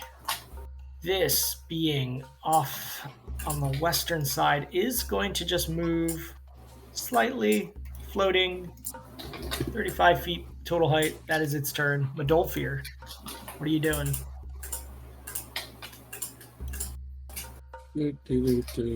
I am going to move. Okay. And then I want to swing baseball style with the flat of my blade on this sword. Not necessarily aiming to do massive damage to it, but to hit it so that I knock it and basically send it over the chasm. Okay, yeah. Go ahead and give me your attack roll on that. Now, I would also like to see if I could try to aim the hit so that its trajectory tries to like hit this one in the air. Oh, you're like golfing that? Yeah. Okay. Give me the hit. Now, if you in order for it to actually strike you, I'm going to need you to hit this thing with more than 10 of its AC. You're still going to strike it no matter what, but if you hit it by more than 10 of its AC, I will allow you to direct a strength check, essentially. Like, okay, you just missed out on hitting it with... Oh, that's your dagger. Reroll that, yeah. Oh, shit, my bad. I chose the wrong thing. Yep. There's Bengerfield. Yeah, all right. I get better bonuses with Bengerfield anyway. Okay, yeah, with Bengerfield, that is, you strike it and do 17 points of damage. It is still alive at this moment. Now I need you to give it a strength check to see how far that it will go in line to that. Okay, it's not strong enough with that check, but you hit it like out to, with that, you hit it about 10 feet off. And it starts to plummet down. And eventually it hits one of these rocks that is 20 feet below, which is enough to knock it out at that point. Well, let me roll it. It might actually kill it automatically if I roll a certain amount. Oh, that's a 6. Oh. It actually automatically kills it dead against those rocks. It starts falling even lower as you complete that. Anything else? Actually, with an E, but whatever. No, that's movement, that's action. So, okay. With that, it is this Sard's turn. Let me go ahead and remove this one from the list. Okay. The Sard that is on this parapet is aware of Finray, is going to move 20 feet. And it is going to attempt its concussion blast towards you, Finray. And it just needs to make a touch attack.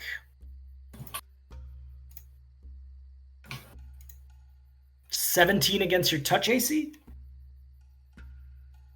That does it. Okay, yep. So you take...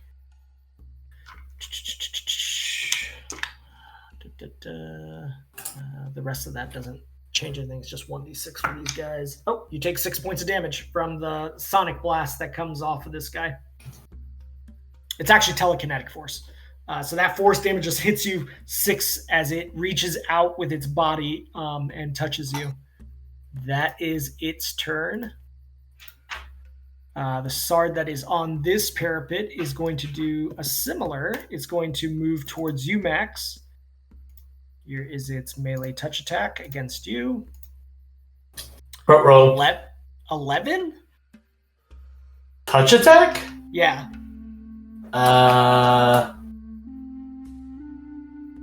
Yeah, that hits. Okay. It strikes and it does 3 points of damage towards you as it uses its concussion blast as well. You feel that force within you strike. As that happens... That's not a melee attack, is it? It is a melee attack because he had to touch you. Yeah, instant daze. Okay, that is a will save. Yeah, it's gonna be will... So, hold on. Oh, okay. But my... So my enhanced magical flow thing is 1 hour. That hasn't passed yet, has it? That hasn't passed yet. You still have that. So it's not for 20. super long left, but yeah, enough for this probably. Okay, yeah, that fails. So it is dazed for 1 round. Yeah. Okay. The reading of it says. Yeah. It says 1 round duration. You still take the 2 points of damage. As that happened, you notice that these floating jellyfish things, all of a sudden their limbs... Was it 2 points? Was it 2 points or 3 points? Oh, I'm sorry. It was 3 points. Okay. 3 points. Their limbs start to like glimmer a little bit, and their actions seem more... I don't know. There's something that has changed in their demeanor suddenly with those 2 Sards concussion blasts. This one that is closest to the group is going to get closer to you all. It comes down. Let me see its fly distance. it comes down 15 feet, and it is moved to there.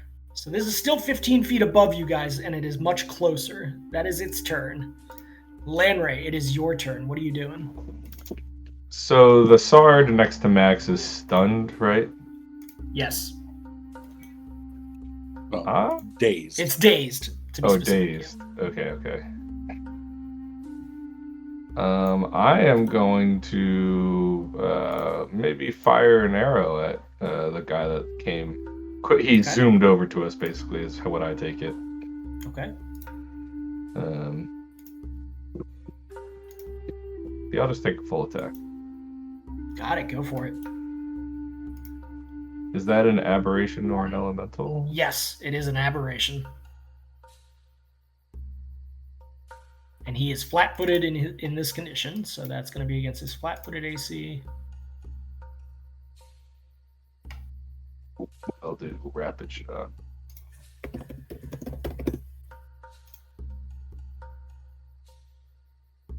Oh, actually, he has no penalty to AC when he's dazed, so he does have his full regular. Oh no, I'm shooting the olive pot. Or the oleapt. Okay, the floating guys. Yeah. Okay. Nice. Yeah. Yeah, that is a lot. Is that, man? I forgot. You get 4,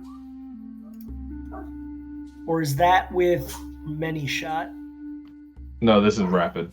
Rapid shot. Okay, yeah. Yeah. Wow. With those 4, all of those do strike. These things do seem like they're hard to hit, but I mean, those are expert shots. And they aren't moving very fast. So you do 24, 32, 37 points of damage against this thing. They're still floating there. Little chunks of it have flown off, but they are standing. Is there anything else you're doing? No, I'm going to stay right here. Sorry, just releasing my whiny dog. Okay, so you're standing there. Max, it is now your turn. Oh boy.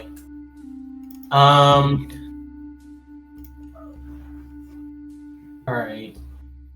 Since this guy is stunned or dazed. Okay. Dazed, he loses an action, right? Like he can't attack this this round. round He away. can do nothing. Okay. But he still gets his defenses about him. He still gets saves and AC. Yeah. He just can't act. Yep. I'm gonna. From what I remember about these creatures, do they have a lot of HP? No, these things, you just saw Medolfir kill one with a single shot that wasn't a particularly strong shot. Yeah, you think they're kind of minion. Well, it's Medolfir. It's always a strong shot. It's true. Max is gonna attempt to. You know what? No. Mm-hmm. We don't have any accelerated movement or anything because haste is gone. It's 40 to there. Yep. You think Finnery went over there somewhere, but he's hard to spot. But I see the creature though, right? Yeah, you definitely see the Sard. And you see that he was fighting. Yeah, the Sard saw me, so if the Sard did his thing, I'm sure I would not be anymore, right? Yeah. Alright, I'm gonna go 30 feet. Okay. And then I'm going to alter form. Okay. Into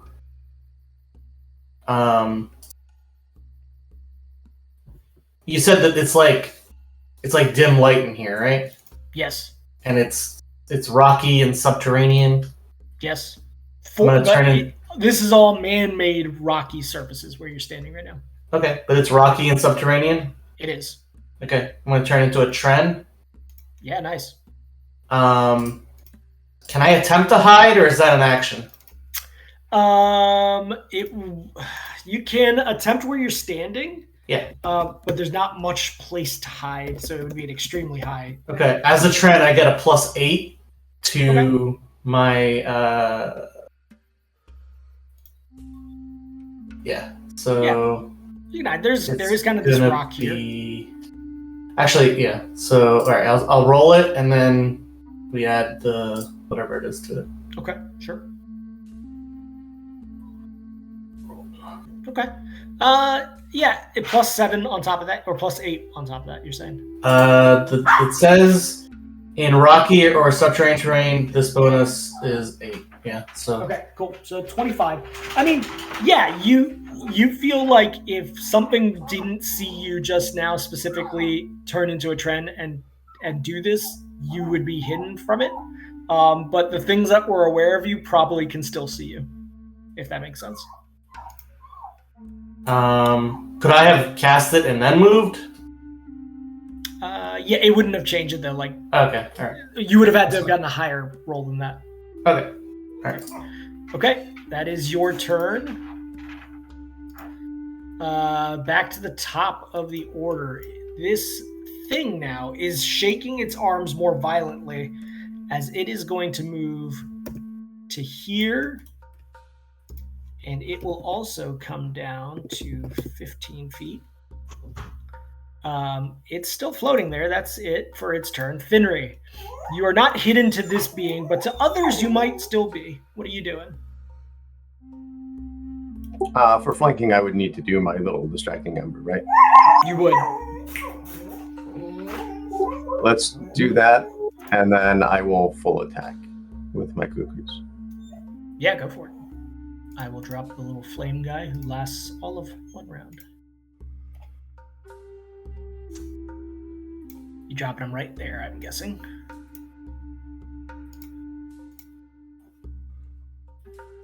Yeah.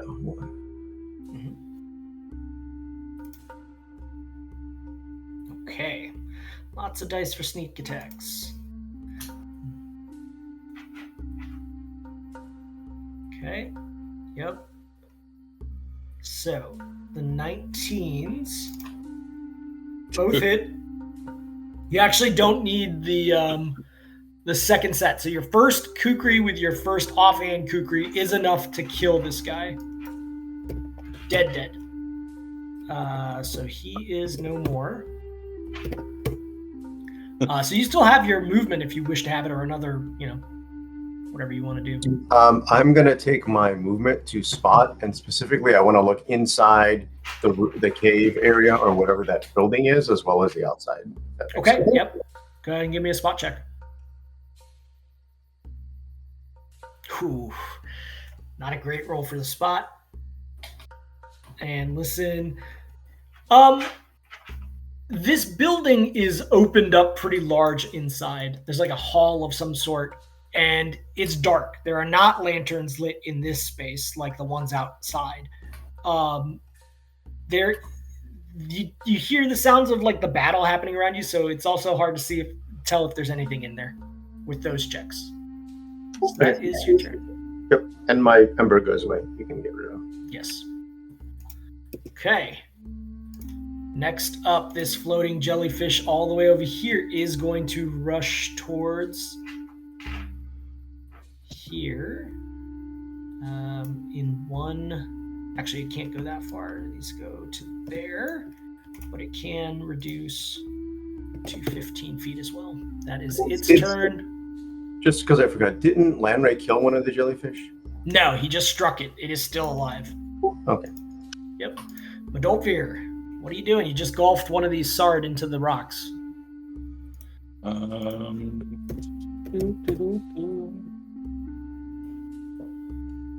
know what? I'm going to do the same thing. Again, aiming at one of the jellyfish, the closest one. Okay. And that guy is still dazed too, right?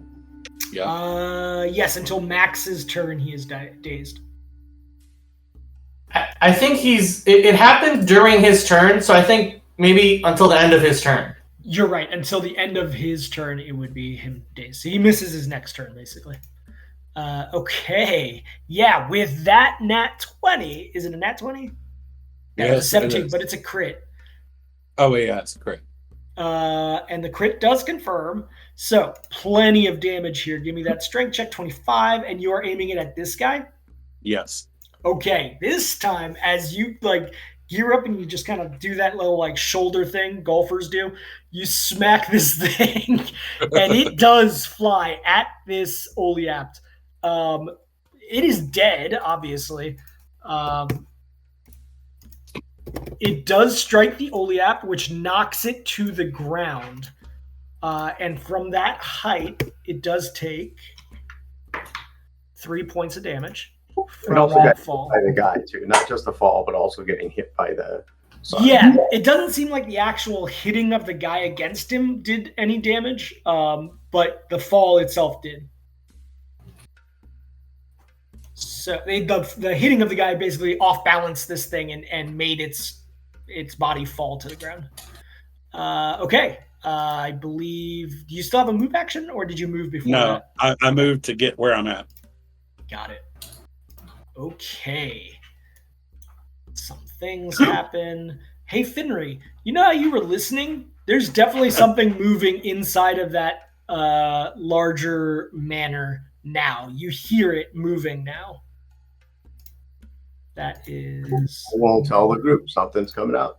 Okay, yeah, you still have Whisper and all that. So, okay. This jellyfish being that fell to the ground is going to unprone itself and begin floating again, which I believe will use up its entire turn just to get back up 10 feet. Landraid is back to you. What are you doing? These jellyfish things are the only things that are left on the map that you can see. All right. I mean, I'm gonna go after the one that I originally was going after, just to see if I can take him down. Okay.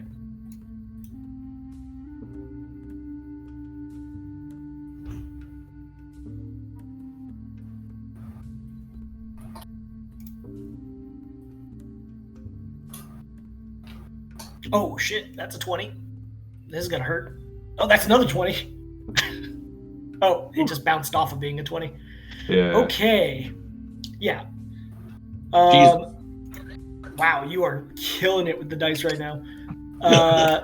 Yes, that first one does crit confirm. 29 points plus 9, 16. So that's 38, 45, 54 points of damage. This thing, as soon as it stood up, is right back down onto the ground, and from that fall of 10 feet, that is enough to actually cause it to start dying. Actually, it's 63, dude. Unless the 21 doesn't hit. 29 plus 9 is 38. Remember, you don't add the first 9. It's 38, 45. Okay. Yeah, no, you're right. 54. That's... But from the fall damage, it goes to -5. Sorry, not -5 feet. -5 health. It is currently dying and unconscious as this weird thing is right there. I believe that is your turn. You have a 5 foot if you wish. Yeah, I'll go 5 feet closer to Midolfir. Why not? Okay. Max, it is your turn. Finry mentioned something alive out over here. What are you doing? I am more worried about the... Is it me? Max right now. You said the sound is coming from, the passageway? That's what Finry said. Okay. Interesting. So the only, conscious enemy right now is this guy and this guy? There's just 2 of them? Just 2 of them that you are aware of right now. And has any of these periaps, or whatever they... No, not oleaps. Yep. Have either of them... I have periap on the brain. Have any of them taken, aggressive action? They suddenly started to move towards your group when the Sards did the sonic attack. But other than that, like they haven't gotten close enough to strike anybody at this point. They seemed like they were aggressively moving towards you at that point, though. Okay. They're also like their skin color is like changing and shifting. It's very odd. Okay.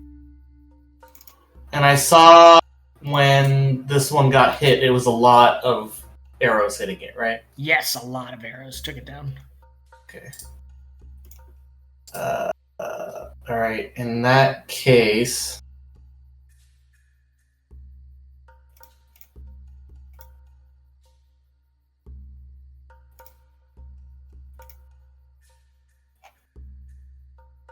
all right. I'm going to the one that's closest to me. Mm-hmm. I'm gonna cast Whelm on it. Okay. So I do that little finger spread thing, and it's actually going to be 2 higher. That's what 21 is the DC. Okay. Before that happens, I need you to give me a spell resistance check. Okay. Let me see here. Is he going to take it safe, or is he going to roll it? Can you just click the button that says spell resistance? Nah, it doesn't work. No. That's the one like macro that I wish would work properly. I have a macro for it, but I'm wondering if I have a feature that lets me take 10 if I feel like on this. But I'm trying to think. Can I do a knowledge skill check on these creatures to you could try a knowledge engineering or dungeoneering since they're aberrations. It's going to be a pretty high DC since you've never faced them. With that, you're like, the thing did take a lot of arrows to kill. It might be a very powerful being. I mean, it took 8 of Landry's best arrows to take down. Yeah. Anything specifically about its spell resistance or anything? Not with that DC check, no. I'm going to roll it. Okay. For spell penetration, 18? Okay, yeah, 18 is enough. It does penetrate. And then it gets a saving throw against the DC 19 will. Yeah. Okay, it's got an okay will. Here is its roll. I think that matches, so it does defeat it. +2. Oh, +2. Yeah, because I got remember I still have the greater enhanced magical. And yes, that does not pass. So it is currently whelmed. It takes 18 points of damage. Yeah. Okay, anything else? It's non-lethal, if that changes anything. I forgot. Okay. Non-lethal of 18. Thank you. And then I'm going to move 30 feet over here. Okay. And I'm in the shadows as a trend, so I don't know if I need to hide again, but yeah. You can give me another hide check now that it's in like actual like shadows. This will be more natural. It won't take us an action at this point since you're actually in a position to hide. Okay. So +8. Yeah. Yep. Okay. That is your turn. The Oleat that just was whelmed is going to move towards Lanray. It's going to come down. Does it?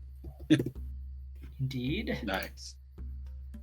And it is going to do tentacle attack. Well, that's 1 and 2.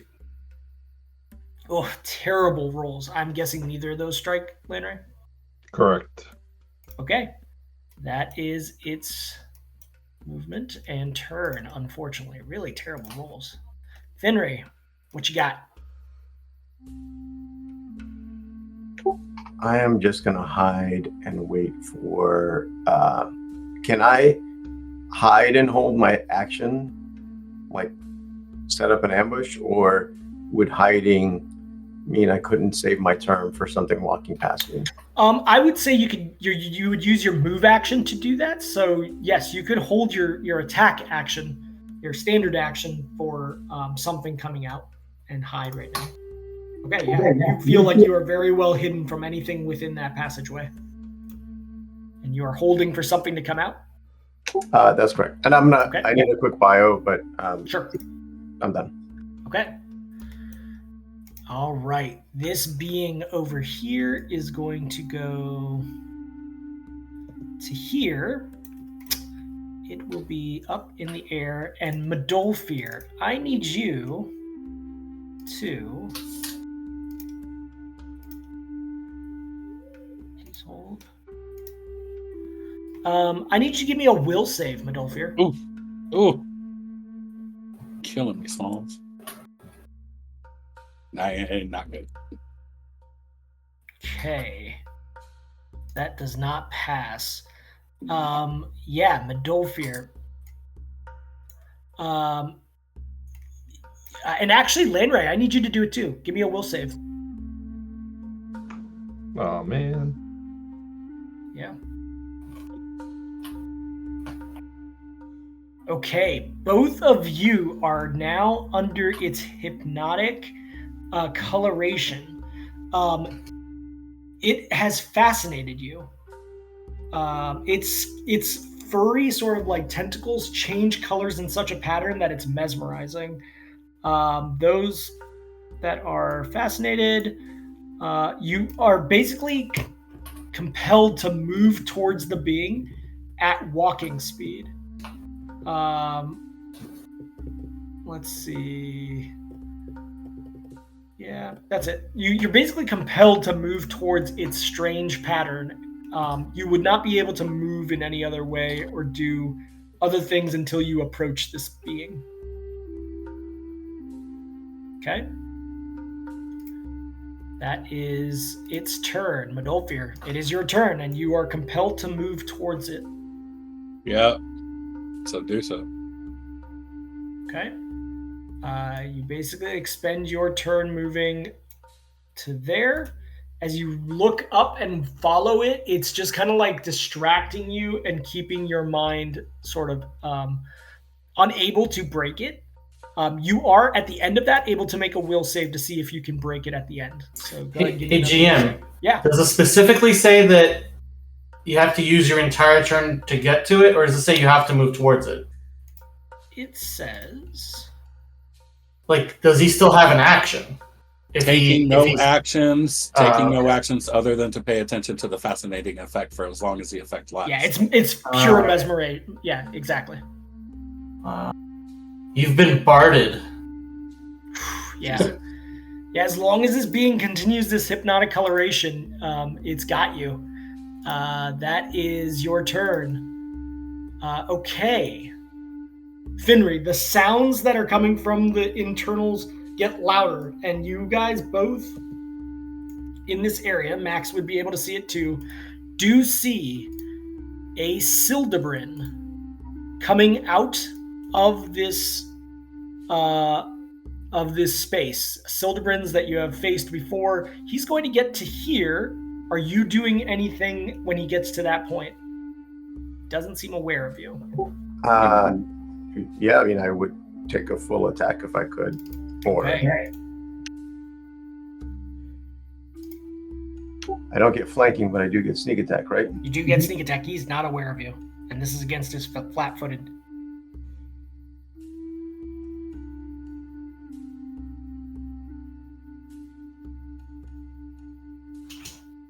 Okay.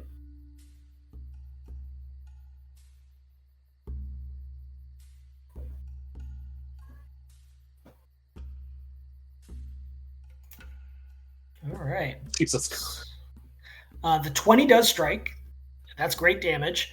The rest of them do not, unfortunately, strike. So you do 39 points of damage against it. Let me see if it has any immunities to things. No. It takes 39 points of damage. Okay. Now that you have struck it, it is going to use its action to strike you back. Now it only gets its pincer at this moment. One of its pincers.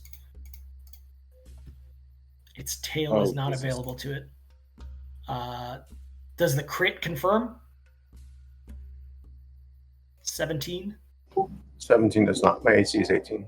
Okay, so you take 8 points of damage, and there's nothing like poisonous about that. That is its turn. It's also considered staggered, by the way. Ah, thank you. Oh, staggered? Will that affect it? Let me see.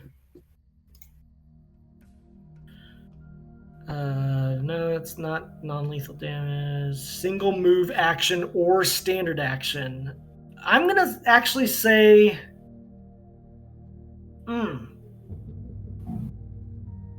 It's like a 1-round slow. It's up to you. That was... I will say because you did that, it wouldn't have been able to attack you. I take that back. So you put back the 8 points of damage. It wouldn't have been able to after that because it did move to this position. This Oleapt is disabled over here, but still alive. It is going to just move 5 feet that way. That is its turn. Lanraid, is your turn. What are you doing? This thing is right next to you. Oh, actually, you're fascinated. Yeah. So you move at walking speed to here. And you get a will save attempt at the end of that to see if it breaks. Go. Okay, that does. As you move close to this thing at the end of your turn, you are demesmerized of this being's capabilities at this time. It cannot do that within 24 hours to you again, but that is your entire turn. Max. Silderman to the north, these weird jellyfish next to you, or close by. What are you doing? Alright,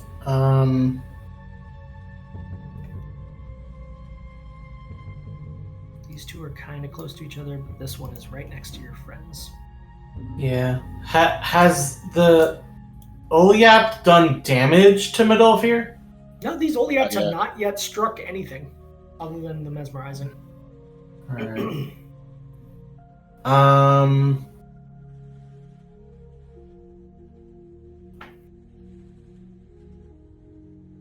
Alright. Let's see here. I'm going to...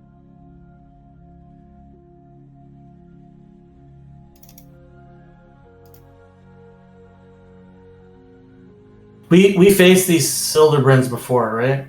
Yes. You know that they have psionic capabilities that are spell-like. They are not stupid beings. They are strategic.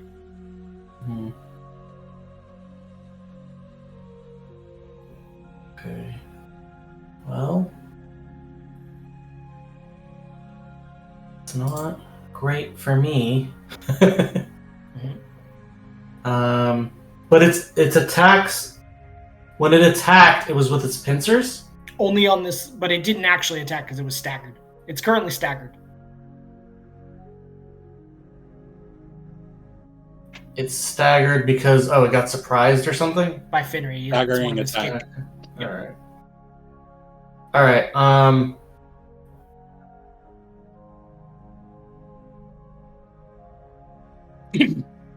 And this is hard. Okay. I'm going to pull out a scroll. Yeah. And cast scroll. It's a Curse of Impending Blades, like single, not mass, single. Cool. Yeah. And I'll burn that against this guy. The Silderman? Yeah. Okay. It's gonna be CL3 though. Okay, noted. Do I need to cast it somehow? No. What's the save on it? Is it a? There's no save. Oh, there's no save. But here, I'll cast it, and then you can use the buff or whatever. Yeah. Okay. So you take -2 penalty. Yeah, and it's going to be 3 minutes instead of 9 minutes. Okay, noted. All right, that is on him now. Is there spell resistance from this creature? That's a great question. From a Silderbrin, no. Okay. So I did that. I'm like, holy shit. And then I'm going to move 30 feet in the shadows. Okay. Here. Yep. I think that's it. There's a big pillar here, so yeah, you got pretty good cover right there right now. Okay, noted. Back to the top. This being here is going to approach Medolfir, who is still mesmerized right now. It is going to strike out with its tentacles. Medolfir, this is against your flat-footed AC, and it is getting a +2 to both of these. 23 to hit and a 13 to hit. The 13 misses.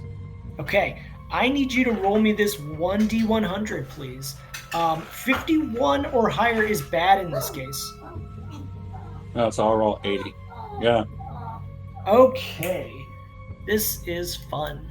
The Oliap, as it strikes you, its tentacle on that first one, you do take 4 points total. That's already subtracting out 2. Okay. Of damage from the tentacle. But as it strikes you, its feathers on its tentacle graze against Bengrafil. Oh, you motherfucker. And as it does that, let's see. I'm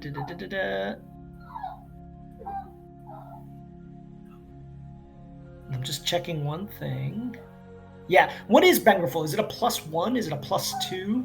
+2 with another enchantment on it. If number of enchantments matters here, it's got. Let me see what the enchantment on not it is. Bane. What's Keen? Keen. Okay, so Keen. I could just calculate it from its value. Let me see.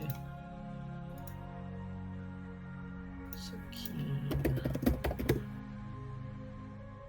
I believe Keen is a +1 enhancement. Yeah, +1. So this is a total +3. Thank you for that. It's a nice weapon you have there. 8. 8? Wow, I just rolled 2 8s and a 2. Okay, 18. As it touches Bengrafil, a blast is radiated out from this being. Its body turns a greenish glow and releases a arcane prism of force damage of 18 points of damage to everything within its radius. And as it expands out 10 feet in radius, something strange happens. This one that's on the other side of you almost seems to amplify it. Like when they're close together and this happens, it expands that distance to 20 feet centered on this being. So that is 20 feet centered here. Everything within that circle takes 18 points of force damage unless you make a reflex save. So Lanray, I need you to make a reflex save. And then Medolfir, I need you to make a reflex save.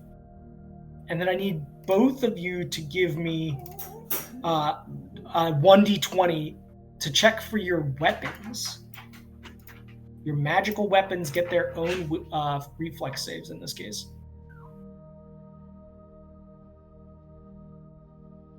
Neither of you has evasion, do you? I do have evasion. Lanray, because of your evasion and that save, you avoid all damage from this. Now give me a 1d20 on top of that.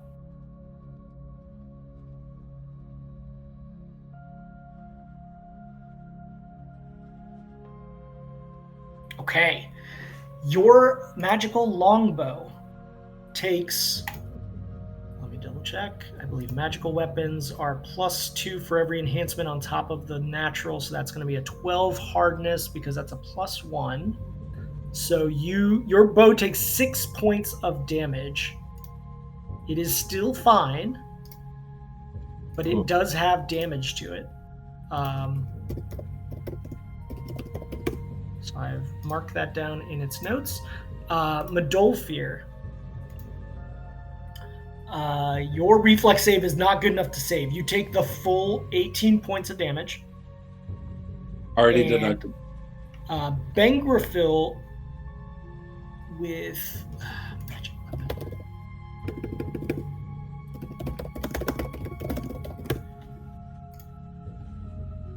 Let me see.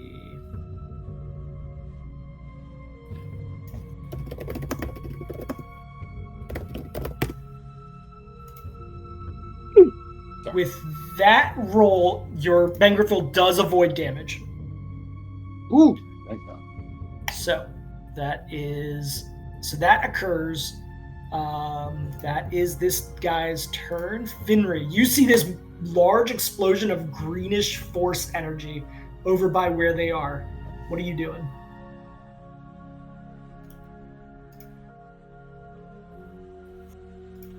So, okay. Now I had a plan, and I don't. And this guy is staggered right now.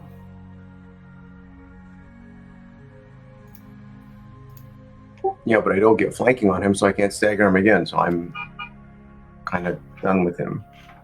No. Actually, his stagger would be finished. No, it was on his turn. Yeah. So he's still staggered until his turn.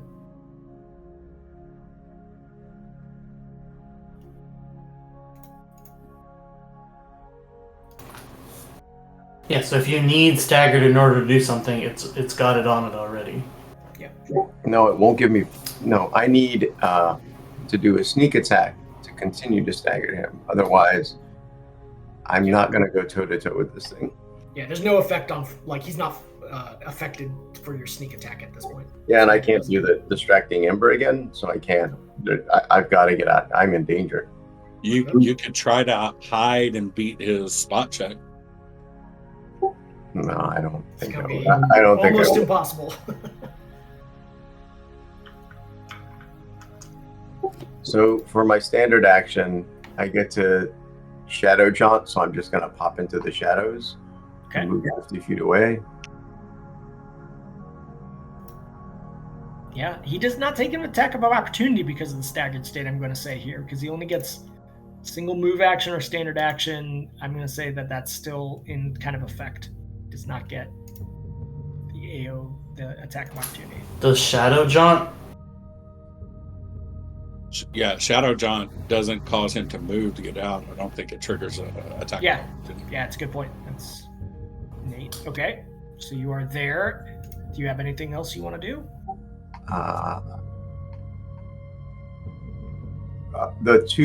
One of the guys is in front of me. This one is disabled, and this one is on 5 feet up in the air in front of you. Oh, shoot. This guy was also affected by that. Max, I need you to give me a reflex save also. The radius of that explosion ended up being 40 feet, not 20. What? This guy's disabled, though. Yeah, it still doesn't matter. Innately, it amplified like a conduit to this guy's effect just by being in proximity. So give me a reflex save. One of us. Exactly. Okay, you take 18 points of damage, Max. Cool. All right. Sorry, Finnery, go ahead. I've got like 40 feet of movement, right? Yes. I will provoke an attack of opportunity from the disabled guy. He's not going to take it. And then that's it for me. Okay. The Oleap that was mesmerizing you, Midolfir, and Landray, well, no longer Landray, is going to drop that coloration.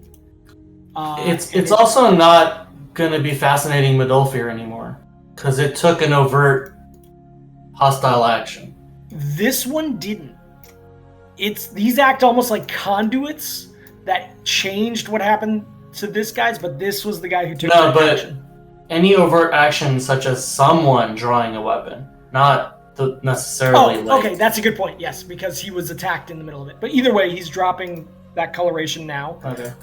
He is going to drop to 5 feet. Does that incur attack of opportunity since it's a movement within my threat range?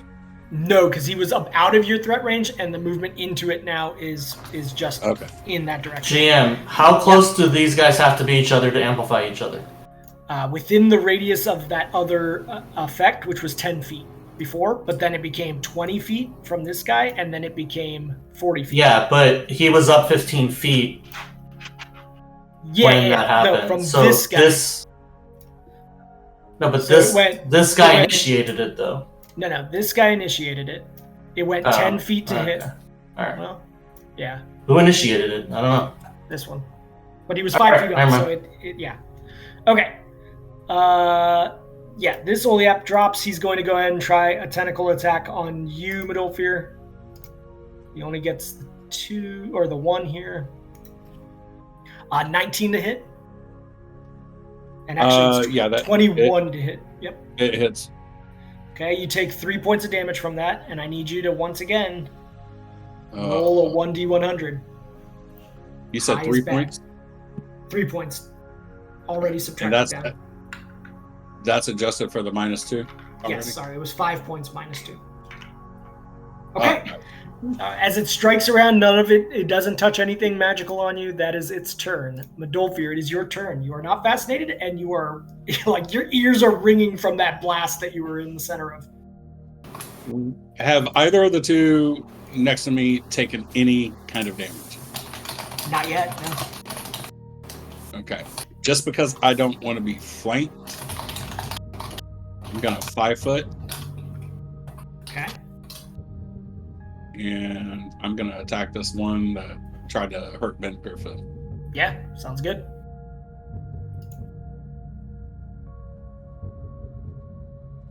There's at least one bad, maybe? No, those are all good.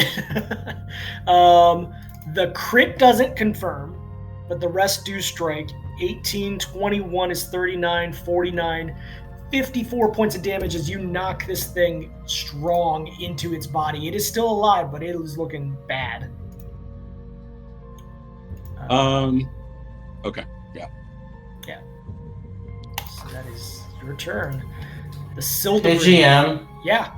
So, if the initial burst was 10 feet, it got doubled to 20 and then doubled again to 40, right? 40, yes. Okay, here's the thing. Mm-hmm. This guy initiated it. Yeah. The distance from this guy to this guy is 15, not even counting the 15 up.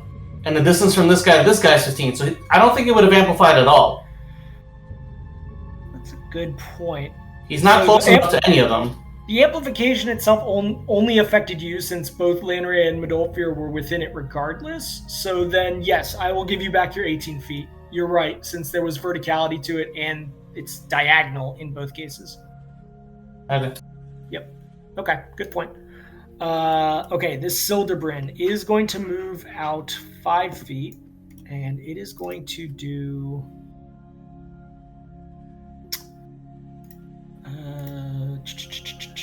spike stones. It is going to create an area of spike stones that cover this bridge from like that. Basically keeping you away from the rest of these people, Max. Not like it doesn't know exactly where you are. It's not aware of you or Finri actually in this moment, but it is casting this because it knows somewhere nearby it had prey that it wanted. That is its turn. This Oliapt is disabled. It's not going to do anything here. Lanray, it is your turn. You are not mesmerized. What are you doing? And the one right in front of me is 5 feet above me. The one above you is 5 feet above you and 5 feet in front of you. Yeah, so it's right at eye level. Oh, got it. Okay. And we'll probably call it a game at 11:30 regardless. So.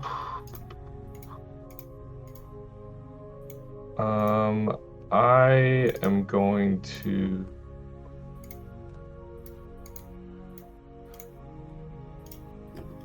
I'm going to take a 5-foot step. Okay. And then do a full attack on that guy. Got it. Yeah, go for it.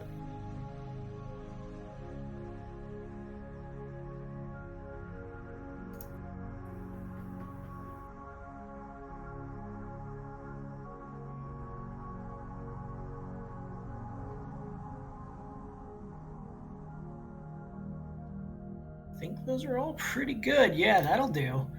All 4 of those do strike for 1724, 33 points of damage. Nice. It is still standing, but you take off these little chunks of its sort of thorax. Anything else? I think that's it. I think that's it, yep. Okay, Max, you're on the side with the Sildebrin. It doesn't seem aware of you yet. What are you doing? I think gonna get killed is what I'm doing. Very large scorpion psionic being. Just stay sneaky, man. Stay sneaky. I mean, it'll find me eventually. So in order for me to get across there, I'd have to do a reflex save to avoid injury. Yeah, it's the Spike Stone spell effect, basically. Yeah. Well, even okay. Yeah. I would say with your spellcraft, you're aware that that is what got cast. So. Okay. I mean, I can also see the spikes, right? They're actually hidden to some extent. So you are only aware because you know that spell so well from your spellcraft. Okay.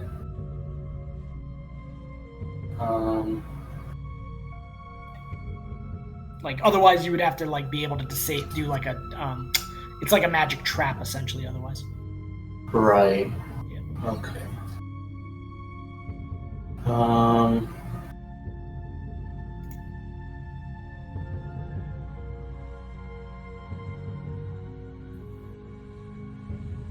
Do I remember if these Sildebrin creatures have vision? Like optical vision. I don't know if you would know whether they would or not. You think they do because you believe that they are seeing Finry. I don't think you would know one way or the other.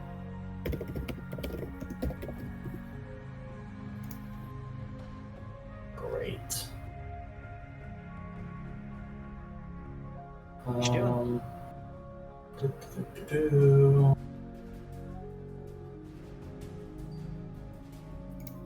One 20-foot square? For what?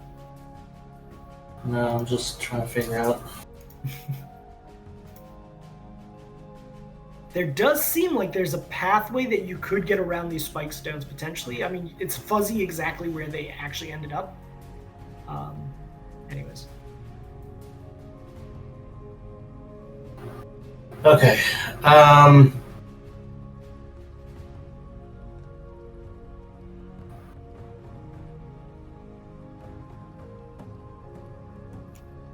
Man, this sucks. Alright. Do one more round after this and then we'll call it.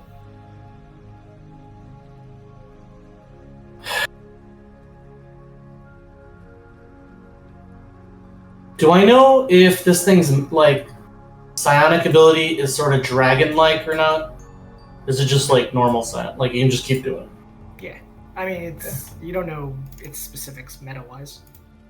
You've experienced them once before. They had these kinds of capabilities.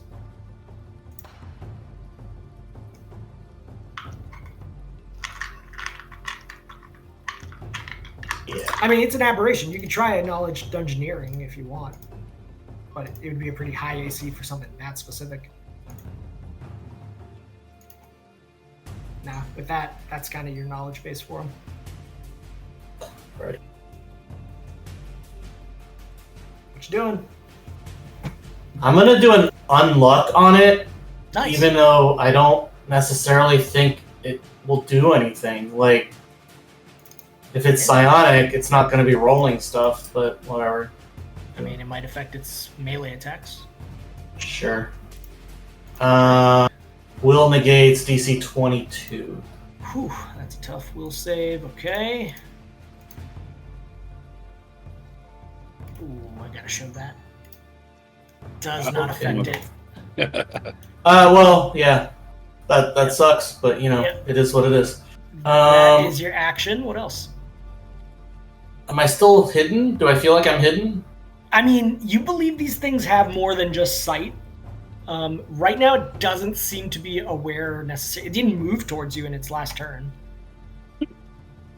Alright, I'm gonna run across the freaking spike stone and see Go what for it. happens. Yep. Alright. All right. Give me Go ahead. a reflex save, I believe. Cool. Here's a 6 for you. Okay. You do not pass that.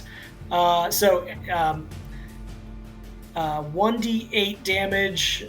So that is a 5 points of damage. Okay. Your speed is now reduced for 24 hours by half. So you move at half speed. Unless you are given like a cure spell. Okay. Okay. And you only move at half speed through the area regardless. So you actually only went 15 feet. Or whatever your half of your trend speed is. What is half of your trend speed? My speed is still 30. That's Okay, so then you're like here. Could I have gone here? Yeah, you could have done that. That's fine. Okay, that is your turn. Back to the top. This Oleap next to you, Midolfir, is going to strike out with its tentacle once again. So it's got 2 of those. He missed that. First one. And Second you one. hit that. Okay, you take 2 points, 4 minus 2, and then roll me that. Come on. Nice. Nice. Very low. Very, very low. 1. It does not touch Pengrafil in this scenario. That is its turn. Finry, you see the jellyfish beings. What are you doing?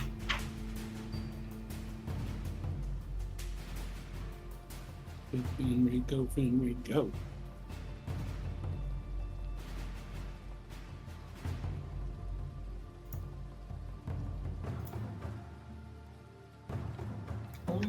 I mean, there's no way I can get flanking on this thing, I think. Yeah, it doesn't seem like it. No.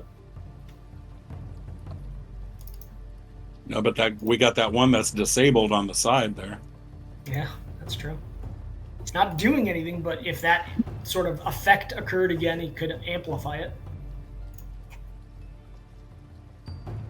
Potentially. None of them are within 10 feet of each other right now, though. I am going to wait until after Modalfear's action Okay. to run and smash this guy.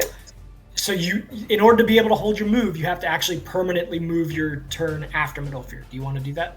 That's exactly what I'm saying. Okay, perfect. So I will move you permanently behind him. Okay. So now the next person up is this Oleapt. It is going to move towards Lanray, but it's going to do it to here instead. Is that 10 feet? That's 10 feet. Okay, Lanray, here is its tentacle attack. Now, Lanray is hard to hit, so it's going to have to roll pretty good. But you did. 23 and 25 to hit, Lanray. Mm-hmm. They both hit. I need you to roll that twice. Oh, that's That's the opposite of a 1. That's one of them. Give me the other one. Oh my god. Okay. Good. Now, your bow is just a +1. So that is just going to be 1d8. 1 point of damage. That's all it is. So that doesn't defeat it. You don't even have to roll the things for the weapons because that's not going to affect that. Give me a reflex save. This does amplify. So this goes out 20 feet to start, and then from 20 feet, it does hit that one. So it goes a total of 40 feet. I believe that affects everyone. So everyone give me a reflex save. So does this tentacles bypass weapon hardness? The tentacle itself is not the thing causing the hardness damage. It's the effect of this blast that happens from it. That is affected by the hardness. The hardness still is checked, which is why the 1 point of damage, it doesn't matter. The weapons are not going to get damaged. Okay, so Max, go ahead and give me a reflex save, and Finric, give me a reflex save. It's 40 feet. Okay. Thus far, everyone has passed. Landry, you take no damage. Everyone passes. So, Landry, no damage. The rest of you, 1 point of damage. I have evasion too, I think. Oh, if you have evasion, then 0 points for you. That is its turn. Oh, hold on. Dolphier. Yep. We take 1 point of damage? Yeah. Everybody within 40 feet took 1 point of force damage. So the 31 for Finray was not good enough? No, it halves. I take 0 because I have evasion, Yes. but I made my reflex save. But didn't you roll a 1? A 1 still does 1 when it's halved. Okay, so there's no point to the save. Rounds up. I know, Yeah, it but rounds there's up. no point to the save is what I'm saying. That's true. Why Unless roll you have it? evasion. Unless you have evasion.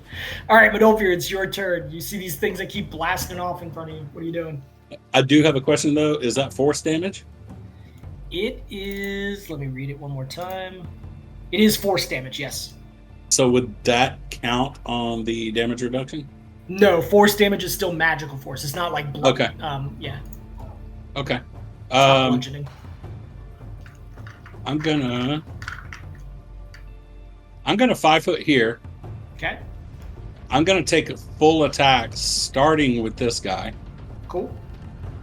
But if the first 2 are enough to down him, I'm gonna apply the third to the one that's disabled. Yeah, cool. Do you have cleave, by the way? Because you can do that automatically with the cleave feat. You don't. I don't. No. Yeah. Okay. It's like one of the few setups where cleave would actually be really good. Cleave's different.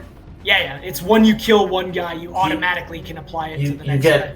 No, but you also get extra attacks Yes. Yeah. or something like that. When you kill one, you get an extra on an adjacent. Okay, so that is definitely enough to kill this guy. So that's 16, The first? 16. The first So one, not with the first. It takes both of those to take him down. Okay.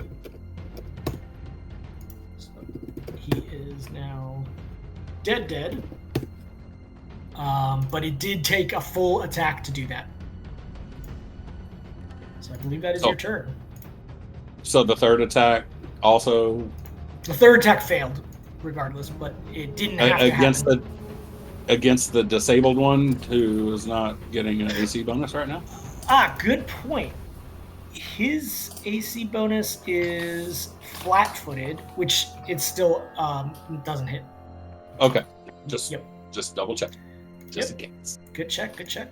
right. That is your turn. Finry, it is your turn. What are you doing? Landray is here. Oh yeah, Okay, yep. here we go. 3 minutes of dice rolling. There's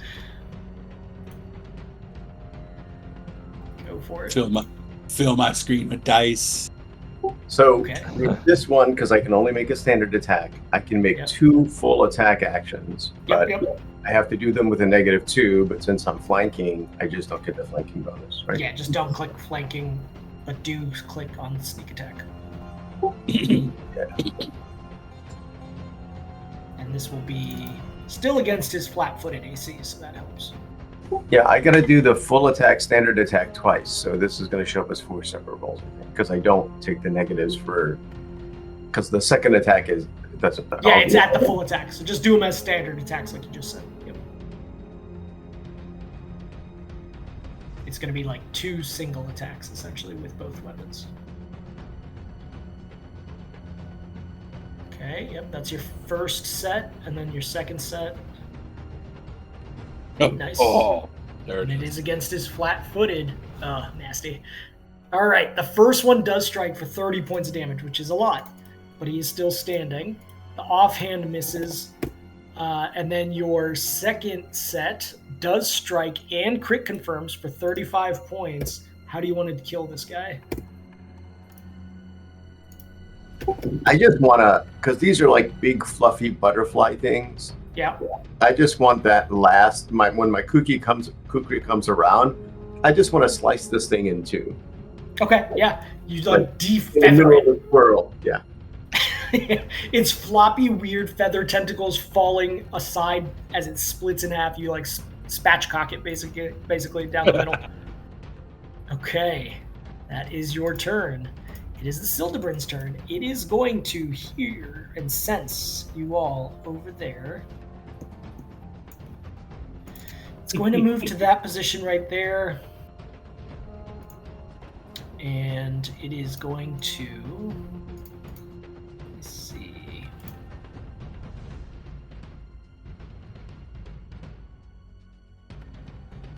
It is going to cast Spike Stones again. Bitch. Yeah. He's going to continue to cast that right there as he senses you guys. I'm going to go ahead and rotate it like that. Okay. That is his entire turn to do that. This thing is trying to disable you guys to make you easier to get. This Oleap right here is disabled. It's not going to do anything. It's just going to try to move. Oh, can't. No. It's just going to stay there. Landray, what are you doing? Well, it can move if it wants. It can move 5 feet, but it's just like it's on a parapet right now and pinned with enemies nearby. So it's just going to hold. So for the spike stones, I assume this like little bridge area looks like it has a wall to it that would be climbable, or I could hop onto that wouldn't be affected by the spike stones. Or... I would say if your only movement is to get up on that parapet, you would be okay. Now you have to make a balance check once you're up on the parapet because it's not infinitely wide. But yes, you would not be affected with the spike stone since you're starting in your square and just going out of this stuff. Okay. Yeah, then I would try to do that. Okay. Yeah. I'm not counting that as movement within the spike stones, essentially. So, okay. Give me a balance check. Don't fall. Okay, that is enough. Now, this kind of column right here obstructs you to some extent, this thing. So the only way you can move is to this square. So keep in mind, there's something obstructing you here that you would have to climb around. But you are feeling stable of foot on top of this thing right now. And do I have line of sight to the Sildebrin? Yeah, you do. Especially from this height, but yes, you do. Okay, then I'll... I mean, I think I'm gonna have to attack it. Okay. I guess, I mean, it looks like it is coming... It's moving towards us, right? It's not just kind of sitting there? Yeah. It was moving towards you guys. Okay, because... Yeah.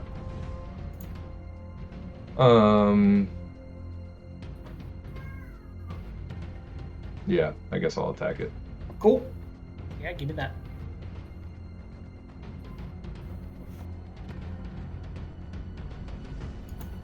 As you look behind you as you get up on this parapet ready to fire off, you're like, oh, that's really high up. This thing just falls into the darkness behind you. So you definitely don't want to fall right now.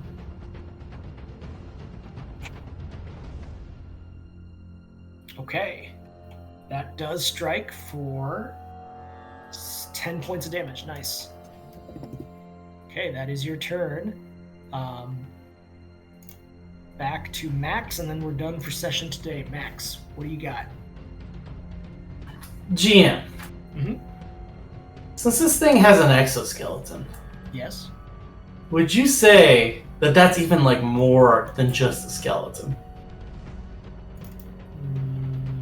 It is it is part of its...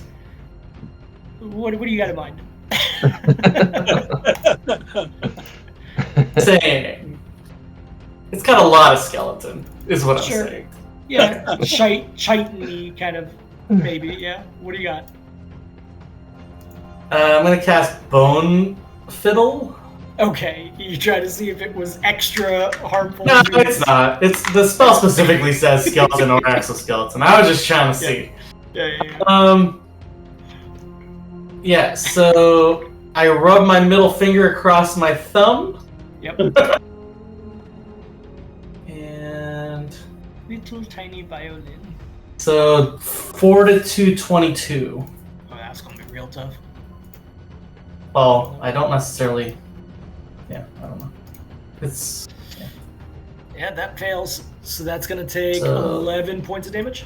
yeah, but it's gonna be every round Yeah. for how long does that 9 last? rounds. Okay, 9 so rounds. let me go ahead and put that as a note. If you could write that down too for next session, that'd be great. And I mean, it's the last thing in the chat right there. So yeah. Okay. So that's 9 rounds. So 8 more rounds then. 8 more effects. yeah, Okay. until it's my. I mean, yeah. Yeah, for your turn, 8 more after this. Yeah. All right. So in terms of the initiative order, who was next up? Let me unpause it. I think Max, you had finished your turn. Yeah. So we ended the round. So it's back to the top. I cast the bone fiddle on it. Yep. So first up, that's actually living, is Medolfir. It's actually living. That had a, Well, I removed a couple of enemies from the field. okay, I was like, there's the Silverbrand. We're in the middle of spike growth, right? Or stone shards or whatever. Mm-hmm. Yes, Which is- I should remind you, there's a spike stone that was cast that I guess Max would have called out that is currently partially defending this Silderbrand. And it's damage per turn, or is that negated with the successful skill save? It is damage whenever you move through it, but also lingering effects such as half speed if you fail the save against it. Let me double check whether this damage is halved.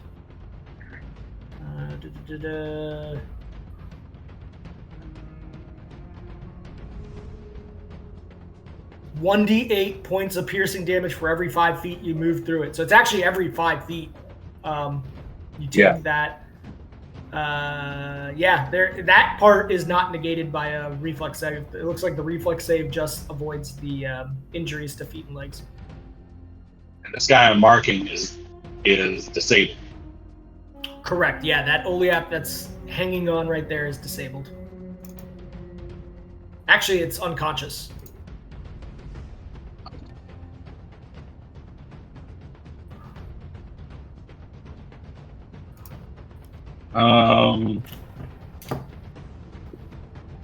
Okay, I want to kind of sword swing, but golf punt him towards, or I'm going to attempt to, like, if I can, I want to knock it behind the Silderbrand, like right here. So that's my goal. Okay, yeah. You could try that. It will take damage. It'll probably, whatever damage you give it will probably kill this thing also. That's fine. But we fought these before. We know enough that they kind of they sense movement, right? And so my attempt here is to, like, make it sense something hitting the ground behind it, maybe drops attention away. I gotcha. Okay, yeah, go for it. So there's the attack roll against it. Okay, yeah, that'll definitely strike. This thing is basically just aberration flesh at this point as you chop through it, and the bits that go with that strength check against its size. Yeah, I'll say that you are, because you're not aiming at any particular spot, these things are very light. Their bones are kind of feathery, so the squishy middle section does fly off, and I'll say it lands just behind the Silderbrand, kind of on the edge here. As you you golf shot it over the parapet. And then just kind of see what reaction that causes the Silderbrand. I'm going to stay where I'm at. Okay, yeah. I actually am going to take my second action of the round to tow Bengerphil and draw the battle axe advantage.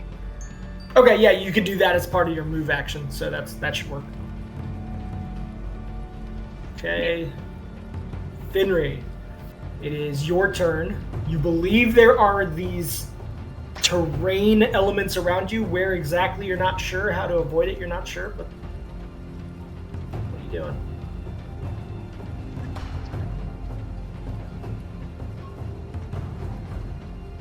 So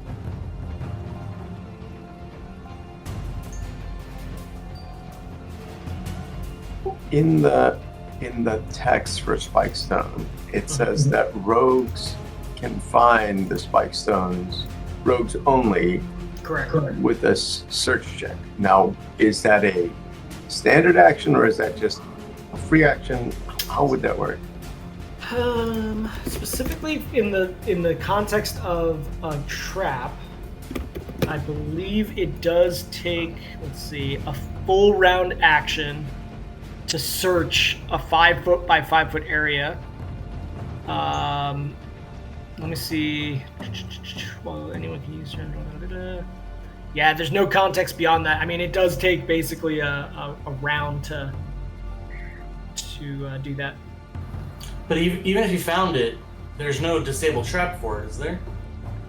No, I can't disable traps. Right. And it's a pretty hard check.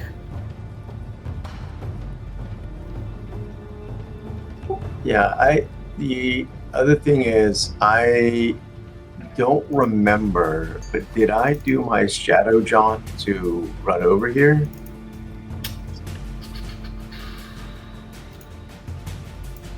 Yes, you used Shadow Jaunt at one point in the last. I'm scrolling up.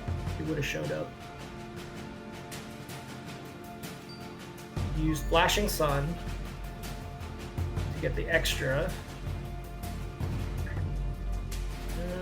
Yeah, Shadow Jaunt you used up earlier in the battle. I see it in the text. Okay.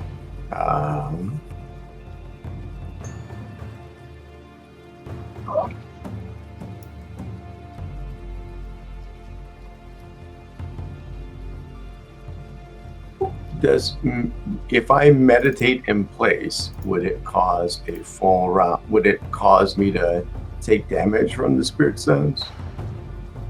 From the spike stones? No, as long as you hold still, the spike stones can't harm you. Okay, so I can reset my maneuvers if I meditate in place. So I am going to meditate in place for this round and reset. Okay. Yeah, great idea. Okay, that is your turn. The Sildebrin is next. The Sildebrin is going to cast.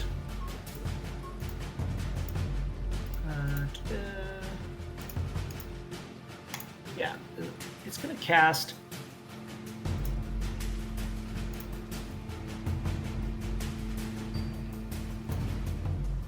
in that zone.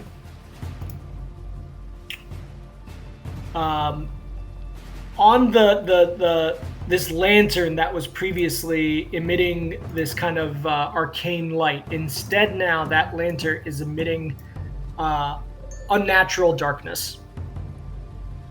And with that, all of you lose vision of the Sildebrin.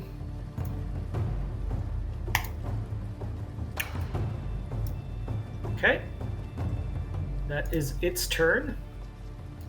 This Oleapt is now officially dead, so removing that. Lanray.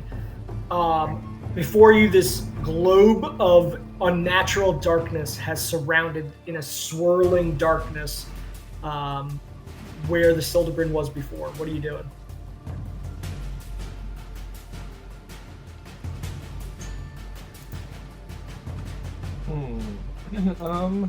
I am going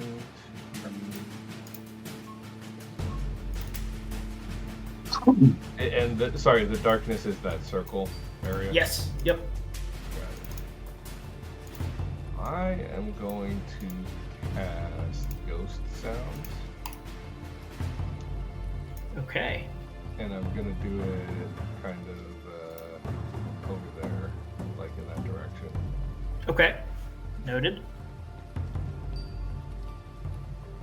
And basically it's going to try to make it sound like footsteps and stuff walking. Okay. Roll me, give me a bluff check. And this is, I'm going to add a difficulty for him to see against that. Then it'll just be whatever the underlying ability is for it. I don't think bluff is a trained skill anyway, so. Trained only, I mean. Okay. So essentially he's going to have to pass the will and then the bluff itself. So I'm going to roll his will save. Okay. Yep. Okay. Noted. We'll see how that works. You can't see his reaction. That's a straight charisma thing, though. Yeah, he has no actual ranks in bluff. Oh, God. You could have just rolled the button, too. It would have done the same thing. Okay, Landry, anything else? I mean, that was basically a swift action, because that's how we've held those... that you were casting that as your spell-like capability, right? Yeah. Yeah. Then what I'm going to do is... So this... Go over here. It looks like it's kind of overhanging and possibly climbable. Yeah, it's definitely is. This rock right here is definitely higher than this platform bridge that you see in front of this building ruin. And then, how high up are these things? Those are kind of these statue-like elements that are 15 or 20 feet to the top. They're not flat at the top. They're, there's like a figure to them. Got it. Okay. I am going to just make my way down towards the end, like right here. Okay. To do so, you have to go around this kind of column holding the light right here. This post. The balance check to get around it is gonna be a DC 10, and then if you fail that, you still could potentially hold on with a climb or a reflex save. I'll tell you based on how well you pass or fail. Got it. Okay.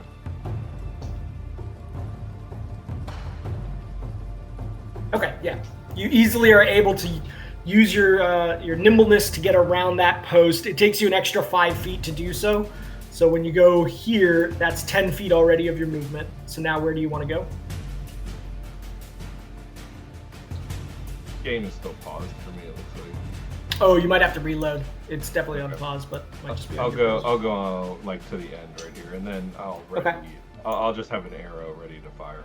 Yeah, got it. Yeah, you can definitely do that. Okay, so you have your arrow knocked back. Max, you have lost sight of the Sildebrin. What are you doing? All right, I feel like we need a little bit of time to cancel out the effects that this guy's put into the battlefield, or at least to like position ourselves so we're not being affected by it. So Max is going to use a pretty high level spell. He's going to pull out a pinch of powder made from some sort of a clear gem. It's not priced, so that can just yes. That. And cast Wall of Force. Okay. And that is a sheet of, it's like a wall that is just like 9 10-foot squares. Okay. So I'm thinking it's not going to take up these entire squares, but I'm thinking this 40-foot length on the edge that is common to Max and Medolfir. Mm-hmm. 20 feet tall for most of it, and then like 60 feet tall, like right here. Okay. Can you draw that line? Not 60, 30 feet tall. Okay, so can you draw that, or do you not have range to draw? No, I can draw. So directly in front of Max, you want it to be kind of taller? No, between Max and Middelfear. Got it. Make it. I'm gonna draw that part as a square just to be clear. Yep, there you go. Yeah. Okay, so that's the casting. Yep. And because I'm afraid of getting damaged more, I'm going to... Now, I'm not in the darkness, right? No, everybody is just outside of the darkness.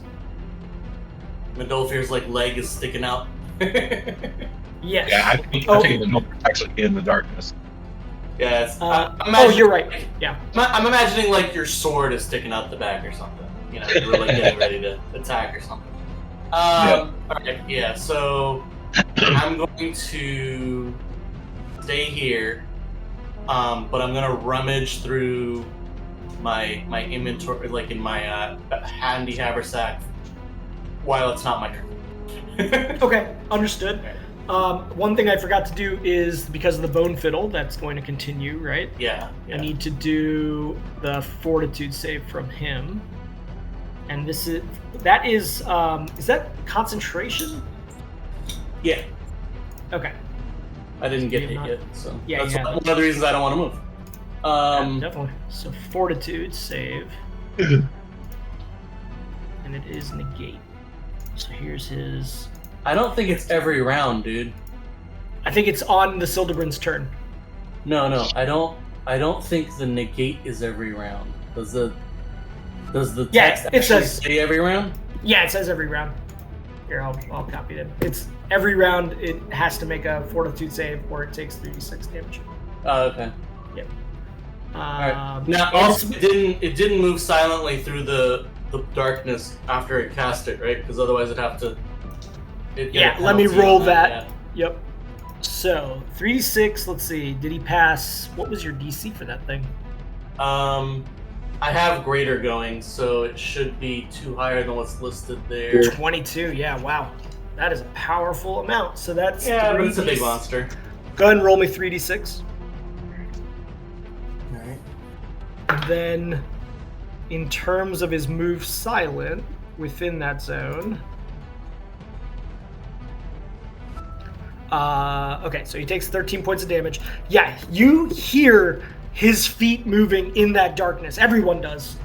He is not being quiet at all. So mundanely, you can hear these large clacking noises of his claws, and you hear a directionality even to that. Everyone, in generally the direction to the northwest. So he was standing here, and he headed towards the northwest.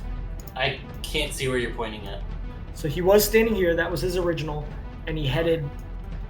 From the directionality, he headed northwest. Like that? Yes. Huh. Okay. All right. So what else do you want to do, Max? Do you have anything else? Or just holding into your inventory? No. Okay, got it. If it was moving away, I don't know if... Nah, it doesn't matter. Yeah, I'm good. The bone fiddle has a distance to it? No, I just don't know if I would cast a force wall there if I thought he was moving away, but that's fine. Okay. Middelfear, you get the sense that you are right up against both darkness, inside of the darkness, and some sort of invisible barrier within it. What are you doing? You have lost sight of the rest of your group.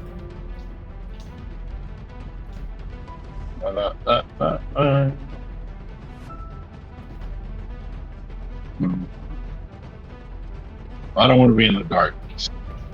Yep.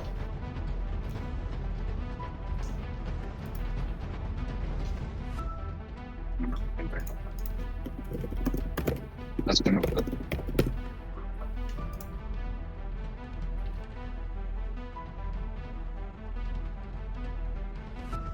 I want to try and jump from where I'm at to get on the raised part of the wall right here. Okay. So that's going to be a standing jump. You're not really getting a run to it. That's tricky when you're not moving. Let me check the horizontal jump text. So a long jump. The DC is going to be double because you're not having a running start. So you're trying to jump 10 feet, if I see correctly. Yeah. And that's going to be a DC of 20 on your jump check. Boom. Nailed it. Okay. With that, I'm going to say with that jump check, you do make it over there. You are able to grab onto that post, so you don't have to make a balance check unless you want to not do that. Essentially, by grabbing onto the post and not doing the balance check, you're not going to be able to move more than another half of your distance. So basically, you're taking some of that additional movement to hold onto the post. Yeah, I'm fine with that because I just wanted to get there. Okay. Out of the. I'm worried about the spike stones. Got it. I've got the battle axe of vanish in my hand, and then I guess the only other actions I want to take this turn are to. I don't know. A listen check to see if I can kind of hone in on the sound of the physical clicky clacking and try to get a direction or distance or any information I can awesome. gather. Okay, yeah, I'll call it out once he starts moving, depending on this check. Okay. Good to know. That'll be against any kind of move silent that he does. So that is the end of your turn. Finry, it is your turn. You have been meditating the last round.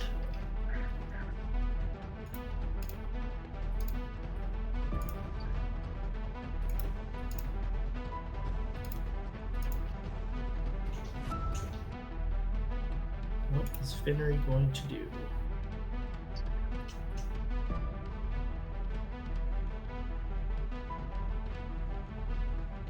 Who's Finry? We might have lost Finry. Obviously. Are you on mute? Maybe he's making a dank meme. There he goes. Hey, sorry about that. I don't No worries. know what happened. We can hear you now. So I have one of my maneuvers back, which is Shadow Jaunt, because of my meditation. I will use it to move 50 feet away, which is here. Yeah, perfect.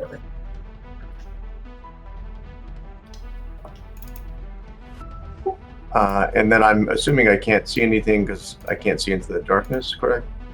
Yeah, the darkness is still standing there, so you don't see the Silderbrin for sure.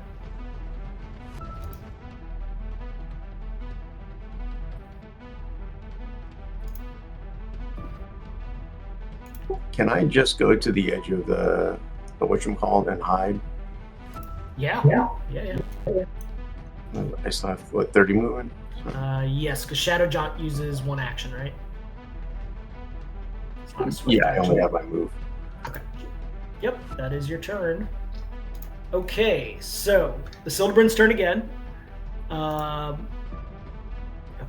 noted on the high check. The Silderbrin needs to make another Fortitude save. As long as that spell is going, that horrible screeching fiddle sound affects him.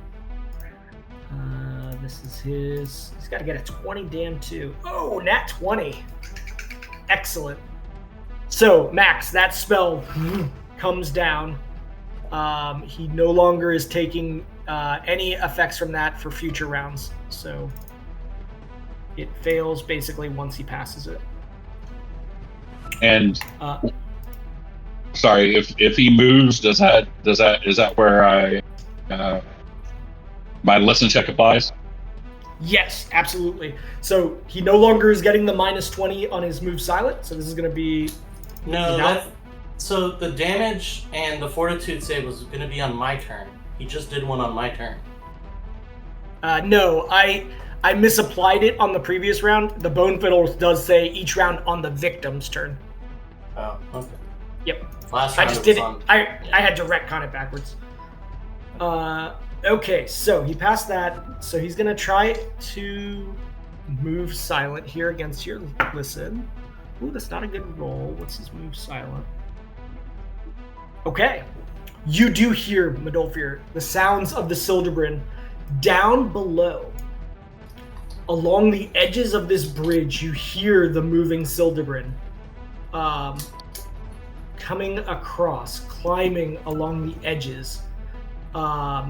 Do you do anything about that with the knowledge that he's... I'm going to give you a swift action in the middle here since you were sort of holding and listening. Do you do anything with the knowledge of him moving down below? I'm going to call it out. He's walking. Call out that he's moving across the bridge on the outside. Okay. Do you want to try to peer down or anything like that? No, because it would be dark anyway. That's fair. If I've got any kind of movement, I would like to. You can't hold movement, so. Okay. Yep. Then I get prepared. Okay, yeah, I would allow that. You would have been obviously readied if any kind of attack of opportunity was. Did he already use his action last round? Because he could use his held action to move, can't he? Yes, that's what I'm saying. You I will say that you're holding an action along with your attack of opportunity if you were available. But no, he can't move with that held action.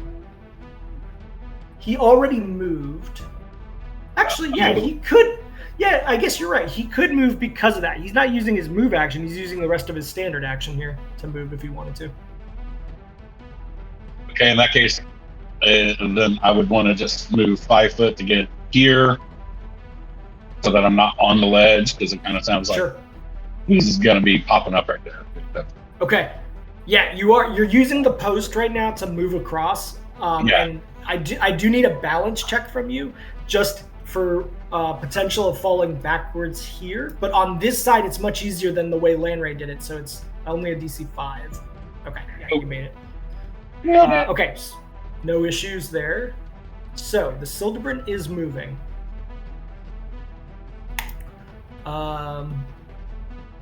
Okay. You hear it continuing to move, Medolfir, down below along the edges of the bridge, but you do not see any obvious signs of it from where you're standing. That is its turn. Lanray, what are you doing? So, I guess I can't even tell where exactly the Sildebrin is or moving.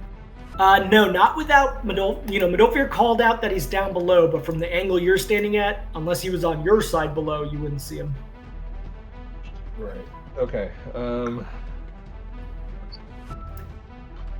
I am going to hop down from where I'm at. Okay. And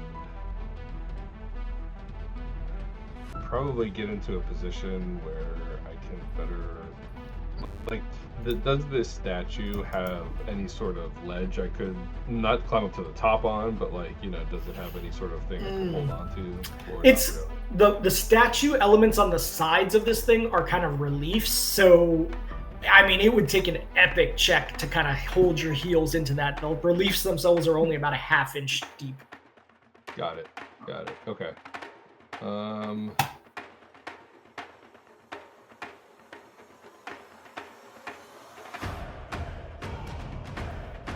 How high is this platform up from where we are? Which part? Up there? Yeah. That zone up there is a solid 30-foot climb up from where you are right now on kind of a leaned back incline of rock. Got it, yeah. Okay. I am just going to... I'll keep following the edge here with an idea of tracking Medolfir and providing him cover. Okay. So I'm gonna hold any sort of attack action. Yeah. Okay. So you're just kind of basically just looking for the Sildebrin. Yeah. Got it. You could definitely do that. All right. So you're sorry, I'm also going to cast a shield on myself. Cool. Yeah. Noted. Go ahead and click that button for me so I can apply the buff. Max, you're up next. What are you doing? You still don't... whatever is going on with the Sildebrin, he currently has total cover, total concealment. Okay. I'm trying to decide if I should go join Finray, or if I should back off to go towards Midolfir. Is Finray indicating like a little come over here finger or anything like that? I don't know, Finray, are you? No, I'm just hiding. Yeah, you probably lost sight of him given your spot check before. Alright. In that case, I will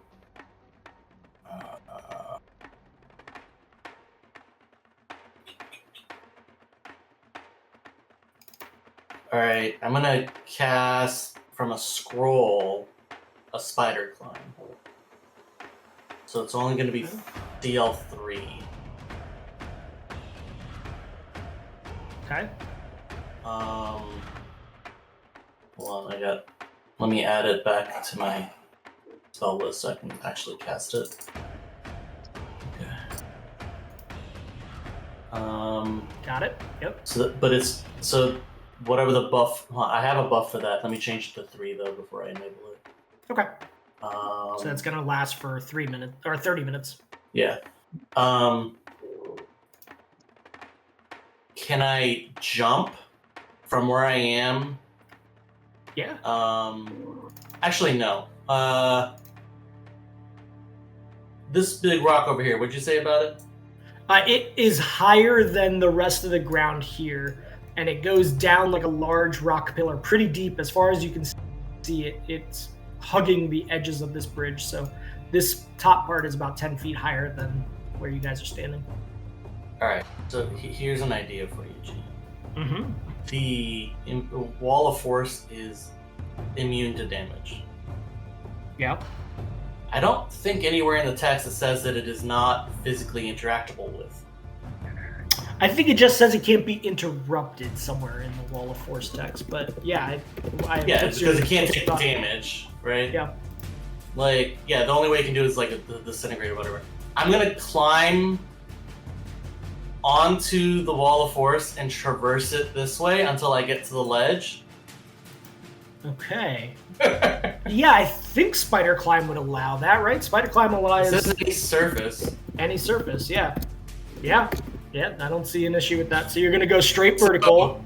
So this is what I'm imagining. You know that scene in the level in Mario 2, I think, where there's like a fence and and there's turtles climbing on it? That's what I'm doing. Yeah. Okay, got it. So you just kind of like shimmy up and then you start going sideways. Yeah. Okay, and then where are you ending up with that? After I get to the ledge, yes, I want to go down on the vertical surface of the thing, and then traverse like this without interacting with any. Like, is the stone? I did a pretty good spell check or spellcraft check. Yeah. Is the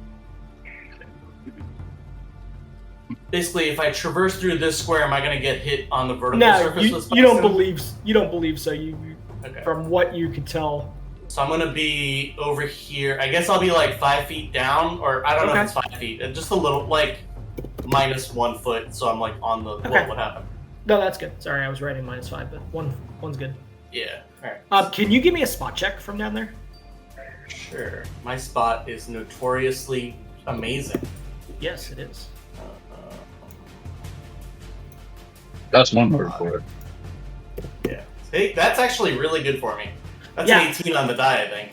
You notice that actually there's like a little bit of an under element here. The rocks are not a consistent cliff underneath this bridge, and there's about a 10-foot opening underneath this thing that goes all the way through. And I'm just going to sort of circle where it is here. It's kind of like that zone right there down below you, about 5 more feet. There's just an opening underneath this bridge that seems to pass across to the other side. Okay. Anything else you want to do with that knowledge? I mean, I think I've used all my movement and my action, so I don't. Okay. For some reason, your token keeps disappearing when you're put at -1. I think you've got. I don't know. I think you're. Put it at 0. You've got like an overlay or something that's 0 feet, and I don't know. Don't do that. Don't do that. Well, I'm on this side. It's fine. Understood.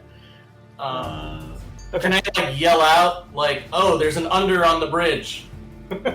Yeah, you can do that. So watch both sides. It might go through underneath the bridge. Okay, That's it. All right. With that, it is back to the top of the round. Medolfir.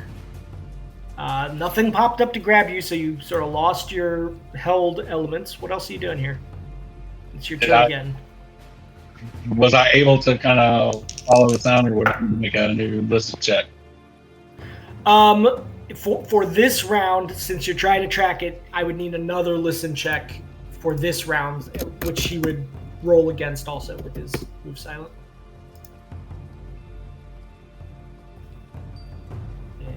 And... okay, not good. Okay, noted. So you're still holding out. Yeah, is that an action doing a check like that in? No, in this case, since I'm using it kind of like reactive, you're not like getting on the ground and listening. You're just kind of trying to track where this thing's moving against its move silent. So it is not a move action. I'm not attempting that. Yeah.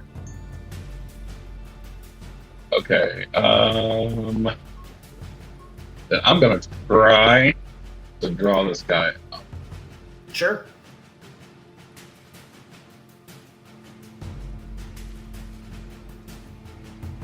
I'm gonna move over here, and then I'm gonna take. So before you say that, are you just moving along that ledge? Because if so, I need a DC 10 balance check. Well, no, or are you jumping? No. Okay, so I'm sorry. Maybe I'm just looking at the map wrong, but I thought moving from because I was here and moving here. In my mind, and maybe I just had it wrong, it looks like that wall ends there, so like I don't know, I thought like I would be getting off onto basically the top of the steps right there. Well, you would know that if you got off this rail, there's a high potential you're accidentally stepping down into spike stones. So would you have stayed on the... I had assumed that you were still on the rail at the end of last turn to have avoided that. I'm going to take the chance. Okay. So then down here, I need... Are you moving now? Hold on. So I'm just going to map how I move, like so. Yeah, sounds good. I need you to give me a reflex save.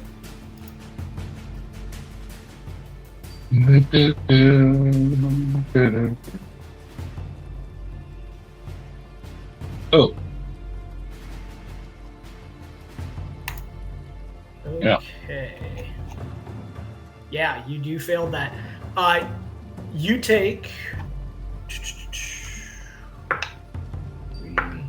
You take 10 points of damage. Let me see if that would be reduced. It's piercing damage. So it would be reduced by your armor. And is that 8 points? Is that 2 sets of damage? Because I heard. That's a good point. It is 2 sets of damage because each one of the 5 steps inside of the zone. So the first one you take 1, the second one you take 5. You take 6 total points of damage. All right, I took it. Okay, and you are now slowed by half. Essentially, your movement is half its normal for the next 24 hours. So I would have only been able to get about there. With your move action, yeah. Got it. All right. I guess that's fine.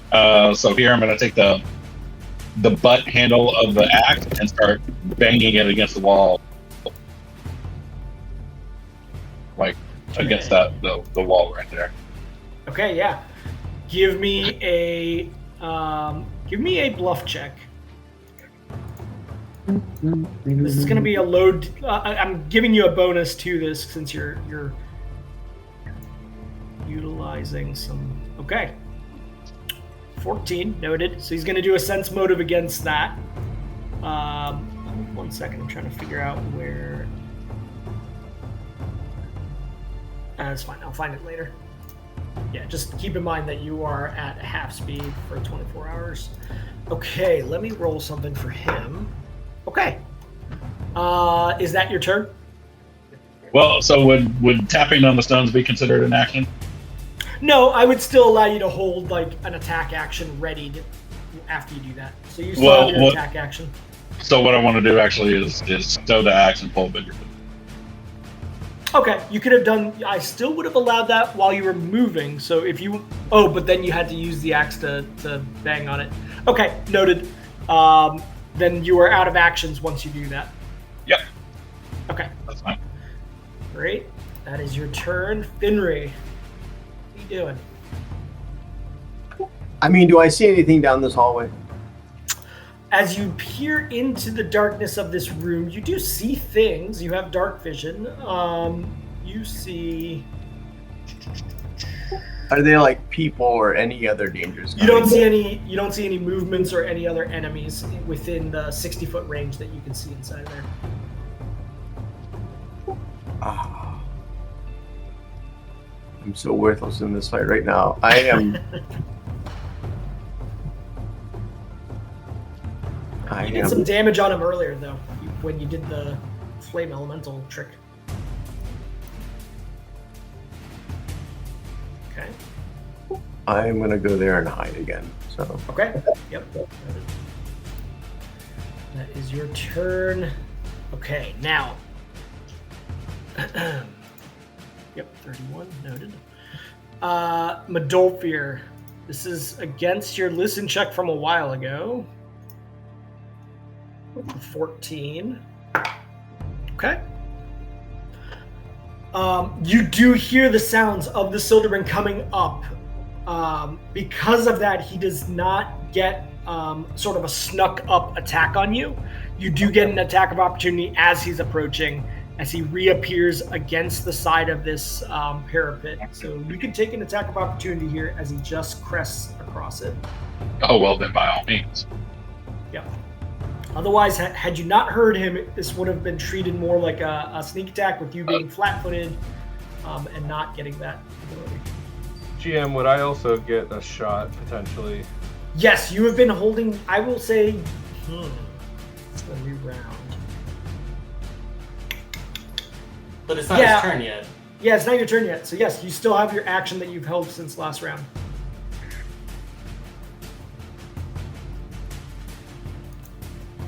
There we go. Okay.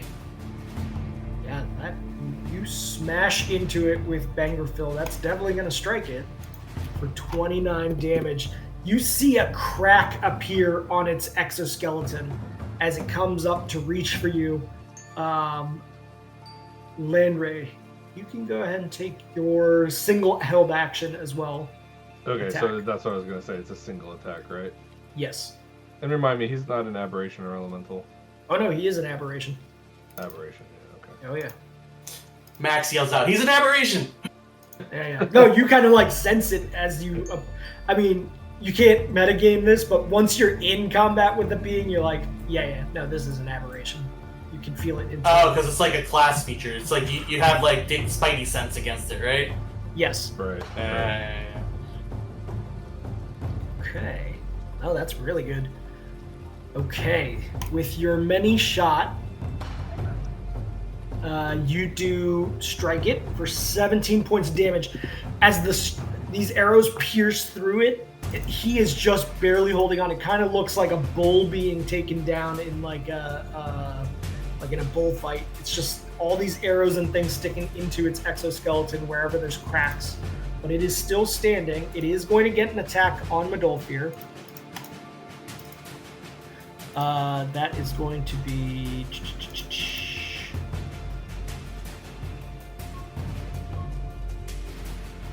Let's see, I can read the text of one thing before...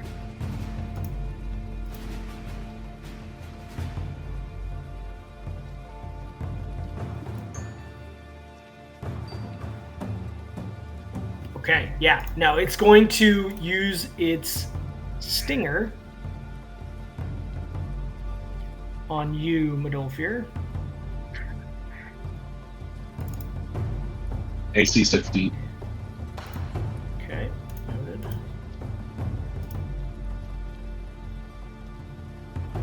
Yeah, that's definitely going to hit you, I believe.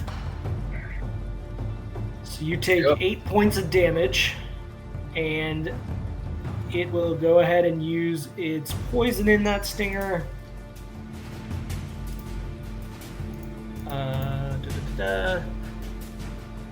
Okay, I need you to roll a fortitude save. Nailed it.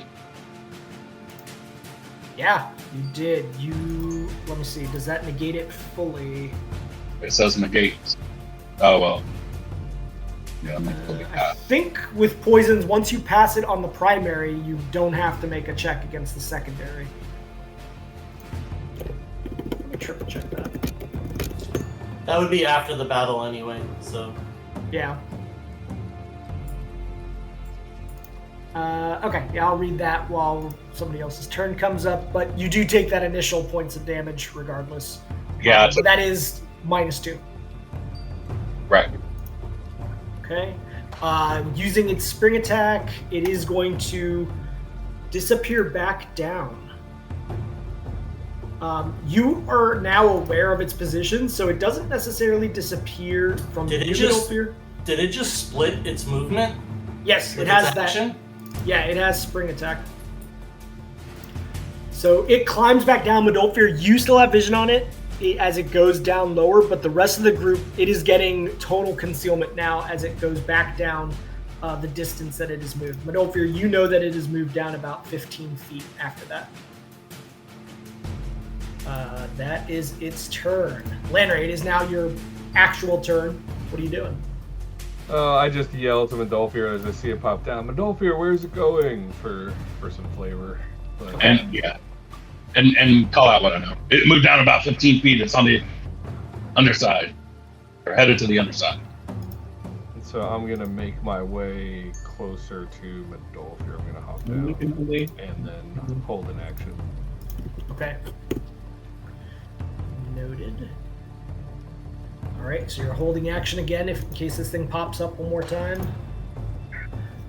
Max, what are you doing? Alright, so having heard them say that it went underneath and having seen this possible gap underneath, Max is going to move down and look this way in the gap. Okay.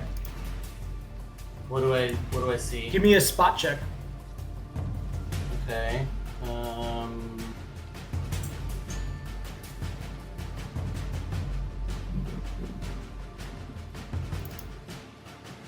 That's a nat 20. Okay, and in this form, do you have dark vision? I don't think so. Okay. There is enough... There's a light here. Yeah, that's what I was about to say. In that light, you can see the Sildebrin is 15 feet down through this gap. You see him, basically he went down in a vertical pattern 15 feet though. You do see a path that you could theoretically climb over closer to him. I think it would take your entire move action to get over to him though. But you do see him. You do see I'm him. just going to do magic missile because Cool. I have line of sight on it. Yeah, you do have line of sight now. And then, can I hide after I do that? Yeah. I get a +8 to this because I'm in trend form and we're in an underground rocky area. Okay, noted. So I'm just gonna put the 8 into the situational bonus and roll it. It should be included. Okay. Yeah, Midolfir, as you look down the cliff, as these missiles come from underneath the bridge and come and strike down on the Sildebrin, boom, boom, boom. Whatever grip the Sildebrin had on the edges of this cliff are released. And you see as it begins to plummet down, and it appears to already have been dead as it's falling. You got it, Max! The beast has fallen! Nice. Falls. It takes a long time, and you hear kind of boom, boom, boom, boom, coming off, and Max is just saying 1 1,000, 2 1,000, 3 1,000. yeah. I mean, it took like a solid 2.5, 3 seconds before you heard sort of what sounded like a final thud down below. with that, you guys, as you look around, split apart from each other somewhat, although Landry and Medolfi are next to each other. You do feel as though in the moments of kind of calm here that whatever enemies were aware of you before in this cavern no longer exist. You guys are out of initiative. Max is gonna dismiss the wall. Okay. It's dismissible. Yep.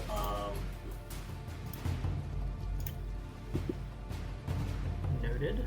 That is he kind of comes back up to the edge of the ledge and looking around. Can I see Finray now? Finray, are you popping out or are you staying hidden? Yeah, if everything's all clear, then I'm gonna pop out and kind of make sure there's nothing else coming out that hallway. Cool. Medolfi and Landray, you guys are kind of separated right now. What are you guys doing? I'm rubbing my shins, man. Yeah. I got the shin splints. Okay. You definitely still feel like a pain from where the stinger got through your armor. As you notice Max in the low light across the bridge kind of popping up again. I believe the darkness spell is now gone, so I will remove that. Are you attempting in any way to reconvene with the rest of the group?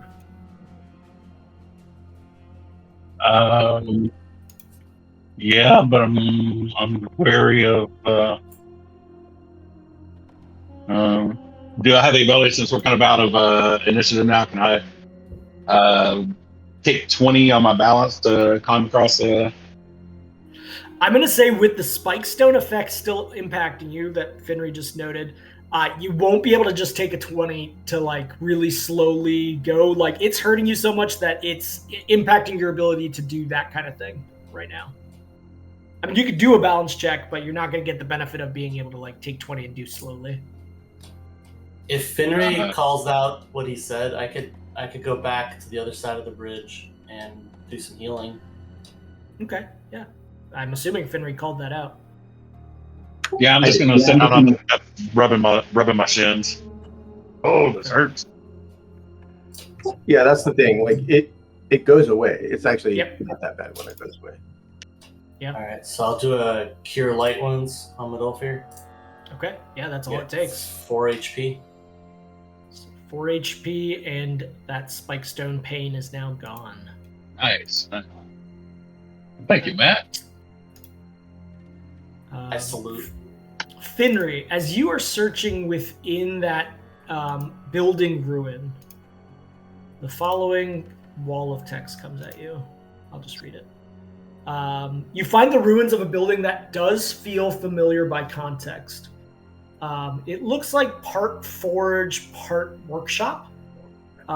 Anything that was kind of organic materials has decayed, but there is a lot of stone and metal still remaining. As you look in, you do see some various metal gears and telescoping metal parts strewn on a large stone table, as if they were kind of left there in a rush, not put away. You don't have to light a torch to be able to see some sort of strange maw, like a set of awful teeth about 8 feet off the ground, just at the edge of your vision, is in the darkness of that cave. What are you doing as you peer into that ruins?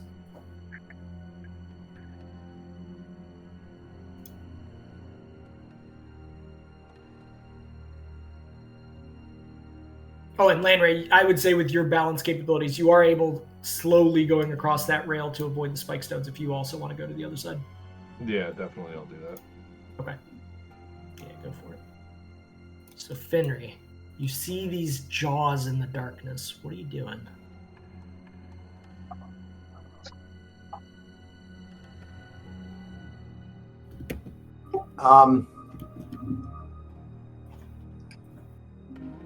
So essentially, is this like right as soon as we go in through the door, I would see the jaws? Yeah, from the precipice as you kind of peer in, initially for looking for enemies and then kind of just getting context of what you see, that's when you see it. About 60 feet away, just at the edge of your vision, this set of jaws.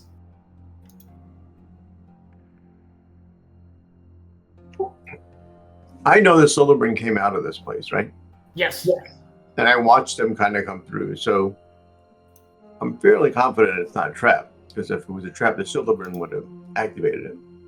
Mm-hmm. So I will start slowly sneaking in.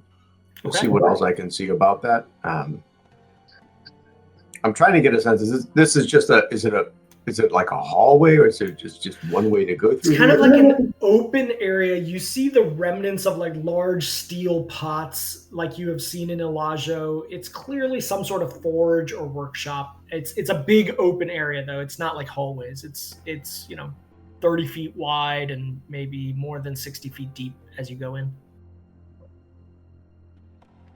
So it's like just a big amphitheater type situation, Yeah, I mean, it has a ceiling above it. It is a full structure, but it is just one large open area. It doesn't seem to have any subdivisions inside.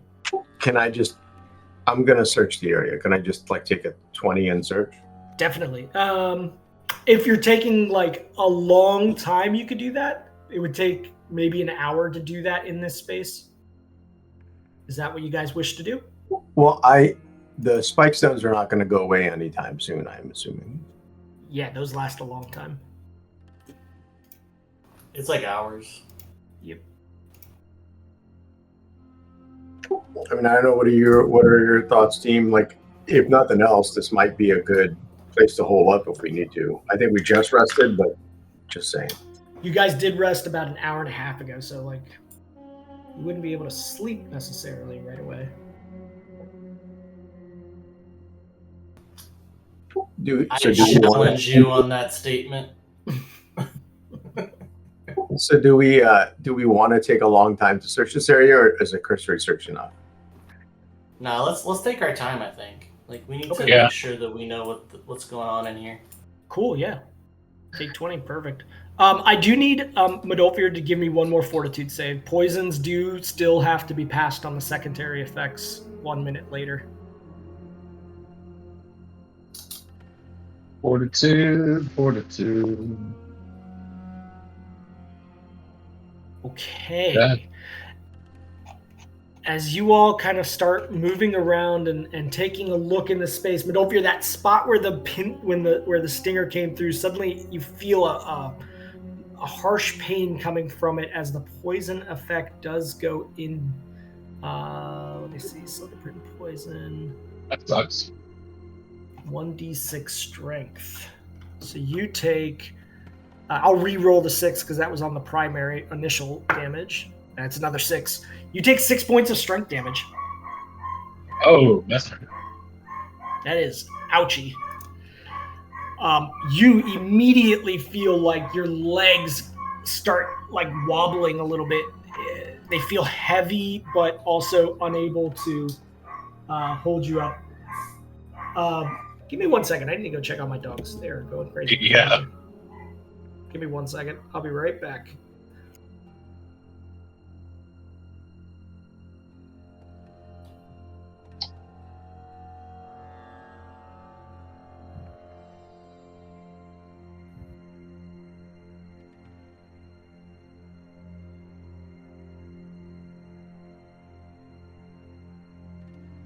Oh, so much loss of damage.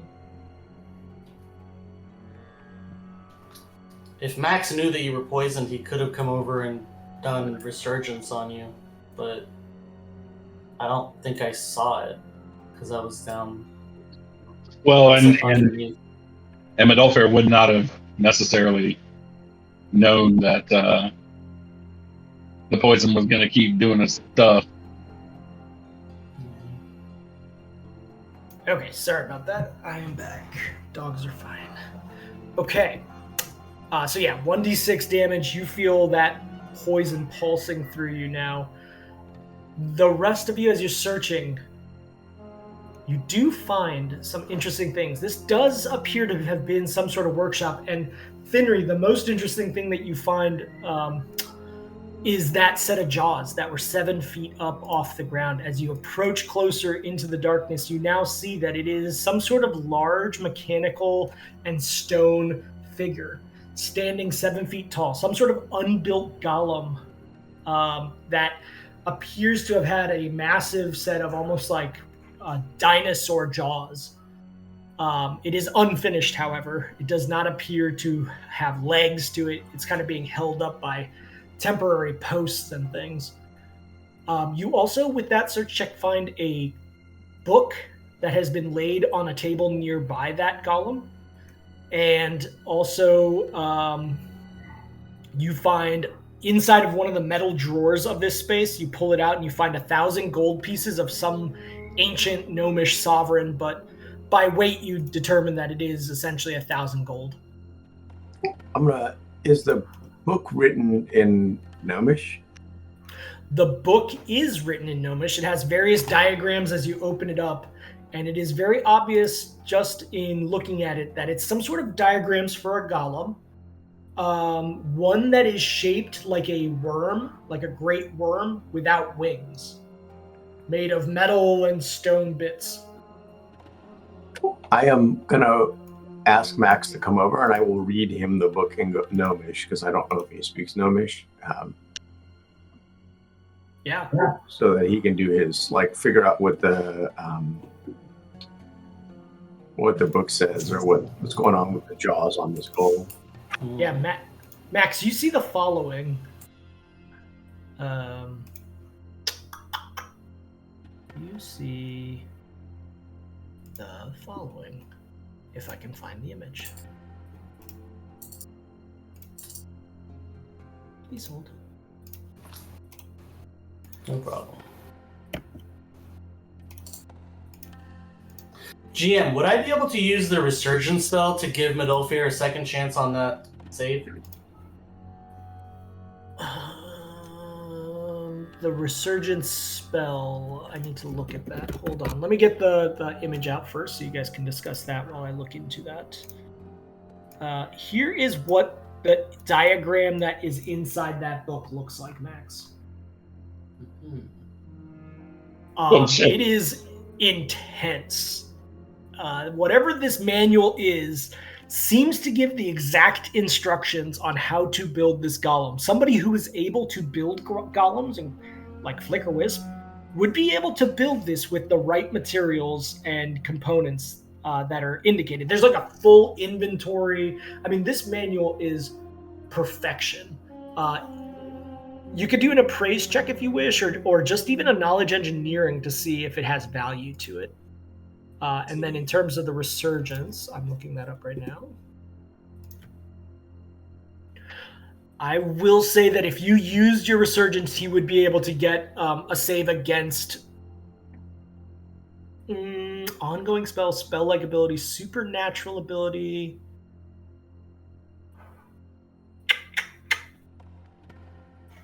Actually, it's not specific to poisons. Is not any of those elements, so I don't think it actually does. Yeah. Okay. No, that's why I asked. Yeah. Yep. Yeah, it's more physical with a poison, right? As opposed to. I get it. Yeah, it's chemistry. Yeah. Yep. So, yeah, you guys see this diagram. With that knowledge engineering check, does anybody else have a praise or knowledge that they wish to try? I also have an appraise I could do, but I don't know if you want me to do both. Not you. No, one or the other, pretty much. Yep. No, Landray does not. This is not his area. Okay, sure. Okay, so if Finri, do you want to do an appraise check by any chance? I think you have skills in that skill ranks. I can. Yeah, let's see if it helps the check. I'll say whichever one of you gets the higher, the other is helping, as long as it's above 10. Okay. With that appraise check, Max, you give Finri doesn't understand necessarily the engineering of what's being shown here. You help him with that. And then, Finri, as you look at it, you just, in your mind, sort of with your knowledge of dealings and bartering and things in the underworld, you understand that to the right person who knows what this diagram is really about, what this manual is about. This is like an Iron Worm Golem manual, and you believe it to be worth upwards of 50,000 gold potentially. To the right buyer, you might be able to get 50,000 gold for it. even to like just a basic sort of arcane person with that kind of money standing around, you might be able to get a pretty substantial amount of that back as well. If you would try to sell it to some Joe Schmo, though, they would just kind of laugh at you. They don't know what that is. But 50,000 gold. So 50,000 gold of a book and 1,000 actual gold. Are you guys splitting the gold so I can just dump it into your inventories? Yeah, I'm fine with that. What would the split be? 250. Yeah. I'll add it. You add yours. I'll dump the rest of it into each one of you guys' inventory. Okay. So what about the book, though? Is anybody taking that book? I mean, I would tell Max, I'll take the book if you guys want to take the gold.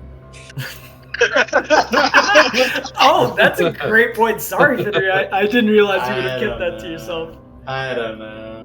Max realizes what's going on. Wow, I'll say Max. Not caring about gold at all. Interesting. Max, with your engineering check, you would have known that this is valuable. Maybe not to the point of 50,000 gold, but certainly you know that it's worth thousands with that check. Oh, wow.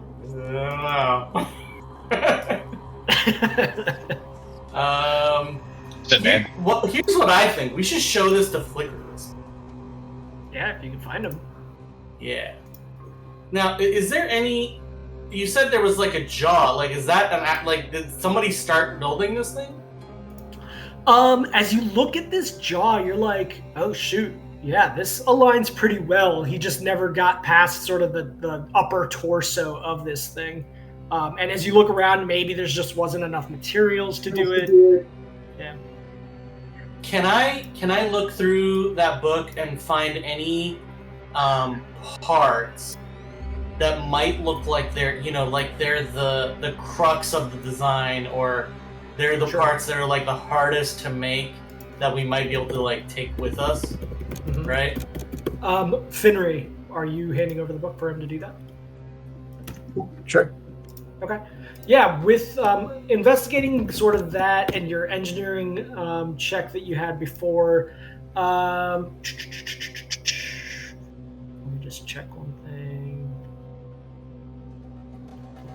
I want to point to something in the book and be like, if you can find, if this object here is in this workshop, we should take it, because it would be this is like the hardest part to reproduce. Yeah. Let's see. I just need to check one thing. I'm trying to check what I need to read back, because since Flicker Wisp isn't in here, I haven't been double checking on the craft construct, but I believe it is also half of the material cost of the eventual thing.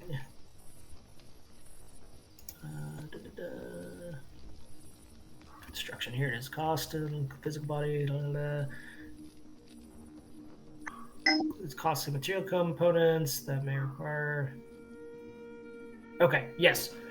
In terms of what you see here, there's not one core element other than sort of its central element. You see these two battery cells down here on the diagram? It seems like those would be what gives the construct its kind of magical essence. Potentially Whetstone is that thing. You know that these gnomish mines were used to gather Whetstone previously from your travels in Alajo. That it seems to have been the main focus of some of the mine spaces in these gnomish ruins. For something this size, you would probably need a couple of the largest Whetstones that you've been able to find, sort of those 5,000 gold stones that you had. But as you've searched this space, you have not found any of that kind of component. What you have found is the metal and the mundane aspects that are very heavy that have constructed this being. Okay. All right. I hand the book back to Finray. Okay. And I say, I don't know if there's any other things we can. I mean, Finray would Flicker Wisp would definitely love to see this, but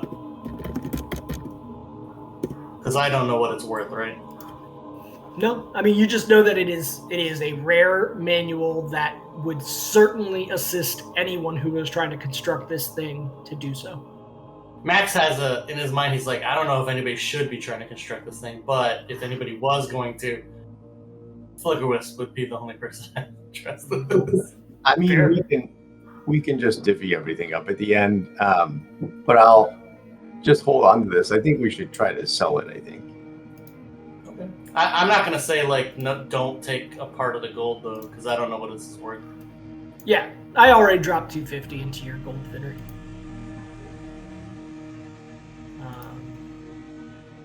So I'm just going to put this in the bag of holding. It is identified, I would say, with the appraise check. So it is ID'd as an Ironworm Golem manual. It has cool illustrations in the book. Well, it has the illustration I've already showed. Okay. You guys are in this building. You feel confident. There's not much more to this space. This particular building is much larger than other gnomish structures you've seen. Probably because whoever was running this workshop was trying to build giant constructs from the appearance of it. What are you guys doing? Medolfer the whole time is just sitting in the corner, just kind of like, my sword's getting heavier to hold. Yeah, that's true. You said these jaws are 7 foot tall?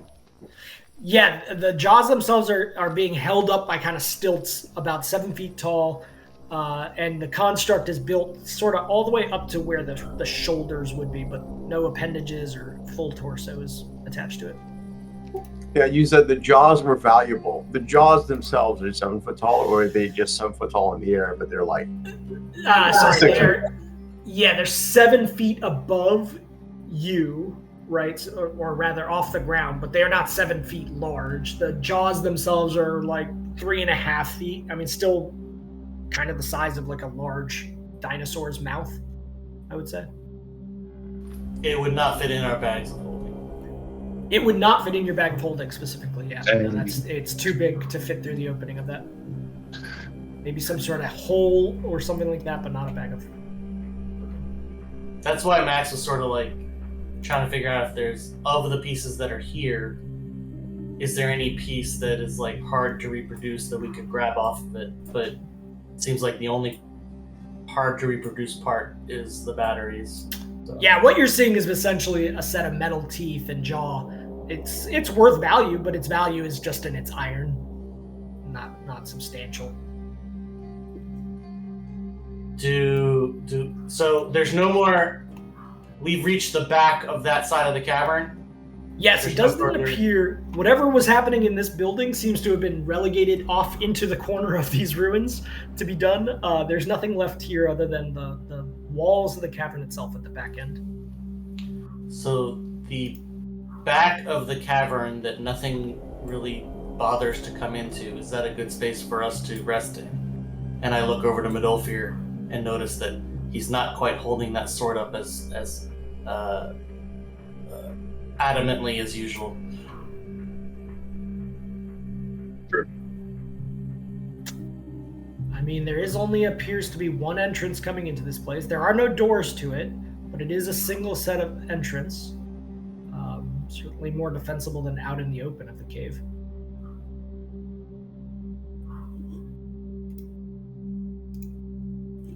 How do you guys wish to rest, if you wish to rest?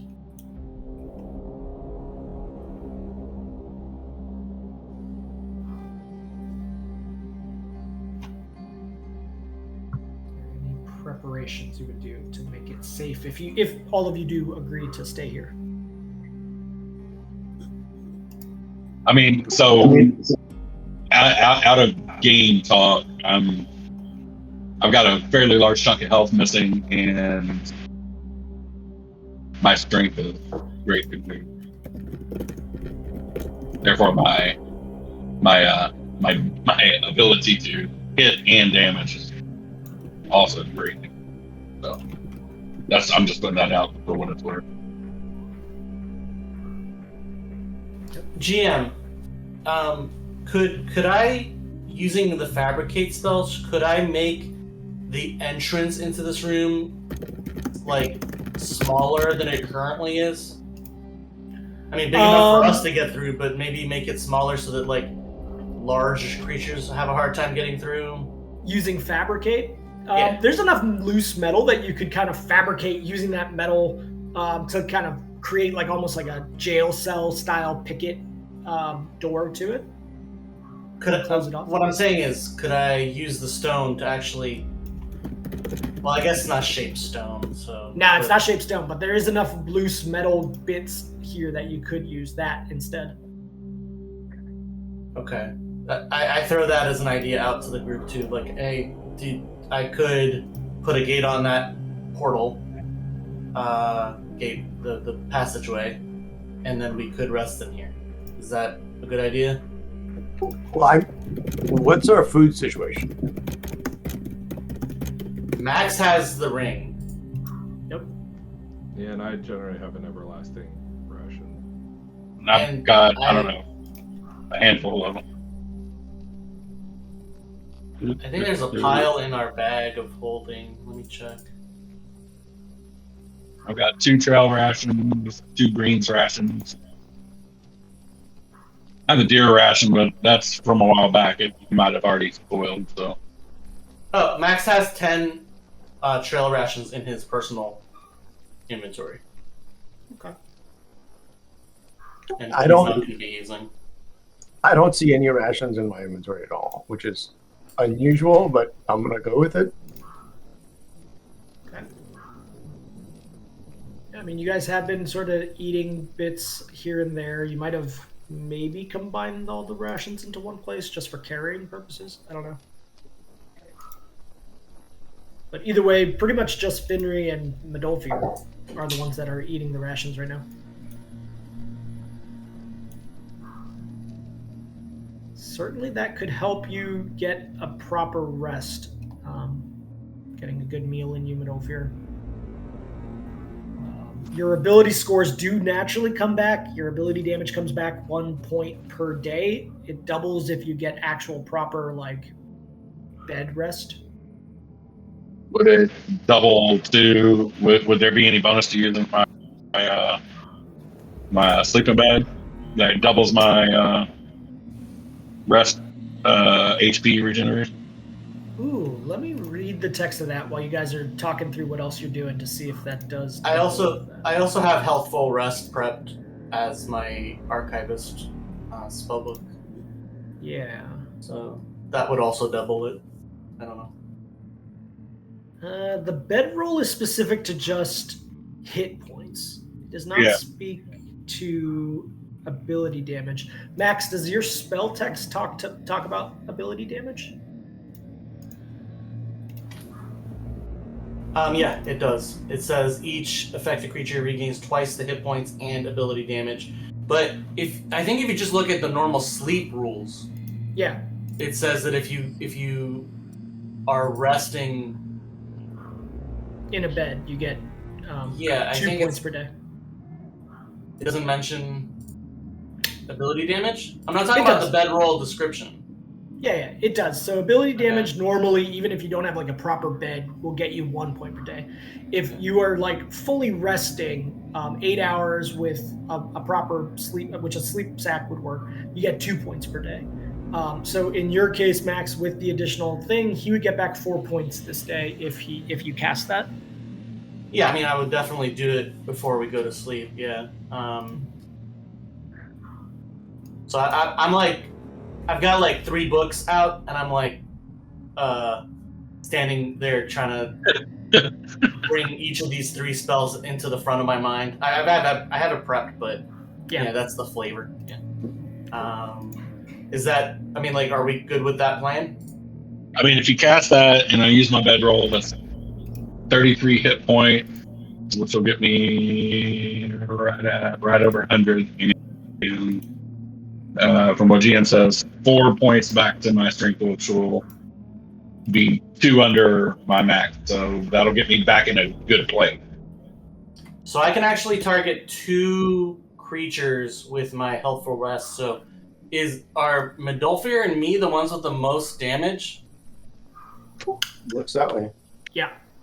I'm down. Everybody else would be full with just regular sleep right now. Yeah, so I'll put that on me and Medolfir. Okay. Do we have an extra actual bed, or is that bed that he has like magical? It's a sleeping bag, and it's magical. Oh, and it is magical. Okay. Yeah, only one person can fit in it at a time. Okay. I don't know if you guys have any bedrolls on you. Landray, you usually carry stuff like that. Do you have an extra bedroll? Oh, there's 2 in the gear in the bag of holding. Okay. Yeah, I don't really have a bedroll myself. So you guys have like 3, but I mean, this, you don't have to have a bedroll to get some rest.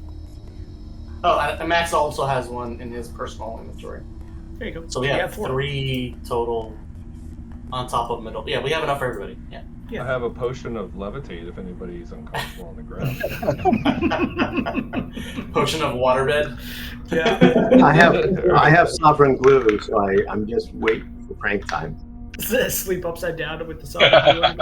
All right, so Max turns the dragon head into a gate, like a portcullis. Okay, cool. Yeah. And then he's going to cast Healthful Rest on himself and Medolfir. And I'll also do an extra. I'm gonna expend my. So Medolfir is definitely gonna get back to full with the quadruple, right? Well, Or not is he just full, gonna be close? not full, but I'll be in a good spot. Yeah, he'll have Just like- 115, and he'll still have 2 damage on his strength. How far off am I gonna be after a rest? With your healthful rest, you will be 22. So you'll be at 66 out of 80. Alright, so I'm still short. Yeah, do it on you. 14. Yeah. Alright. Yeah, if you're gonna do anything else, I'll do a cure light on myself. Okay. So that's +7. And then Yep. I'll do 3 more minors, which are just +1, so 10 total. Okay. Yeah. So that gets me to 54 out of 80, which I think after the rest I should be okay. Okay. As the portcullis kind of forms, you see there's ways to maneuver it once it's fabricated if you wish, but you have some sort of like metal lock on it from the inside, I take it, so that it won't be able to be operated from the outside, Max? Yeah. Okay. Yeah. Or like a bar that goes all the way through so that Sure. they can't grab it from the outside or something. I don't know. Okay. The only light I'm from Terthus. I imagine I know how the mechanism of a portcullis works. Yeah. The only light that you guys have emitting would be created by yourselves at this point. I assume, Max, you're using the magic twig at this point just for a little bit of light. Yeah. Yeah, but there's a forge in here, right? Is there anything for the forge to burn? Like, is there coals or anything? Yeah. You do notice there are coals still left in the forge. What do they call that part of the not a bellows, the large stove in a forge. kiln. Yeah, thank Yeah. you. The kiln itself does have coals still in it that, they're coals. They should operate even if this was 1,000 years waiting. Are you lighting that? I mean, it sounds like it would be a nice place to sleep in the coal light. I don't need the light, but for the people that need light. Yeah, I mean, The none only of you thing are that- sleepy right now, so you would be like kind of expending time doing stuff before you really actually could go to sleep. Yeah, like I don't think the coal is gonna get us anything other than light outside of the tiny hut eventually. Mhm. Is it worth doing, or do we just? Because Are you- also light might attract things. I don't know. So are you casting Tiny Hut also on top of everything? Well, we're not. I'm gonna do that when we're actually doing our sleep. Gotcha. times. Okay, Yeah, got because it. it doesn't last as long. Yep. Yeah, I mean, you guys don't need the light as long as Max has the twig. It's enough light for everybody to feel I think we comfortable. actually have 2 twigs. I have one, and then I gave one to someone else. Okay. Someone's got, or it might be in the bag of hold. I don't know. Yeah, there's one in the bag of holding. as well. Yeah, I think Finry had it, but he no longer has it. I don't think he. Yeah, it's in the bag of holding. We could just like turn it on, or pull it out of the bag and stick it somewhere. Maybe next to the portcullis, right? Like not next to, but like on the wall, on our side, sort of. Yeah. Or you could have two twigs like horns coming out of your head. I could also do that. That would be pretty cool. Landry and Finry, Max and Medolfi are kind of healing themselves up and prepping things and doing fabricating. What are you two doing in this space, in this time? There's 5 or 6 hours to blow here before you guys would feel sleepy. I am doing my poison crafting. Nice. That's it. Okay, yep, noted. Another day of that done. Landry, anything that you're doing? Yeah, I don't think I have any more books to read, so I will just be watching for any threats or anything, just keeping an eye on stuff and listening. Okay. As you kind of sit there and keep watch early on this, your little brain spider is like kind of crawling onto your shoulder. It's just this little tiny like mechanism when you're not actually casting it that just sits on your shoulder, adjacent to Meldo essentially. Okay. Time passes. Max, are you doing anything that would take craft time, etc.? Just doing the thing that I've been doing, using the Bokob's Blessed Spell to like transcribe everything into that one book from the variety other books. Cool. But know that. I don't. It doesn't take any materials. Like it's free. Yeah. Yep. I mean, I've been doing it like basically in every downtime we've had. So yeah. I don't know. Okay. And Medolfi, is there anything you're doing before rest comes? No. Preparing for rest. Yeah. I need one of you to roll the 1d100. Say who is doing it before you do it. I say Finry does it. Okay. No pressure. Okay. Low is good. As you guys prep, there is no obvious beings that approach the portcullis gates or anything like that. This little corner seems to have been a good choice in terms of how to rest back in this system. You do, however, hear rumblings at times, large ones, almost as if an earthquake is happening for short periods of time, but the sounds of that earthquake are, let's say, mechanical almost. Like an earthquake has kind of a natural wave pattern that grows, rumbles, and dies down like a tremor, right? These are more like sudden, jerky, grinding of rock sounds that occur and then stop sporadically. Yep. Can I ask Max to look at that diagram to see what the best way to kill one of those big pointless things are? Yeah, Max, you have that tactical kind of dark knowledge thing, right? I would allow that to be used for that purpose. And also, I just use magic to pull the thing apart ahead of us, right? Like the big torso. Like it's almost like a bust of the dragon, right? Like it's. Yeah. You said it was like the shoulder up, right? Yeah, you like reverse engineered it in order to pull it apart with the fabrication. Yeah, it was like one of those engineering drawings where everything gets exploded to show how like things are connected to each other. That actually happens in real life in front of us all. Yes, it's an IKEA diagram. So essentially, Max, go ahead and give me. You can try the dark knowledge attempt. I think there's an actual roll that goes with that, right? Oh, is this technically a creature? Yeah, it's a construct, so it is. I'm calling it a creature. Yeah. All right. If it were living, it would be a creature. Yeah. Okay. I do have one more use of it for the day.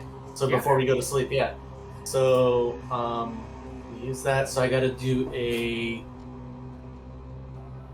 What is the actual knowledge whatever is applicable to this thing, right? So Engineering. So engineering, because it's a construct? Yep. Okay. So an 18. Okay. And the check is only a 15. Yeah. What you essentially gather from reading this diagram, which actually could be applicable in the future for this thing or against other constructs, is that there's a power mechanism that brings sort of the soul of a construct. In this particular diagram, at least in gnomish constructs, it appears that is somehow an arcane battery associated with the Whetstone cell that goes inside that construct. And by either dispelling, damaging, or otherwise like overpowering with potentially some sort of force, arcane force, that spot is more vulnerable than the rest of the construct. So are we talking like a Death Star situation here? Yeah, this would be like something that would give it vulnerability if it's ever struck. It's okay. So double damage essentially if you strike that part of it. Okay. And potentially the ability, if you fully damage that component, sort of with the Sunder rules that Manolfi uses sometimes, if you were to fully damage it, that the entire construct would just basically go void and become material. Okay. What is there a spot I can point to physically in the diagram and be like, those batteries on this construct are located here? Yes, there's two spots on the specific worm diagram. There's one in like where its tonsils would be almost in the back. You imagine that might be what powers the flame breath of this construct. And then one that's kind of right beneath the sternum, guarded by a large cage of metal behind that sternum, yeah. And the sternum one, I assume, would be the overall control, and the tonsil is specifically for its breath weapon or whatever? Yeah, I'd say with that check you would know that. Yep. I explained that. Okay. So, at least with gnomish constructs, that would be the case, and particularly of this particular construct, you know even more detail, just like we just said. Okay. Eventually, time does pass as you all are doing your various things. So, question: do we get the plus? Do we get the +1 on all gnomish? I will give you a +1 against all gnomish constructs now, and I would say, does that have a time limit? Let's see, lasts for 1 minute. Unless I would say because of the manual, this is going to apply now. So long as you have the manual on you, as long as you've done that. Yeah. So until we sell it, gotcha. So you sell it. Yeah. Okay. With that, you all do rest, so you may now officially hit your rest buttons. I will. Yeah, Tiny Hut is cast, so that gives you a little bit extra. Adolphir, you essentially will end up at 115 health, so I will go ahead and just I'll adjust it to 115. And Max, you get. I gained back 4 strength. Is that correct? Yes, 4 strength. I didn't. I hadn't put that damage in. Did you put the damage in? I did. I readjusted. Okay, so you have 2 damaged now. Yep. So I can do. Double rest. Yes. I didn't really. Oh, that's where you do it. Okay, never mind.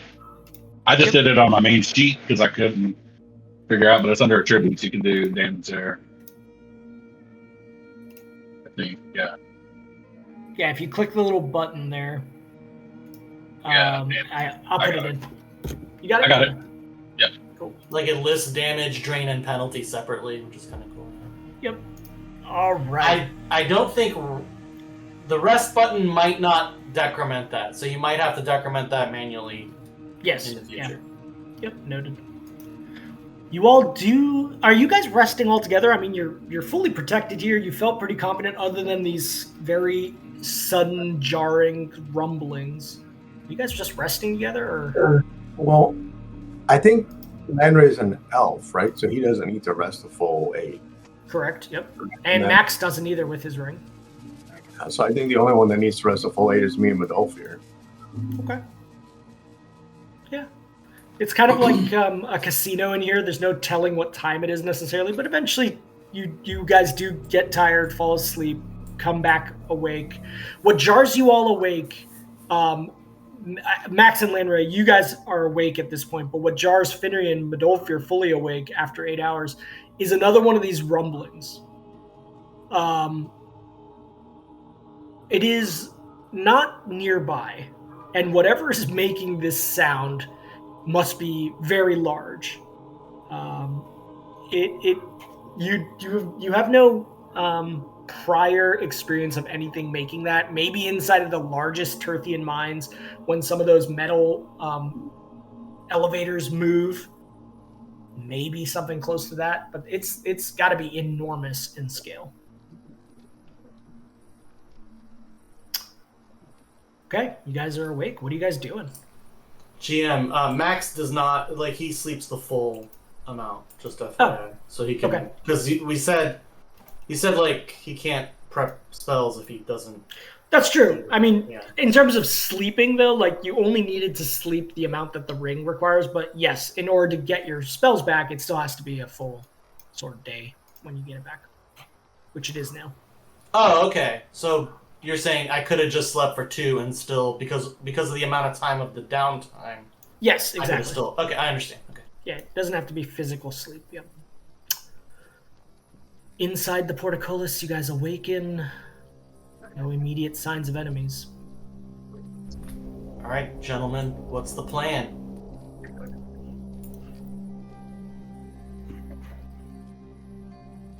Well, I mean, I think we said this before. Either we go north to see what's at the top where there's mining, or we go into the town.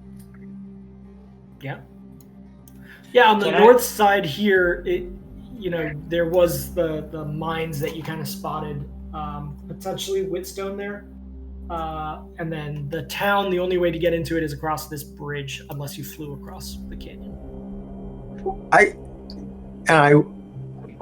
I'm going to look at Modulfir, and I'm like, I don't know how a gnomish city got mixed up with a barbarian orc tribe, but I'm here for it. Yeah. It takes all. Is it like a cargo cult situation? They just ran into this place and they were like, "Oh yeah, this looks good."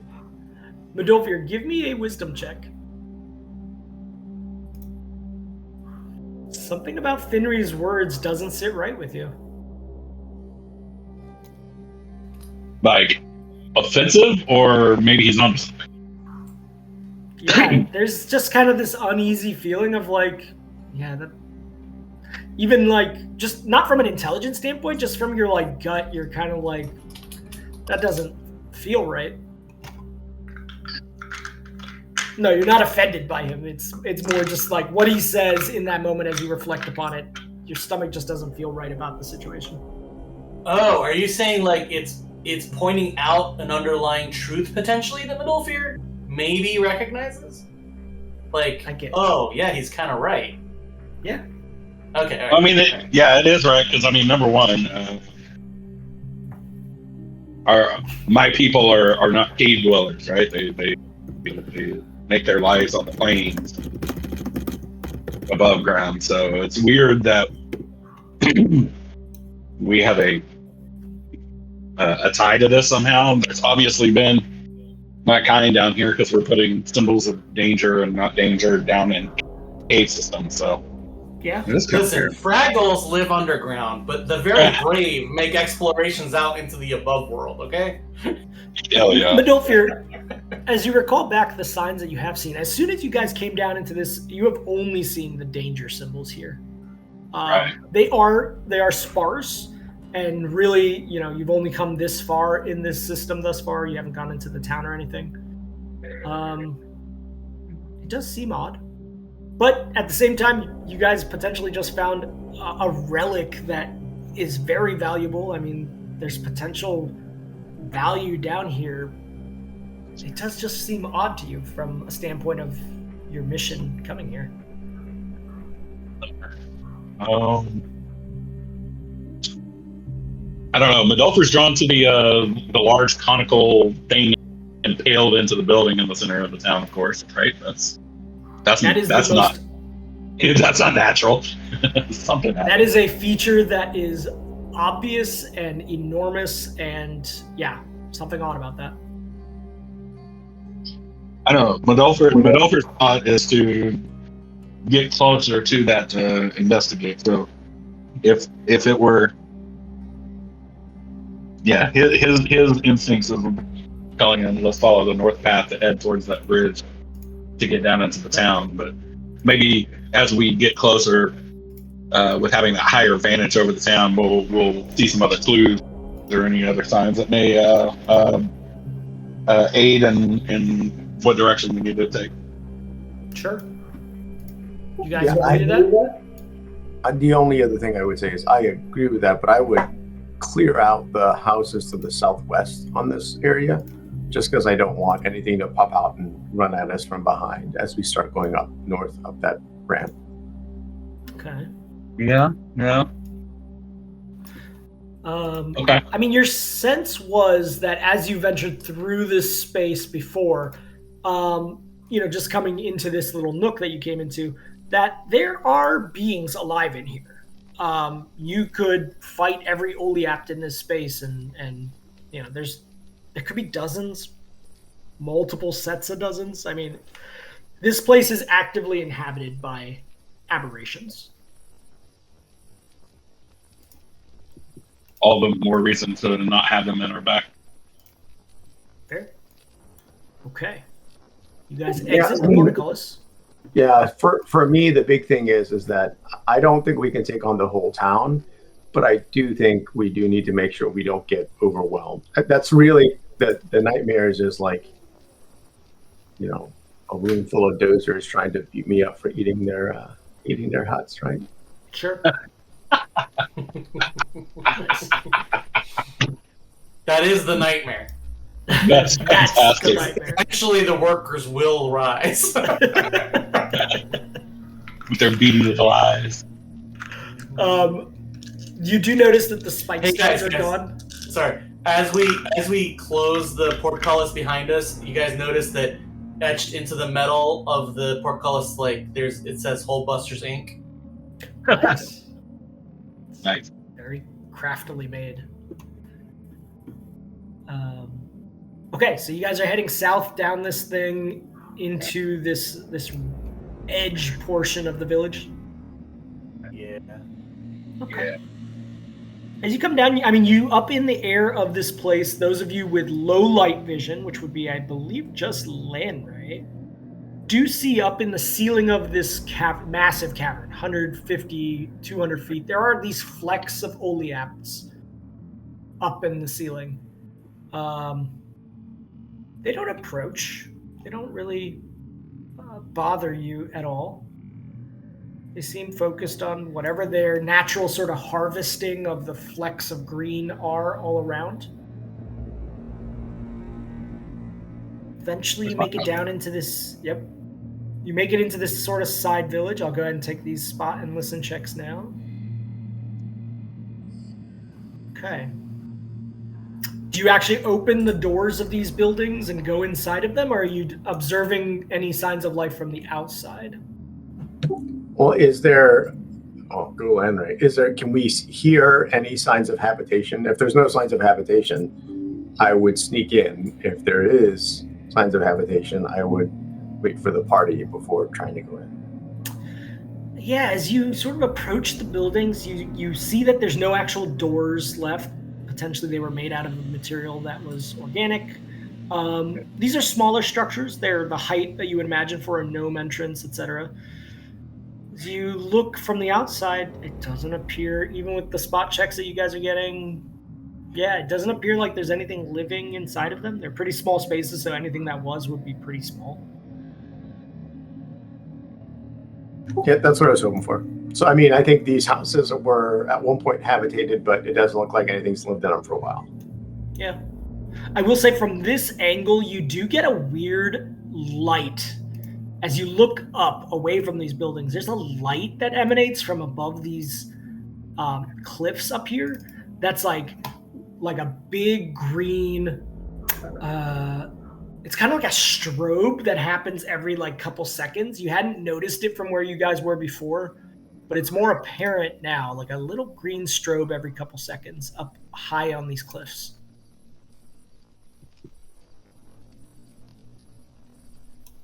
So, are you guys heading towards that bridge to the north now that you feel a sense that these buildings are... I'm going to do a quick search just to see if there's anything left in these houses, and then let's go. Yeah, sure. Okay. Give me a move silent if you're doing it that way too. Are you moving stealthily through there? Yeah. Okay. Yeah, as you kind of step through the precipice, as the rest of you hold position, you look through this first house. I mean, there's nothing that seems of value. Anything that was being used seems to have decayed away. There's signs of like life that lived here before. Pots that are out, plates, some furniture still standing, a lot of it broken and sort of frangibly destroyed. Yeah, mundane things. Do I need to re-roll for each house, or can we just say? I'll say with those, you kind of sneak in with each, and you get that sense that these were residences of some sign and not anything of value from what you can see.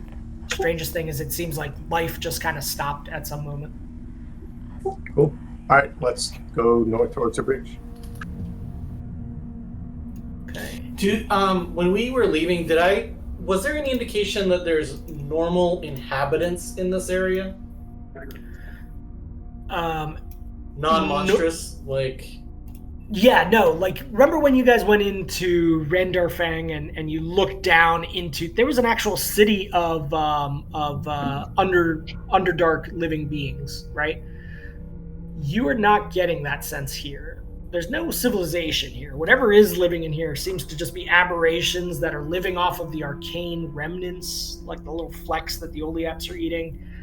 I don't see civilization here now. So I wouldn't have had any reason to think, oh, I should prep seeming. No. Okay. Yeah, it's more like Elijah, abandoned except for some monstrous beings that have overtaken it for some reason. Okay. You guys make your way north, spotting again various oleaps and things. Whatever other aberrations might be in this space, they're not coming out to play. Landray knows from past experience that aberrations generally as a group like to attack prey unbeknownst. They don't really attack in big mobs except for a few types of aberrations. So there could be things hidden in the shadows that you guys are not seeing with those particular spot checks or listen checks. Eventually you do make it to this bridge. Yeah, I'll pull you to where that is. As you go north, you notice this conical shape that comes down from the ceiling and hits the buildings. It remains perfectly cylindrical, mathematically cylindrical, as you get closer to it, as you turn around its other side. And it is explicitly going into some sort of building, like right there in the center of the town. It's strange how it's just collapsing into the roof of this building. Okay. Yeah, you come to this bridge.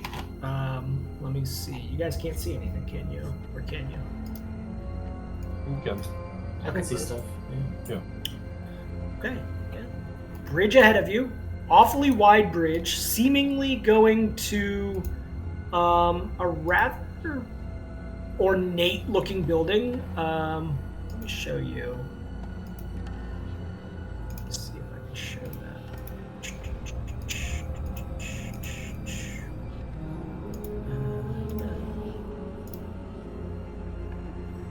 Hey, where are my favorites? That's fine. So it is this building. Across the way on the bridge, you see this rather ornate looking building. There are little Whitstone torches going, lanterns going outside of it.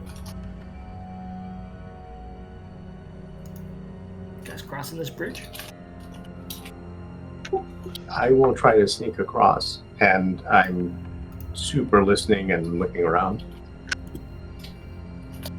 Here, come across this bridge. It'll be fine. It'll be all right. Go by yourself, though. Okay. Are the rest of you staying all the way on the other side of this bridge, or are you guys kind of trying to keep somewhat of a pace behind Finry?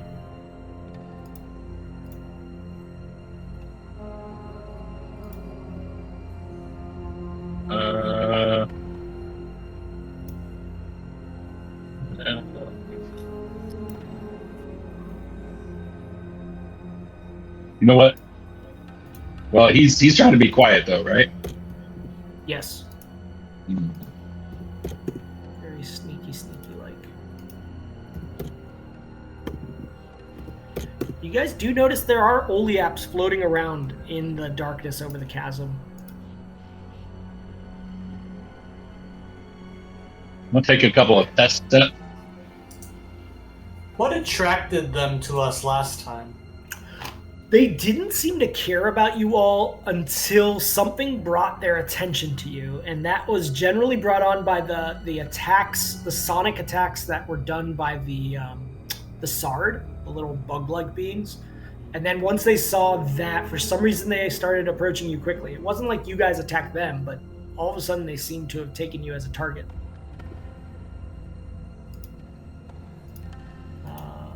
Okay.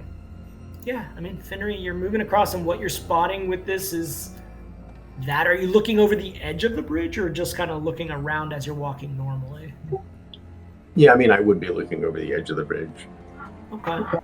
Especially if the whatchamacallit kind of hung out below the bridge when we were at. The Sildebrin, yeah. As you look down, you don't see a Sildebrin or any kind of large monstrous beings like that, but you do notice one thing. Right about here, there's like this colorful vine. Almost like rainbow-colored vine that is grasping the bridge. Is that the same rim? Yeah, you saw it before in the pit on the other side. It came out to the next, didn't it? Yeah, that hole that tried to suck you guys in. You remember this to be potentially a prismatic roper, or maybe the signs of one.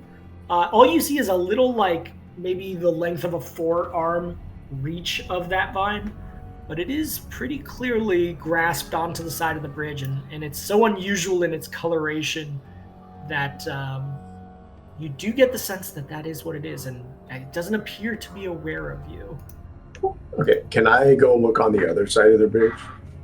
Yeah. Are you signaling to the rest at all? Yeah, I'm going to tell them to stop moving. Okay. And I'm going to check the other side of the bridge. You guys get that signal from Finry. I assume everybody else is stopping accordingly? Yeah, Max stops when he gets Yeah. Yeah. I mean, you guys can see Finry because the little flecks of magic in this cavern keep enough low light that you can see figures and shadows. Nobody's in concealment here. Finry, as you go over to the other side of the bridge, you also see more signs of those little vines just kind of grasping like an invasive, kudzu along the edges of this bridge. But you do not see the larger figure of a prismatic roper.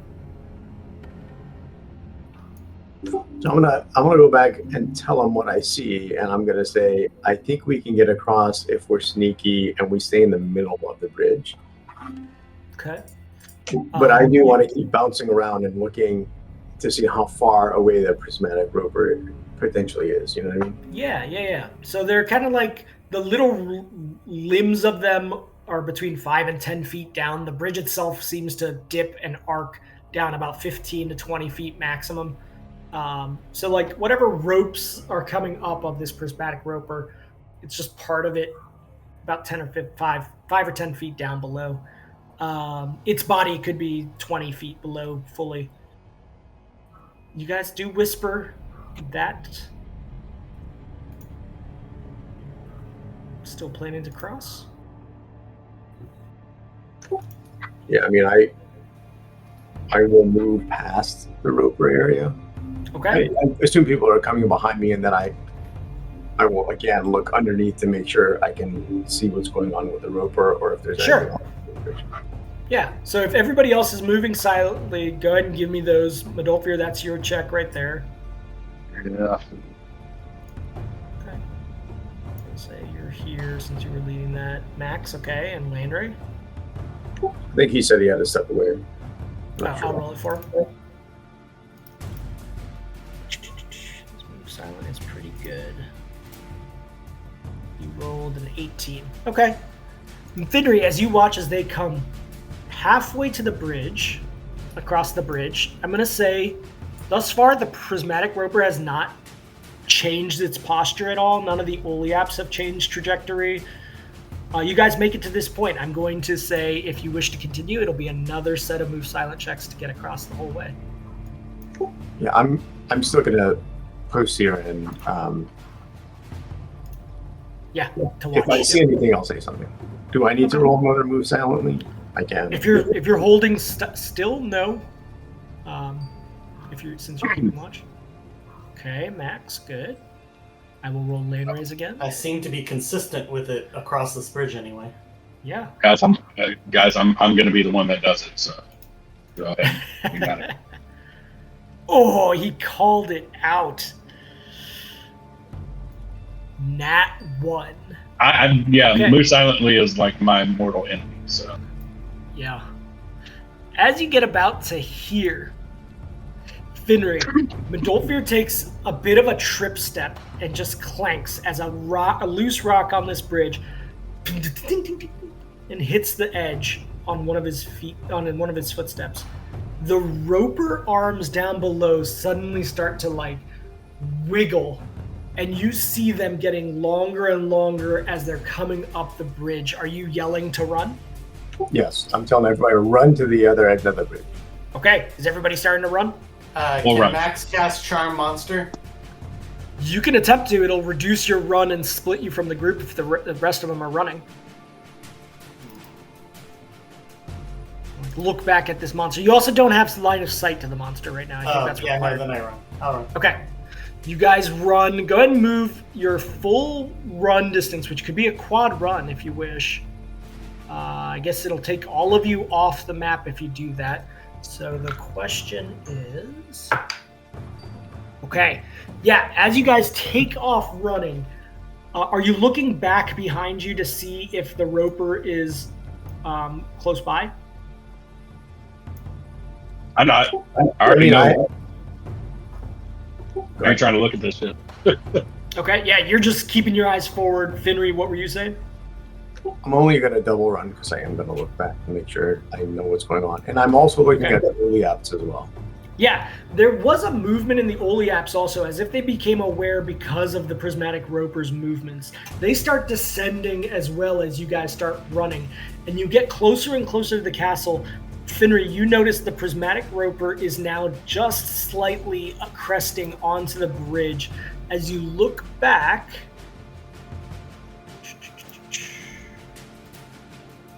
Let me just check one thing.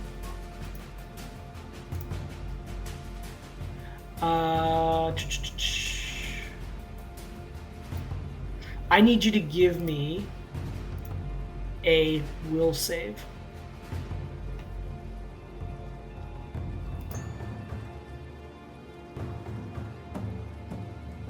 Okay. As you look back into the darkness of this prismatic roper, it begins to do this strange coloration, and just as it's doing that, you make it far enough away that you're not affected by that. You kind of shake it off and go nope, and continue to run with your group. Now at the rear of your group, are you guys continuing to run the next turn towards the castle? I mean, when we're far enough away, we should regroup. I didn't, and I'll tell them not to look at the roper because I forgot that it would fascinate me. Got it. Yeah. Sorry. Yeah. No. Is anybody looking back? I take it you're following Finry's words. and continuing to look forward. Yep, I'm not looking back. Yeah. I mean, these Okay. carry-up thing, or the Oli-up things, like, they're probably not going to keep following us once we get a certain distance away. They seem like they're... They seem I'm not very even worried about those opportunistic. guys. Yeah, They seem like very they're mindless. opportunistic, yeah. Okay. Yeah, you guys continue on rushing towards the castle. You do spot, you're calling it a castle. It's a large gnomish structure. You do spot doorways that go into this place that still have metal doors attached to them. The doors of this place are closed currently.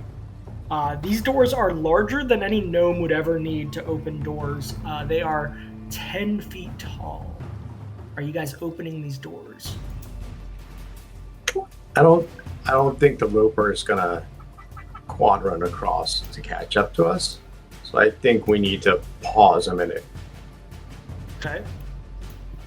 Without having looked back again, are you looking back to see if the roper is closing in? I mean, I'm gonna look at the group and say one of us needs to look back to see if the roper's coming. The other ones can pull us back because if we get fascinated. Hold on, I'm gonna make a. Who's got Make a listen. Plus 13 to will.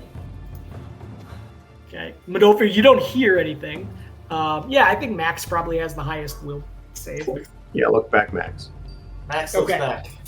Max, as you look back, you do see the prismatic roper on the bridgeway. It's moving very slowly. This thing, if you guys just kept up a decent walk, it would never catch up to you.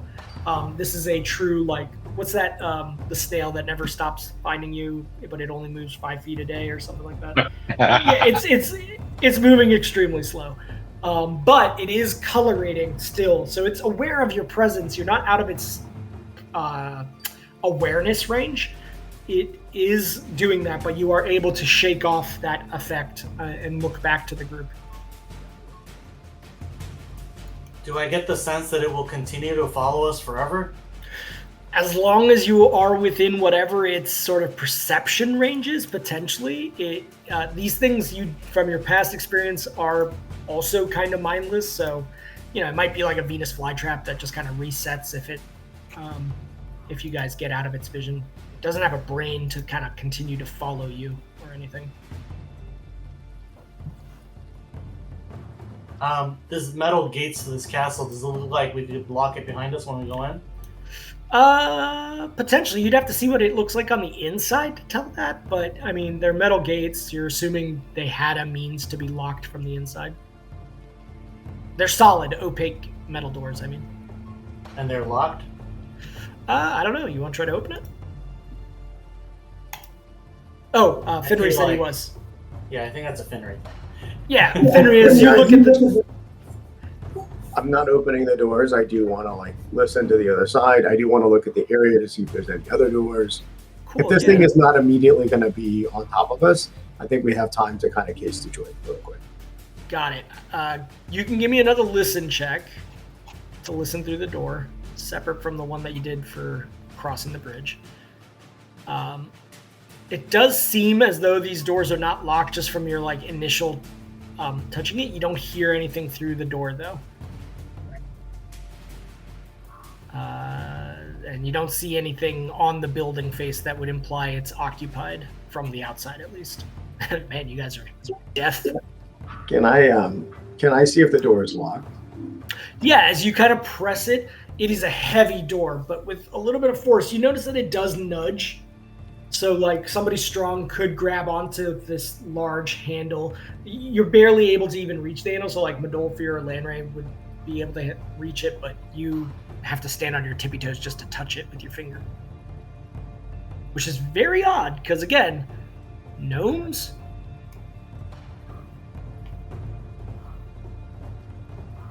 I'm going to look at Max and I'm going to say, do you think things other than gnomes hung out in their towns? Is this 10 foot tall is not human size, clearly. This is built for something much larger than a human, I think.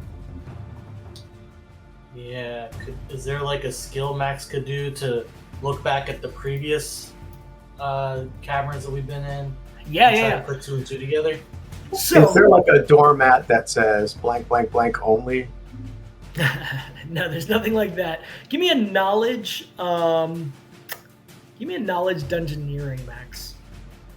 To recall back to Alajo and Randerfang. Okay. Nothing at Alajo or Randerfang's the ruins themselves, not the mines that led to them, but the ruins themselves. Nothing in those led you to see like doorways that were this enormous and not designed for gnomes. Even in Alaja, where there were large doorways, the door handles and elements were low enough that a gnome could reach it. This is unusual.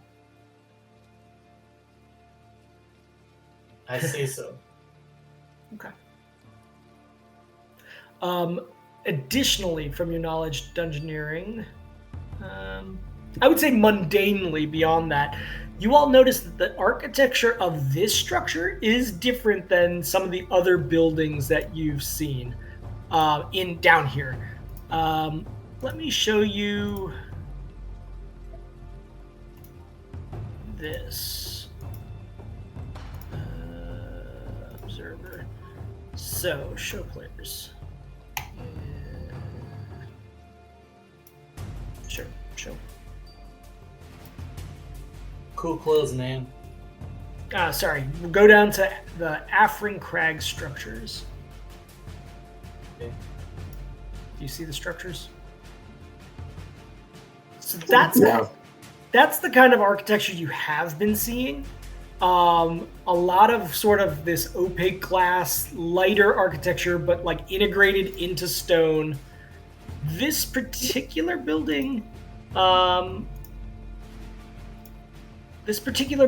however, is more like ancient human construction, like very large, stacked castle elements to it. But you said the doorknob or whatever the mechanism in it was 10 feet above the ground, right? No, the doorknob to open these is like 6 feet up. So like Finry, if he's on his tippy toes with his arms stretched completely, just can barely get a finger on it. The rest of you, it's uncomfortable how high up this is, but you can reach it. So that doesn't say humans to me. Yeah, it's pretty high up even for humans. Now, you've seen some castle-like structures where doorknobs are not sort of regular height just to look grand, but this is unusual even for that. Whatever lived here. How big is the actual, is there like a knob or a handle or whatever? Yeah, it's like a big wrought iron metal U-shaped handle that sticks out from the metal itself. It's big. Like Modolfir's hand only takes up about half of that as he grips it. It's so like a giant would feel comfortable grabbing that handle. Yeah. I say that. Okay. The roper is getting closer and closer a little bit. Little by little. Tries opening this door. And sorry, this is not the building with spike in it. No, the building with the spike in it seems to be a little bit further back. Like as you look up, this building is almost like the front end of that. Maybe there are some hallways and things that connect into that particular building, but it's further back into the town. Are there any sigils around the doorway? Yes. On the doorway, as you're looking for any kind of glyphs or anything, you spot the very obvious symbol, half made, seems to have been stopped, of the danger symbol from your tribe. So it is not a completed glyph. Point that out. Say, whoever was carving this glyph was not able to finish his work. Yeah, and it's not even carved. It's just like scratched into the metal frantically. Also point that out. Yeah.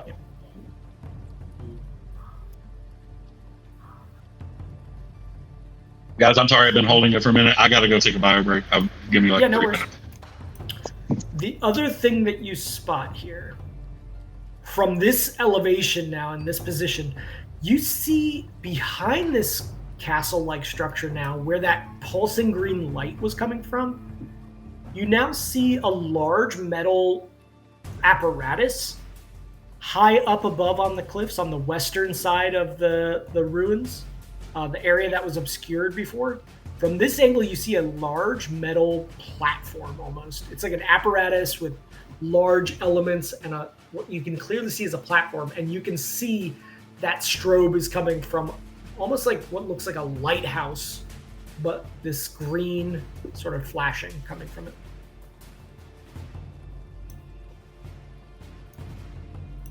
It is off in the distance, though. I mean, from this angle, it's almost a kilometer away. GM, since we're waiting for Midolfir, can Max have cast Identified during the previous sleep? Or rest cycle? Yeah. 'Cause I had it prepped, but I forgot about it. Sure, what are you identifying while we... The parry-up that's in the bag of holding. Oh, yeah. Armor and equipment. Yeah, let me tell you what that is. It's a good I'll use. remove the pearl from my inventory. The parry-app... Oh, this is very interesting. Yeah, you do identify it. It is a parry-app of wound closure.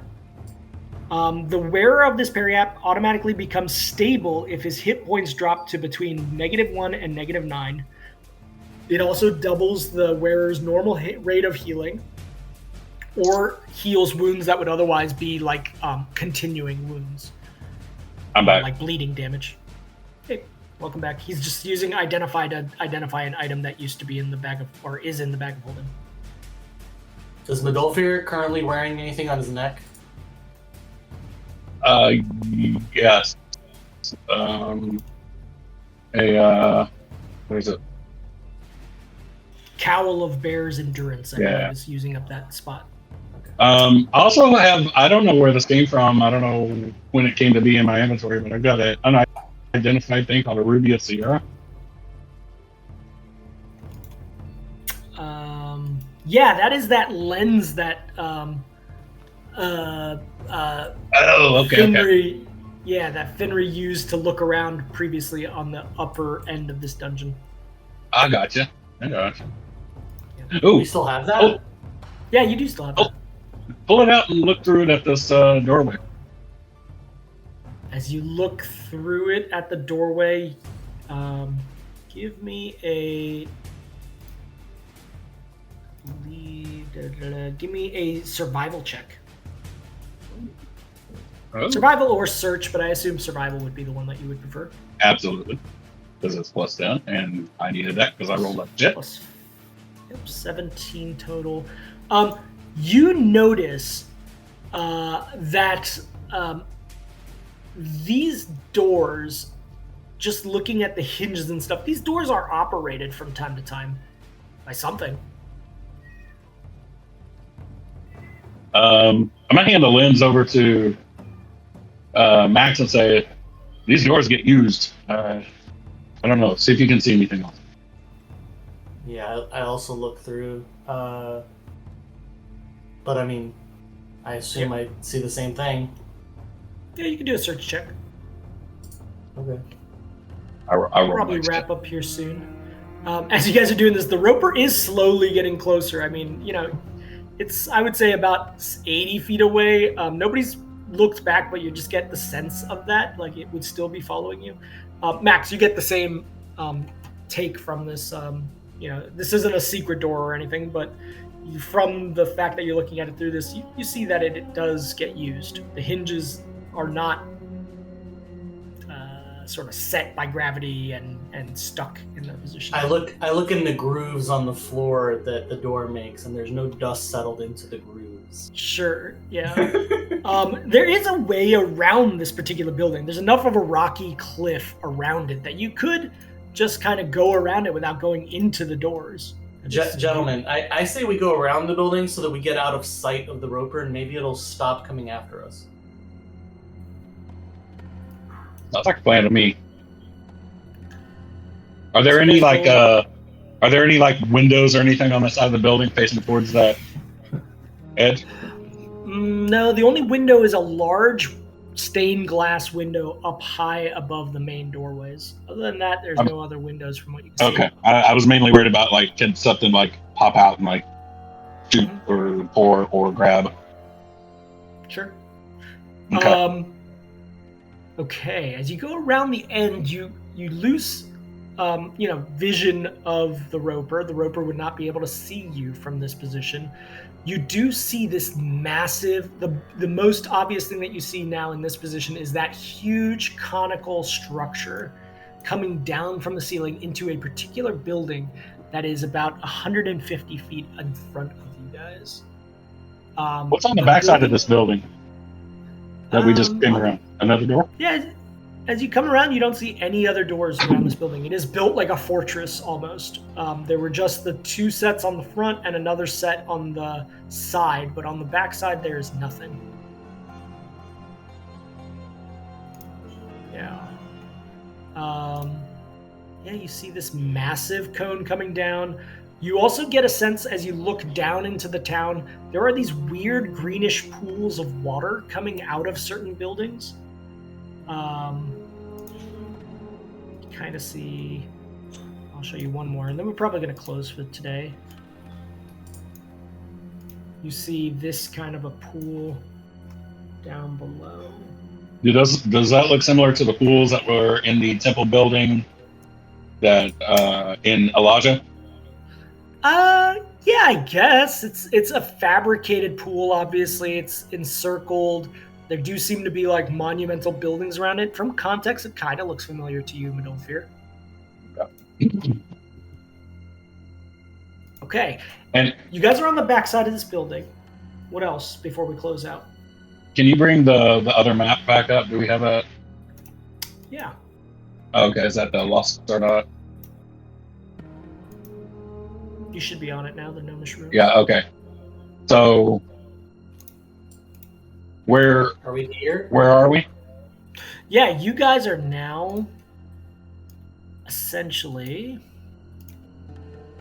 right on the back side here of this building. This is the main building here. You're on the back side of it now, and the cone is coming into this building. I got you. Okay. Interesting. Yeah.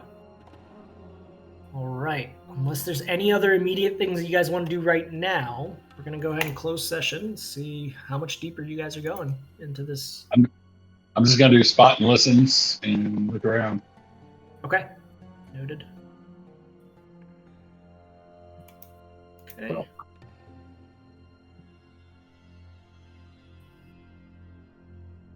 All right. I will take that into consideration when we start next session. As of this moment right now, there is nothing that you see that is like about to collapse on top of you and attack you. There are odd sounds at times, sounds that remind you of the Sirens, but nothing close by. It's just kind of like an ambient sound within these caverns that echo off of various places. You feel somewhat concealed in this immediate moment that you guys are in right now. So we'll return back next week or next session, see what else is going on and why there's a giant cone going into this building. All right. Sweet. All right, guys. Have a good rest of your weekend. See you next time. Y'all do. Good All session. right. Bye, guys. Good session. All right, guys. Later. Later.